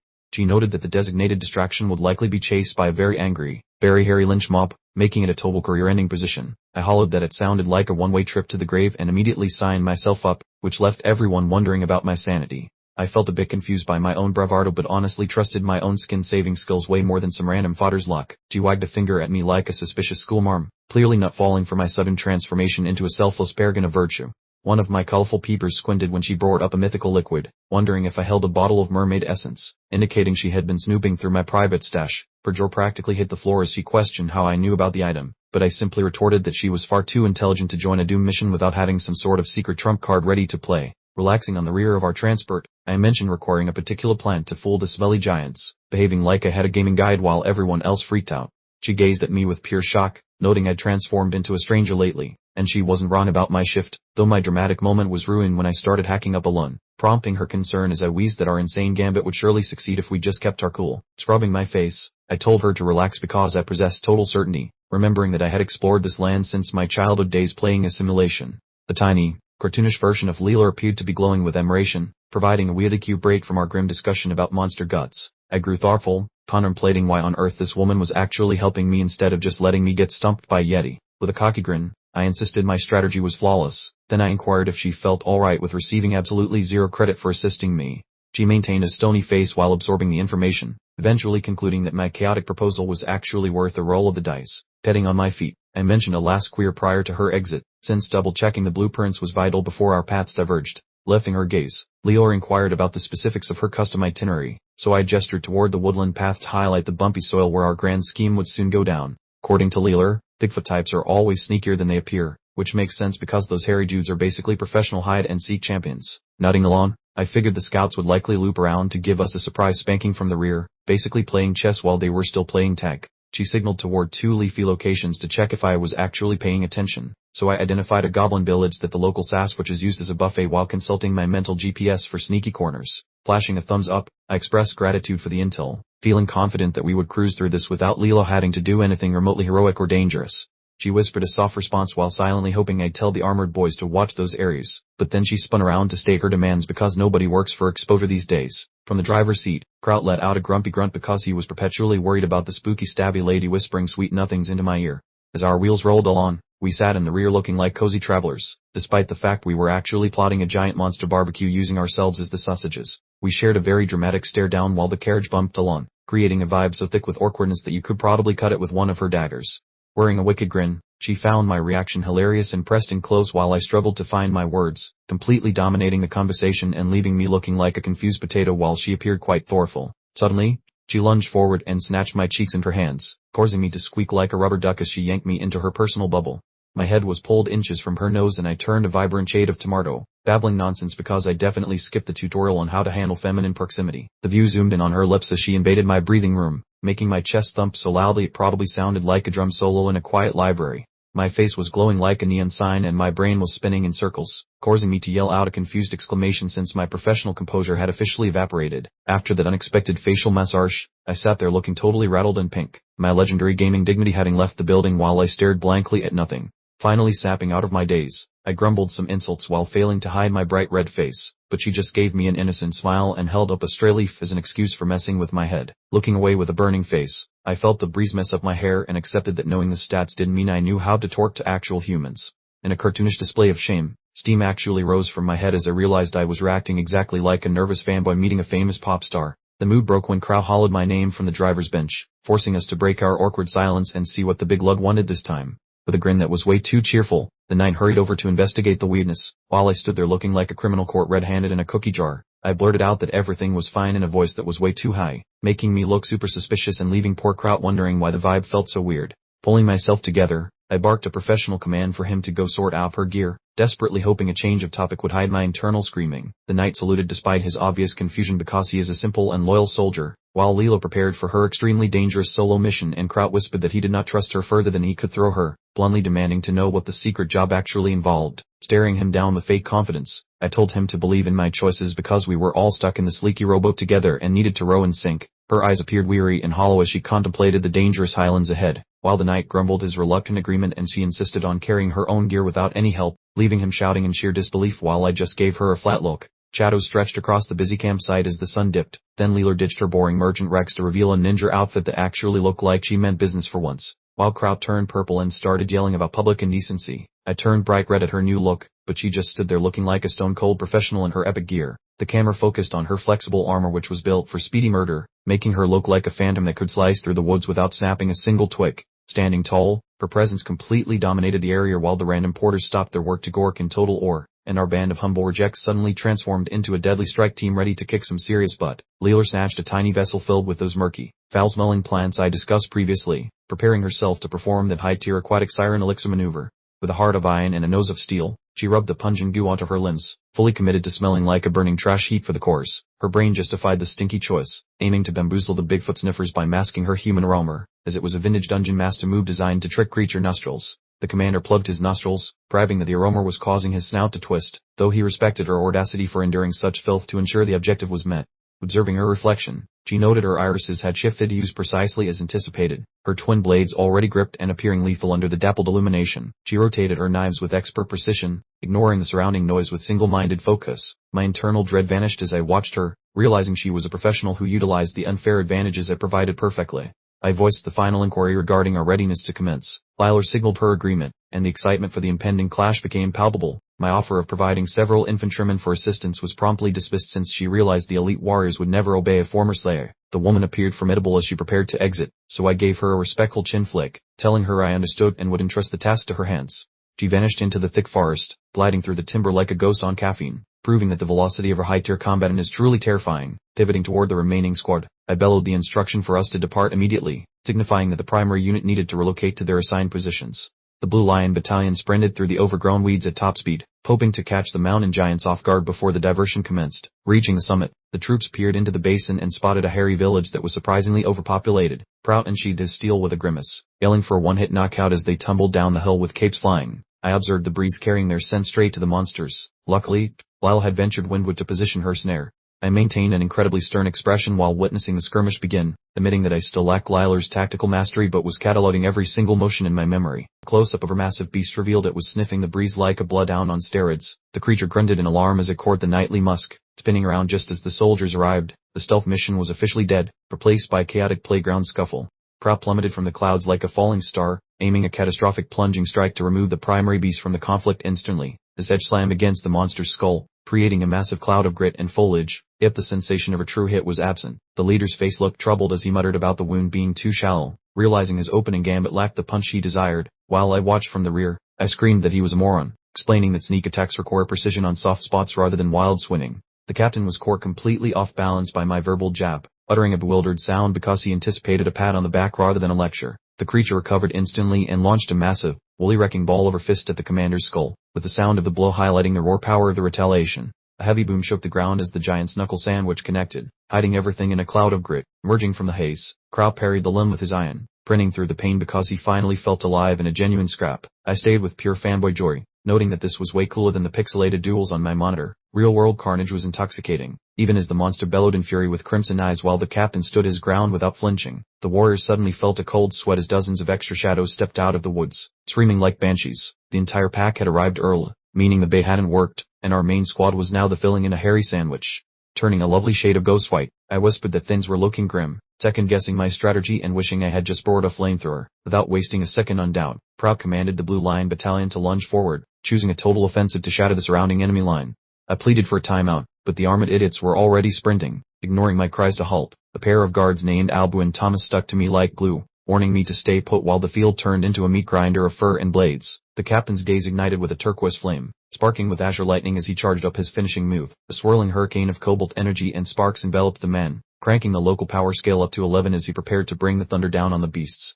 His iris was hyper-focused in a tight shot, showing a microscopic pupil that betrayed the massive mental tax of holding back such a magical dam break. He howled as his strength topped down, his skin turning pasty from the effort while electricity fried the surroundings. A gargantuan bolt of light crashed down, vaporizing the heart of the woods with a divine explosion of pure wrath. A blinding flash of ivory radiance swallowed the scene, leaving me as a tiny shadow mesmerized by the captain's top-tier skill. As the smoke drifted away, it revealed a wake of sapphire sparks, proving that the shockwave was strong enough to push the very air aside. The warrior flopped onto the turf with a loud thump, his heels furrowing the dirt, yet he managed to look stylish despite almost blowing himself up. He exhaled a massive sigh of relief, dripping with perspiration but wearing a smug look as he surveyed the carnage. The dude definitely gave it his all. The giant hairy target sailed through the air like a discarded plushie, crashing into the timber while azure sparks danced on its pelt. Kraut smirked like a thief, declaring victory with an arrogance that ignored how close he came to a permanent haircut. I was in the background, and frankly, Prout's dramatic posing was really testing my patience. I screamed at him to quit showing off and actually do something useful, because the other knights were literally having a terrible day and were about to die. Kraut suddenly woke up from his little performance with a sharp intake of breath, realizing he had absolutely whiffed on prioritizing correctly. He let out a quick, frustrated oath as he pivoted back to where the actual battle was raging. One unfortunate knight took a direct hit from a Sasquatch fist, immediately screaming in agony. The power gap between the regular soldiers and these massive forest freaks was genuinely painful to witness. The poor soul went tumbling through the air like a ragdoll, completely helpless after taking the shot. It looked like their carefully planned formation was starting to disintegrate under the relentless pressure from the Sasquatch herd. The monster came barreling toward a helpless knight on the ground, its red eyes blazing with an almost cartoonish desire to kill. These things were shockingly quick for such enormous creatures, and they covered the distance almost instantly. A close-up showed a terrified eye reflecting the giant beast, casting a shadow that covered the whole screen, making it pretty clear the soldier had run out of extra lives. Right at the last second, Kraut slid in like a professional baseball player and delivered a brutal smack to the Sasquatch's head. He used the force of his attack to send the beast flying, his face contorted in a mask of intense concentration. Kraut was absolutely bellowing at the knight to hurry up and secure his weapon, straining against the immense bulk of the creature to hold it back, which clearly required massive effort. The knight scrambled to get upright, yelling out his gratitude to Kraut while a Sasquatch was conveniently pinned down just behind him. The entire area was pure chaos, and honestly, they were hanging on by the thinnest of threads. Kraut narrowed his eyes at the remaining creatures, immediately figuring out that they couldn't possibly afford to keep fighting this like a turn-based RPG where they picked off enemies one at a time. He desperately needed a method to finish this quickly before more of his crew were wiped out. The fight was escalating dramatically, as the Sasquatches started chucking huge rocks and snapping trees like matchsticks. A truly enormous shadow fell over the knights, signaling that the next round of attacks was about to begin. Kraut unleashed a powerful slash, the sword shining brightly with his trademark blue energy. He was essentially a solo player in a multiplayer game, slicing through the mayhem to shield his squad. Another Sasquatch took a hit, sending blood flying everywhere in a shocking display. The monsters howled in agony and fury, transforming the previously quiet woods into a gruesome, chaotic free-for-all.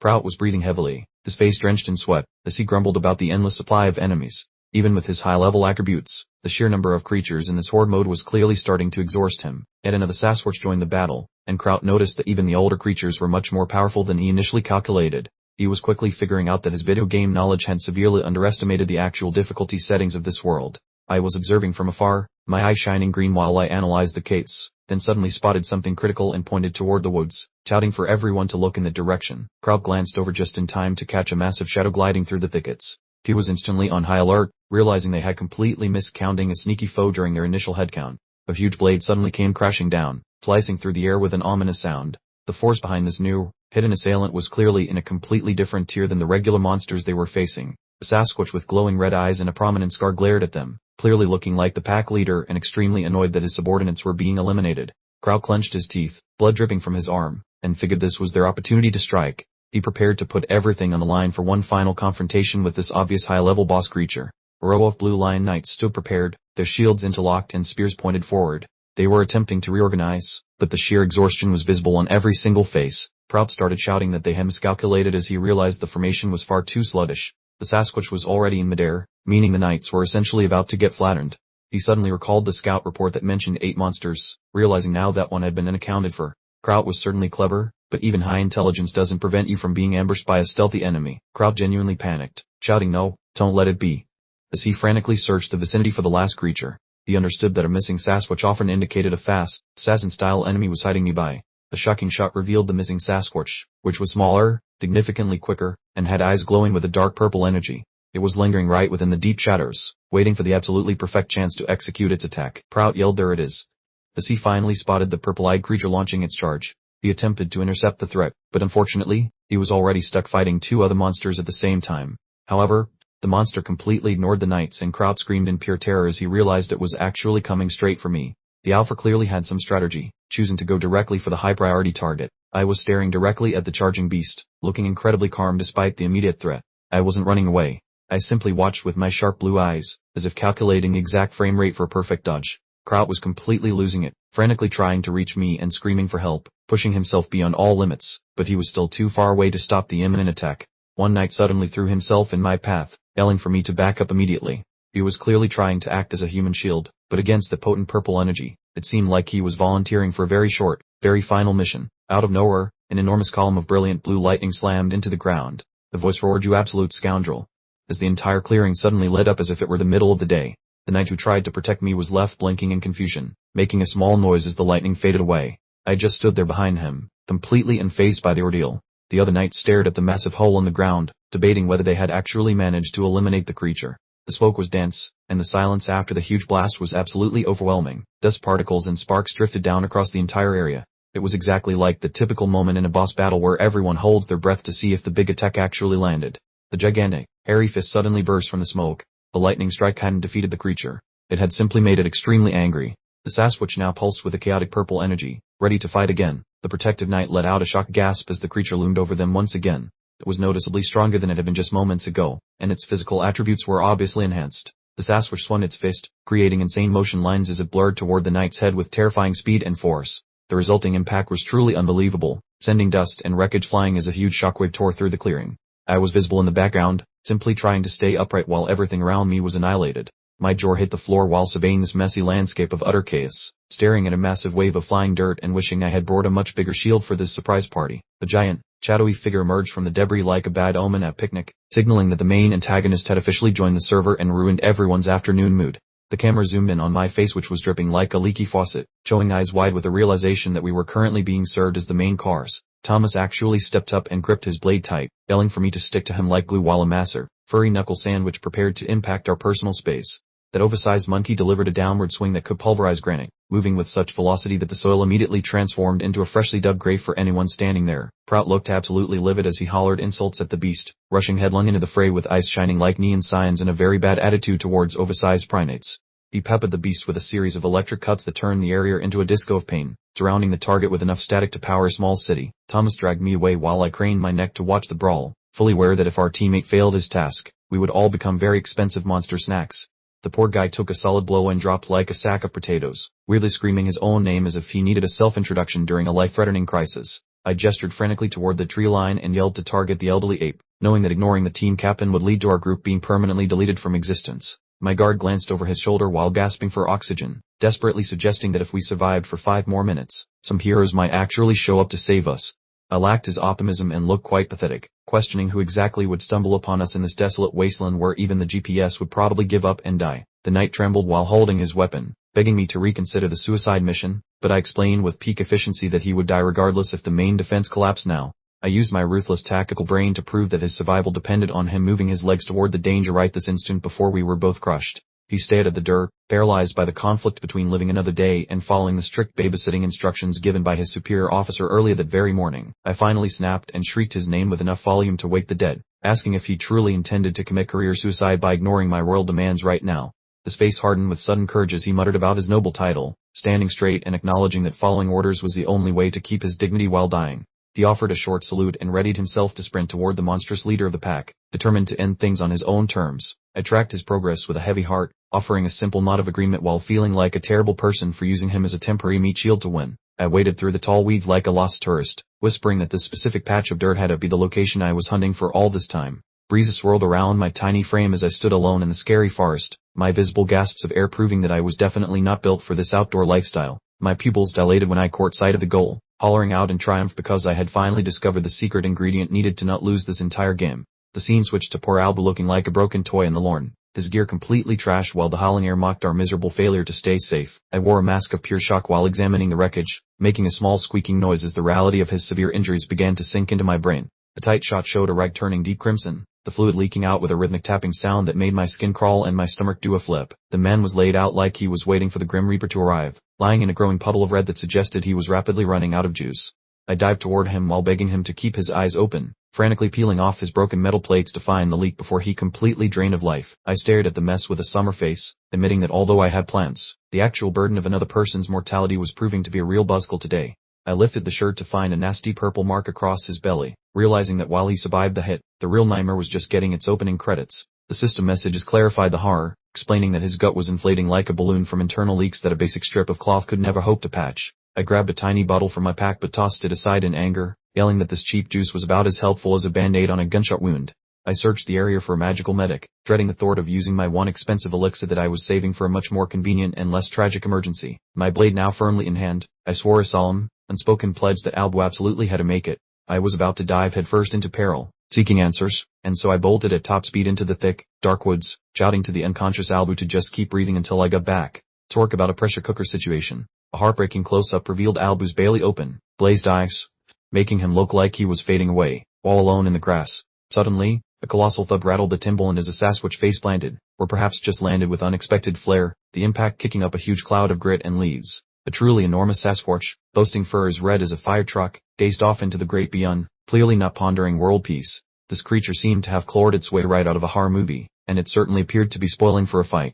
I appeared from behind a towering tree, my brow slick with sweat, muttering to myself, just as I suspected, Layla was spot on. The assassin's intel had proven entirely accurate, confirming the red-furred beast now stood amid a genuine goblin village, utterly surrounded by chaos and carnage. I realized this particular area was the Sasquatch clan's favorite hunting ground. The monster then let loose a gut-wrenching roar that made the very branches tremble, primal display of roar power that would send any sane individual fleeing for the hills. Clapping my hands over my ears, I let out a roar, the pain groan as the sheer sound wave slammed into me.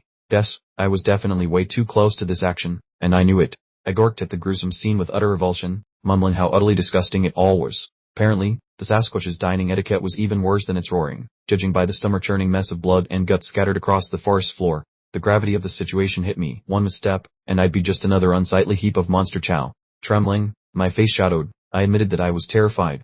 Even knowing Lil had likely set a trap, the whole strategy still felt terrifyingly perilous. A truly terrifying close-up on the monster's jagged teeth made me instantly realize this was nothing like the cozy video games I played back home.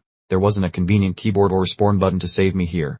I crouched in the shadows, panting like a tired dub, desperately trying to rein in my breathing. The forest's heavy silence was only punctuated by the loud, plodding footsteps of the massive monster, which weren't exactly stealthy. A vivid mental snapshot of Albu, pale and teetering on the brink, flashed through my mind.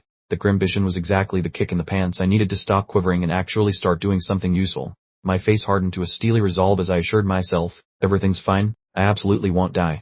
I was officially activating my Game Master, or perhaps more accurately, my survival at all costs mode. I strode confidently from my hiding spot, my boots landing on the grass with a resounding thud. I announced with complete conviction that this was my burden to bear. Standing fully exposed, I bellowed hey. At the absolute top of my lungs, thereby securing the monster's undivided attention, acting as the ultimate, or the noisy, deeker, Fusklin entered my gaze, my very aura practically fizzing with blue energy. I roared that today was, as I braced for my grand move, the massive Sasquatch towering over me like a furry, muscle-bound mountain, and I finished my declaration with a thunderous, death day. The enormous monster lunged forward with a blood-curdling shriek just as I readied my sword, its movement so fast the air itself seemed to blur. A truly impressive, albeit terrifying, display of speed. I unleashed a barrage of incredibly rapid slashes, the brilliant blue energy from my blade literally carving through the air as I expertly met and countered the monster's ferocious charge. The Sasquatch howled in pure agony as crimson liquid erupted from its freshly inflicted wounds. I wasn't just hitting it, you see, I was quite methodically disassembling it, piece by terrifying piece. The monster's face contorted into a mask of pure fury and pain, its eyes wide with stunned disbelief. It clearly never anticipated a seemingly weak human like me could deliver such a monumentally devastating blow. The Sasquatch slammed into the ground with a bone-jarring thud. I stood amidst the chaos, my crimson cloak fluttering dramatically in the wind, as the defeated beast writhed at my feet. A close-up showed the monster's teeth as it snarled, its pride utterly shattered. It was beaten, and it knew it. Then, another Sasquatch abruptly loomed behind me, casting an enormous shadow, making it abundantly clear I'd just stumbled into an impromptu monster gathering. I glanced over my shoulder, my eyes widening with a sudden, stark realization. I wasn't panicking, however. No, I was merely calculating the absolute optimal next move, perhaps even a brilliant chess-like maneuver. A colossal explosion of white fur and churning dust completely filled the scene, looking like a truly massive impact had just occurred, accompanied by someone knelling in pure surprise. I was grappling to hold something immense back, sweating profusely and bellowing for it to take this, pouring every single ounce of my remaining strength into this desperate, final gamble. A close-up showed my gloved fist either punching or activating some hidden contraption. A sharp click echoed as the trap finally sprang into action, and a colossal net or cage, woven from thick vines, burst from the ground. It shot straight into the sky, ensnaring the surprised Sasquatch precisely in its aerial trajectory. The enormous beast was definitely caught, roaring and threshing wildly as the thick, magical vines coiled around its limbs, firmly pinning it, rather dramatically, to the unyielding earth. The system helpfully identified the trap as arachne's vine. These weren't just any ordinary plants, but specialized magical restraints crafted specifically for high-level creatures, like this overgrown furball. I then elucidated my ingenious siren's potion trick, explaining I had cunningly attached the powerful anesthetic to the vine's thorns, ensuring the monster would be promptly knocked out the very second it began to struggle. Leor's intel had been absolutely flawless. Those monsters, it seems, can be quite easily captured without any real fuss, provided one employs the correct tools and just a touch of the delightful siren's potion. The Sasquatch let out a final, rather weak groan as its eyes eventually rolled back, finally succumbing. It actually worked. I mused, watching the colossal beast finally go limp within its powerful bonds. Standing tall, I pointed my sword forward, shouting for us to advance.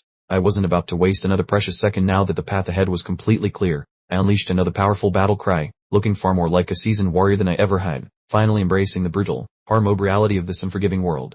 I brought my blade down with full force, directly through the skull of the now-pinned beast. The cracking sound was undeniably brutal, definitively ending the entire fight for good. There were funds. I felt the sword connect with bone, a sensation that thoroughly rattled me to my core. I pondered this unsettling feeling, grimly realizing that actual killing in real life was absolutely nothing like its glorified video game counterpart. Blood sprayed everywhere, drenching both the grass and my cloak in a gruesome crimson. It was a messy, violently decisive end to what had been an utterly terrifying, and frankly, quite inconvenient. The counter. I gazed at my hands, my expression a mask of pure disgust, muttering that it was absolutely disgusting, clearly quite traumatized by the truly unpleasant task I had just been forced to perform. I stood among the grim wreckage, pondering how I never once imagined I'd actually be directly involved in killing. I'm a gamer, for goodness sake, not some kind of cold-blooded murderer. But in this new, harsh world, the distinction was becoming incredibly, disturbingly blurred. I stared down at the deceased Sasquatch, the chilling realization dawning on me that I had just personally ended the life of a living creature with my own hands. The sheer, overwhelming weight of the act was visibly etched across my weary face. Covered in blood, I looked utterly broken, shouting into the desolate forest about how absolutely detestable this all was, truly grieving my lost innocence. From the deepening shadows, a mysterious, goblin-like figure observed me, noting I had fought on par with a Class 4 knight, yet found my level surprisingly weak for such prowess. Talk about a harsh performance review. I suddenly sensed a presence and snapped my head toward the rustling brush, my eye glowing with an intense blue light. I let out a surprised sound as I realized, with a jolt, that I was still being watched. This particular story segment concluded with an absolutely enormous burst of sapphire-colored energy illuminating the entire woodland, suggesting someone, or perhaps some very boisterous thing, had just made a grand, albeit explosive, entrance. My eye, showcased in an unnervingly tight shot, truly conveyed the moment's raw intensity. Splattered crimson obscured my vision, while my startling teal pupil dilated wildly with a cocktail of sheer terror and pure adrenaline, fixated on a fresh adversary. The unfolding tableau was utterly savage, as one of our brave knights lay tragically immersed in his own gore. This was no longer a simulated skirmish, it seemed the stakes had unexpectedly escalated to a mortifyingly authentic level of peril. I found myself unceremoniously skidding across the grassy terrain, looking utterly pulverized, my form a dismal canvas of earth and blood as I gasped for breath, swallowed whole by the forest surrounding bedlam. Feast your eyes upon this charming individual. This wall, a nervingly pale, goblin-esque creature crouched directly before me, its optic orbs radiating a sinister pink glow of pure homicidal intent, clearly primed to leap. My gaze shot upwards, my face a ghastly white, eyes wide with unadulterated dread.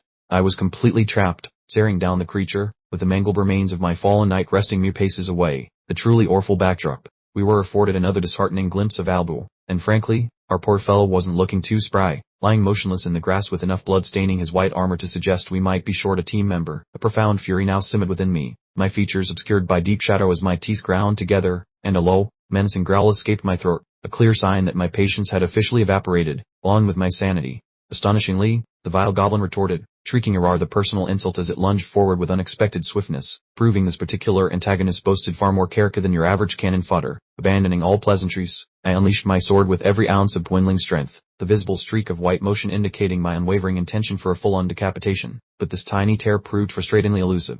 Another intense close-up on my eye revealed the goblin's precise reflection in my pupil, a testament to my unwavering focus, utterly determined not to allow this pestilent creature another damaging blow. I unleashed a rapid barrage of strikes, steel clashing with a shower of sparks as my blade made repeated contact, steadily forcing the goblin backward, my expression a rigid mask of pure, undiluted fury. My breath came in ragged gasps, my hair a chaotic mess and my face coated in grime, a stark realization hitting me that fighting for survival was significantly more strenuous than merely clicking a computer mouse.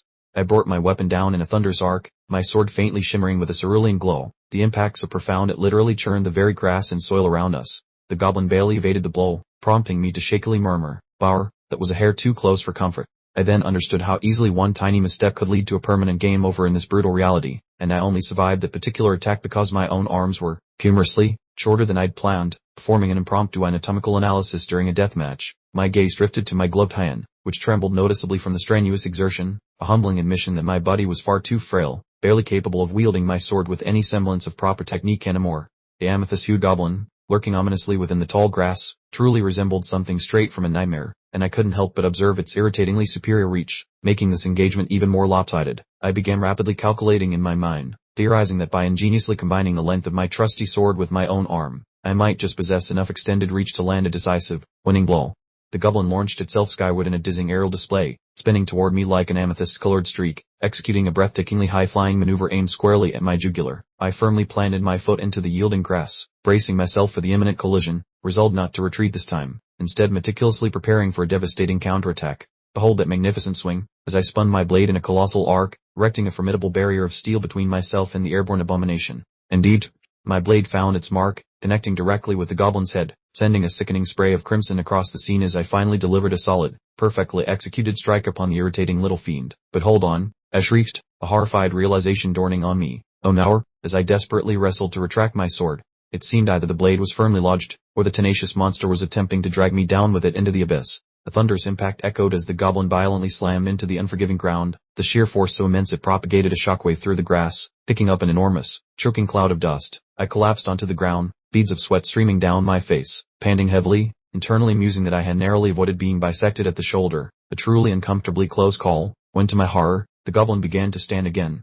Wide-eyed with pure panic, I yelled that it was coming back for more. This thing clearly had no concept of staying down for the count. I lashed out again, but my movements were becoming hopelessly clumsy from profound exhaustion.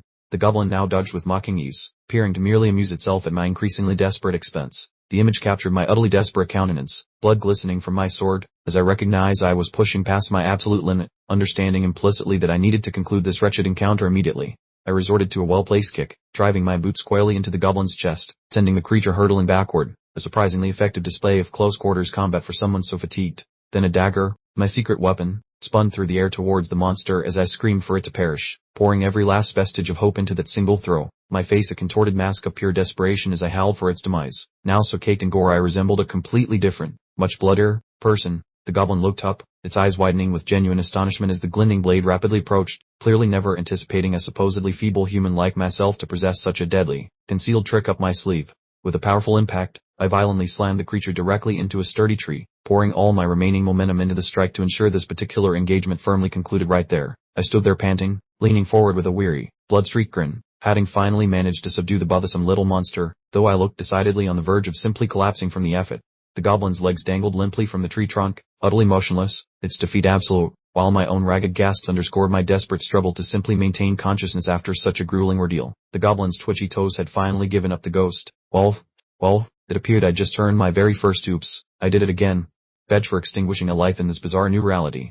My trembling digits clung to the hilt of my trusty blade, which had found an unexpectedly woody home in a nearby trunk. The gravity of my recent adventure was settling in like a bad breakfast, making my hand do the char-char. A panoramic view of the decidedly unglamorous tableau revealed the little green guy artfully stapled to timber by my weapon. The quiet now hummed with a fresh, unsettling vibe, making the woods feel considerably less like a fairy tale and more like a run-for-your-life special than they had just moments prior. My gaze had apparently decided to take a permanent vacation to the dirt, leaving my eyes utterly empty, like a politician's promises. I seemed to be in an advanced state of bewildered stupor, my gray matter furiously attempting to compute that this grim reality wasn't some pixelated fantasy game. I was positively marinating in sweat, my face a stark white canvas beneath the gory artwork. It appeared my composure was about to stage a dramatic exit, probably involving a lot of weeping right in the middle of the wilderness. Unable to stomach the day's bloody events any longer, I let out an unholy sound, promptly introducing my breakfast to the forest floor. The grim truth of extinguishing a life had finally punched my gut with full, nauseating force. Clinging to a tree, I was unceremoniously giving back my lunch. It hit me with the weight of a planet that this grim reality was nothing like a game. The stench, the crimson, it was an overwhelming buffet of unpleasantness.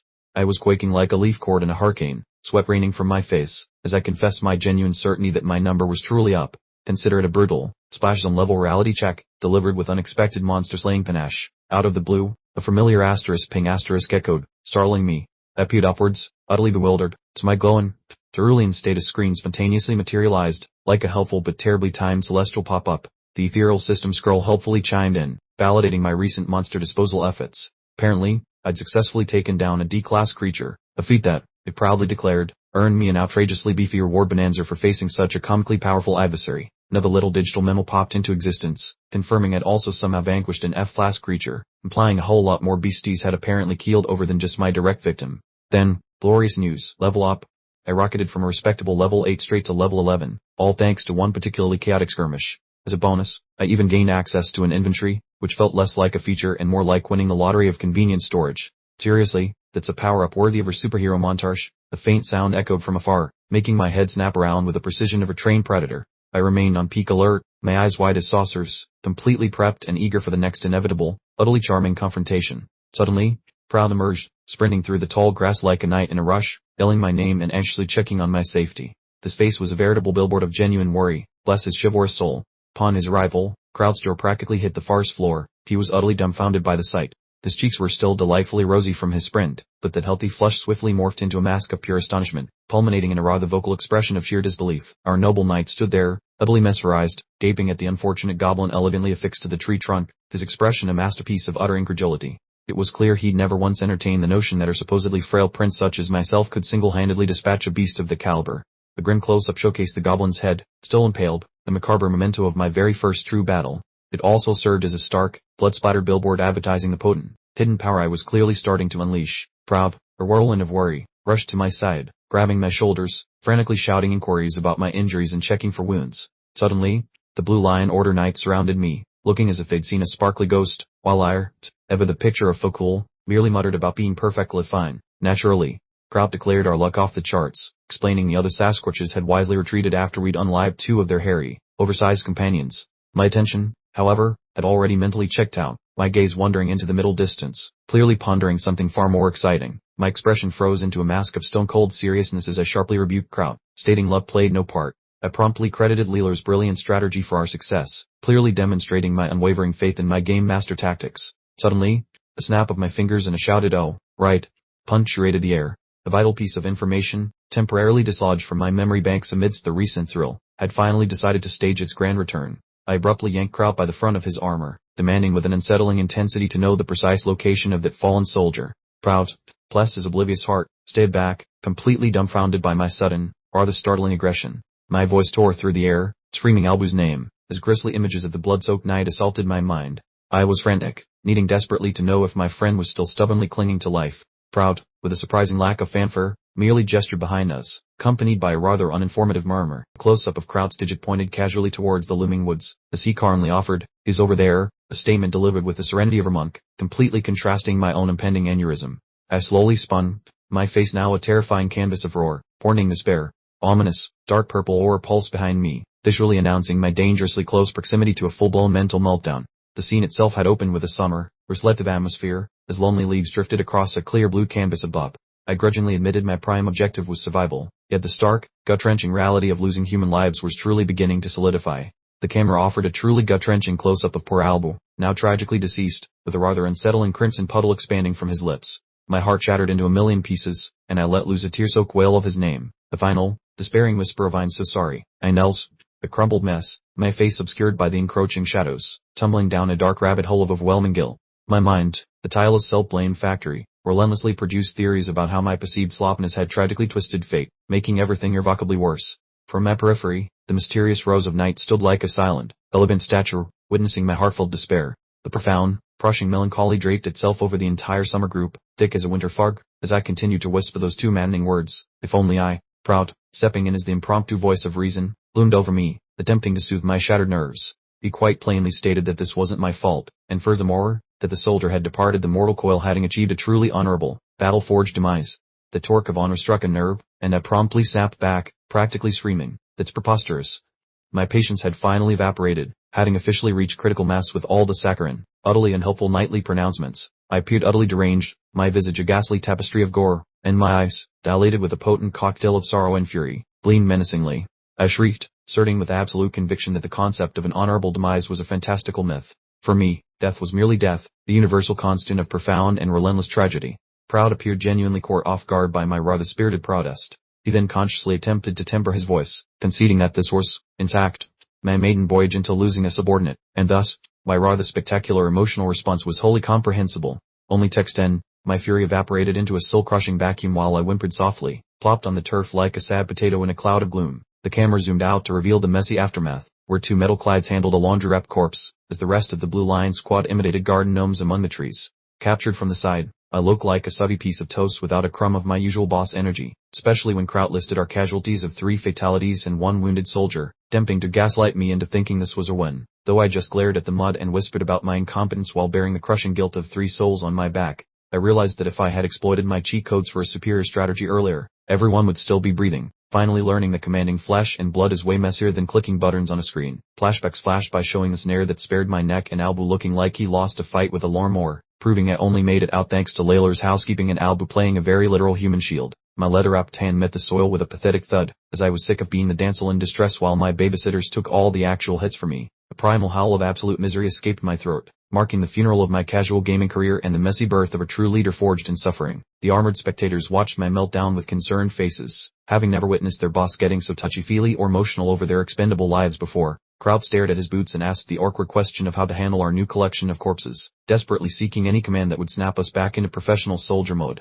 I climbed to my feet with a look that could cut glass despite the mud on my cheeks, demanding the team to pack up our fallen friends if we didn't get ambushed first, glancing back with a gaze like a freezer burn. I told them to fall in line because my morning pity party was officially over and I was ready to kick some teeth in. Kraut saluted so hard he nearly gave himself a concussion, barking out my instructions to the rest of the gang like a caffeinated drill sergeant. Kraut looked secretly stoked as the soldiers scrambled into gear, noticing my vibe had switched from mopey teenager to alpha boss, while the troops gossiped about my tender heart for the deceased, deciding I was a leader worth taking a bullet for, and as they stood straight to pledge their eternal protection, my charisma stats officially broke the scale. Kraut picked up on the mood swing, noting that everyone's grumpy faces had turned into determined mugs, making the unit's motivation even higher than it was before the brawl kicked off. I glanced at my crew and Kraut knew I had them in the palm of my hand, signaling a major promotion in my career as a boss, while the overhead view of the woods showed the ironclads huddling by the carts, finished with a panic but still very much on the clock. Kraut trotted over to my pony to report that the stiffs were pickled in magic juice and we were good to go, as the knights lined up with their blue laundry flapping in the breeze, exuding a level of focus that suggested they might actually know what they were doing now. I scanned my squadron and realized they weren't looking at me like a spoiled toddler anymore. Having finally graduated from being a burden they were forced to nanny. Kraut stood by my side and insisted that we stop crying over spilled milk, basically telling me to get my act together and keep our momentum going. I nodded and shoved my feelings into a dark box to focus on the prize, striking a heroic pose at the front of the line while yelling at the boys that they did a decent job avoiding the monkey beasts, then commanded them to haul tail toward our goal right away. I told the survivors to patch up the bleeders and gave a classic hero speech about no man being left behind, pointing my finger like a fancy statue and demanding they confirm their loyalty, which they did with a deafening shout of agreement that shook the forest before the screen flashed back 1 hour to show what the other team was doing. The zoom-in revealed the black boot treading lightly on the mulch, as some sneaky ninja navigated the shrubbery without making a single sound. Layla reappeared in her edgy hood while chilling in the bushes, looking like she was ready for her specific chores, unaware that a red-eyed Sasquatch was creepily watching her from behind a trunk, leading her to realize her ghost act was failing because these furballs had surprisingly good noses. She dodged like a caffeinated cat when the beast took a swing, her cape waving around as she ducked under a knuckle sandwich that could have flattened a cow. Layla slapped back with a glow-in-the-dark magic knife, the blinding light proving she wasn't interested in playing tag with these overgrown farce mutts. She was doing gymnastics mid-brawl and twisting through the sky to avoid more monkey punches, making the big idiots look slow while she pirouetted through the carnage, eventually landing a stab that painted the grass red and reminded the local monsters why hiring a hitman is a bad idea. She hopped up to a tall limb to catch her breath and reminded herself to move fast, since her role as the world's most dangerous fishing lure had a very tight deadline. The camera focused on a knot tied to a sturdy lob as part of my fancy snare, just as Layla performed a swan dive with her blade out, using gravity to give her next poke a bit more oomph. She stuck the landing and scanned the woods like a goth ninja in a leafy maze, eventually standing still while the heavy thumping of an incoming beast got closer, though she looked about as bothered as a stone guardrail. The jumbo-sized Sasquatch popped out from the shadows behind her, casting a shadow so big she vanished in it, and while the beast prepared to scream, Layla was already setting the hook for her trap, glancing back with a look that said she enjoyed being the mouse in this high-stakes game of predator and prey.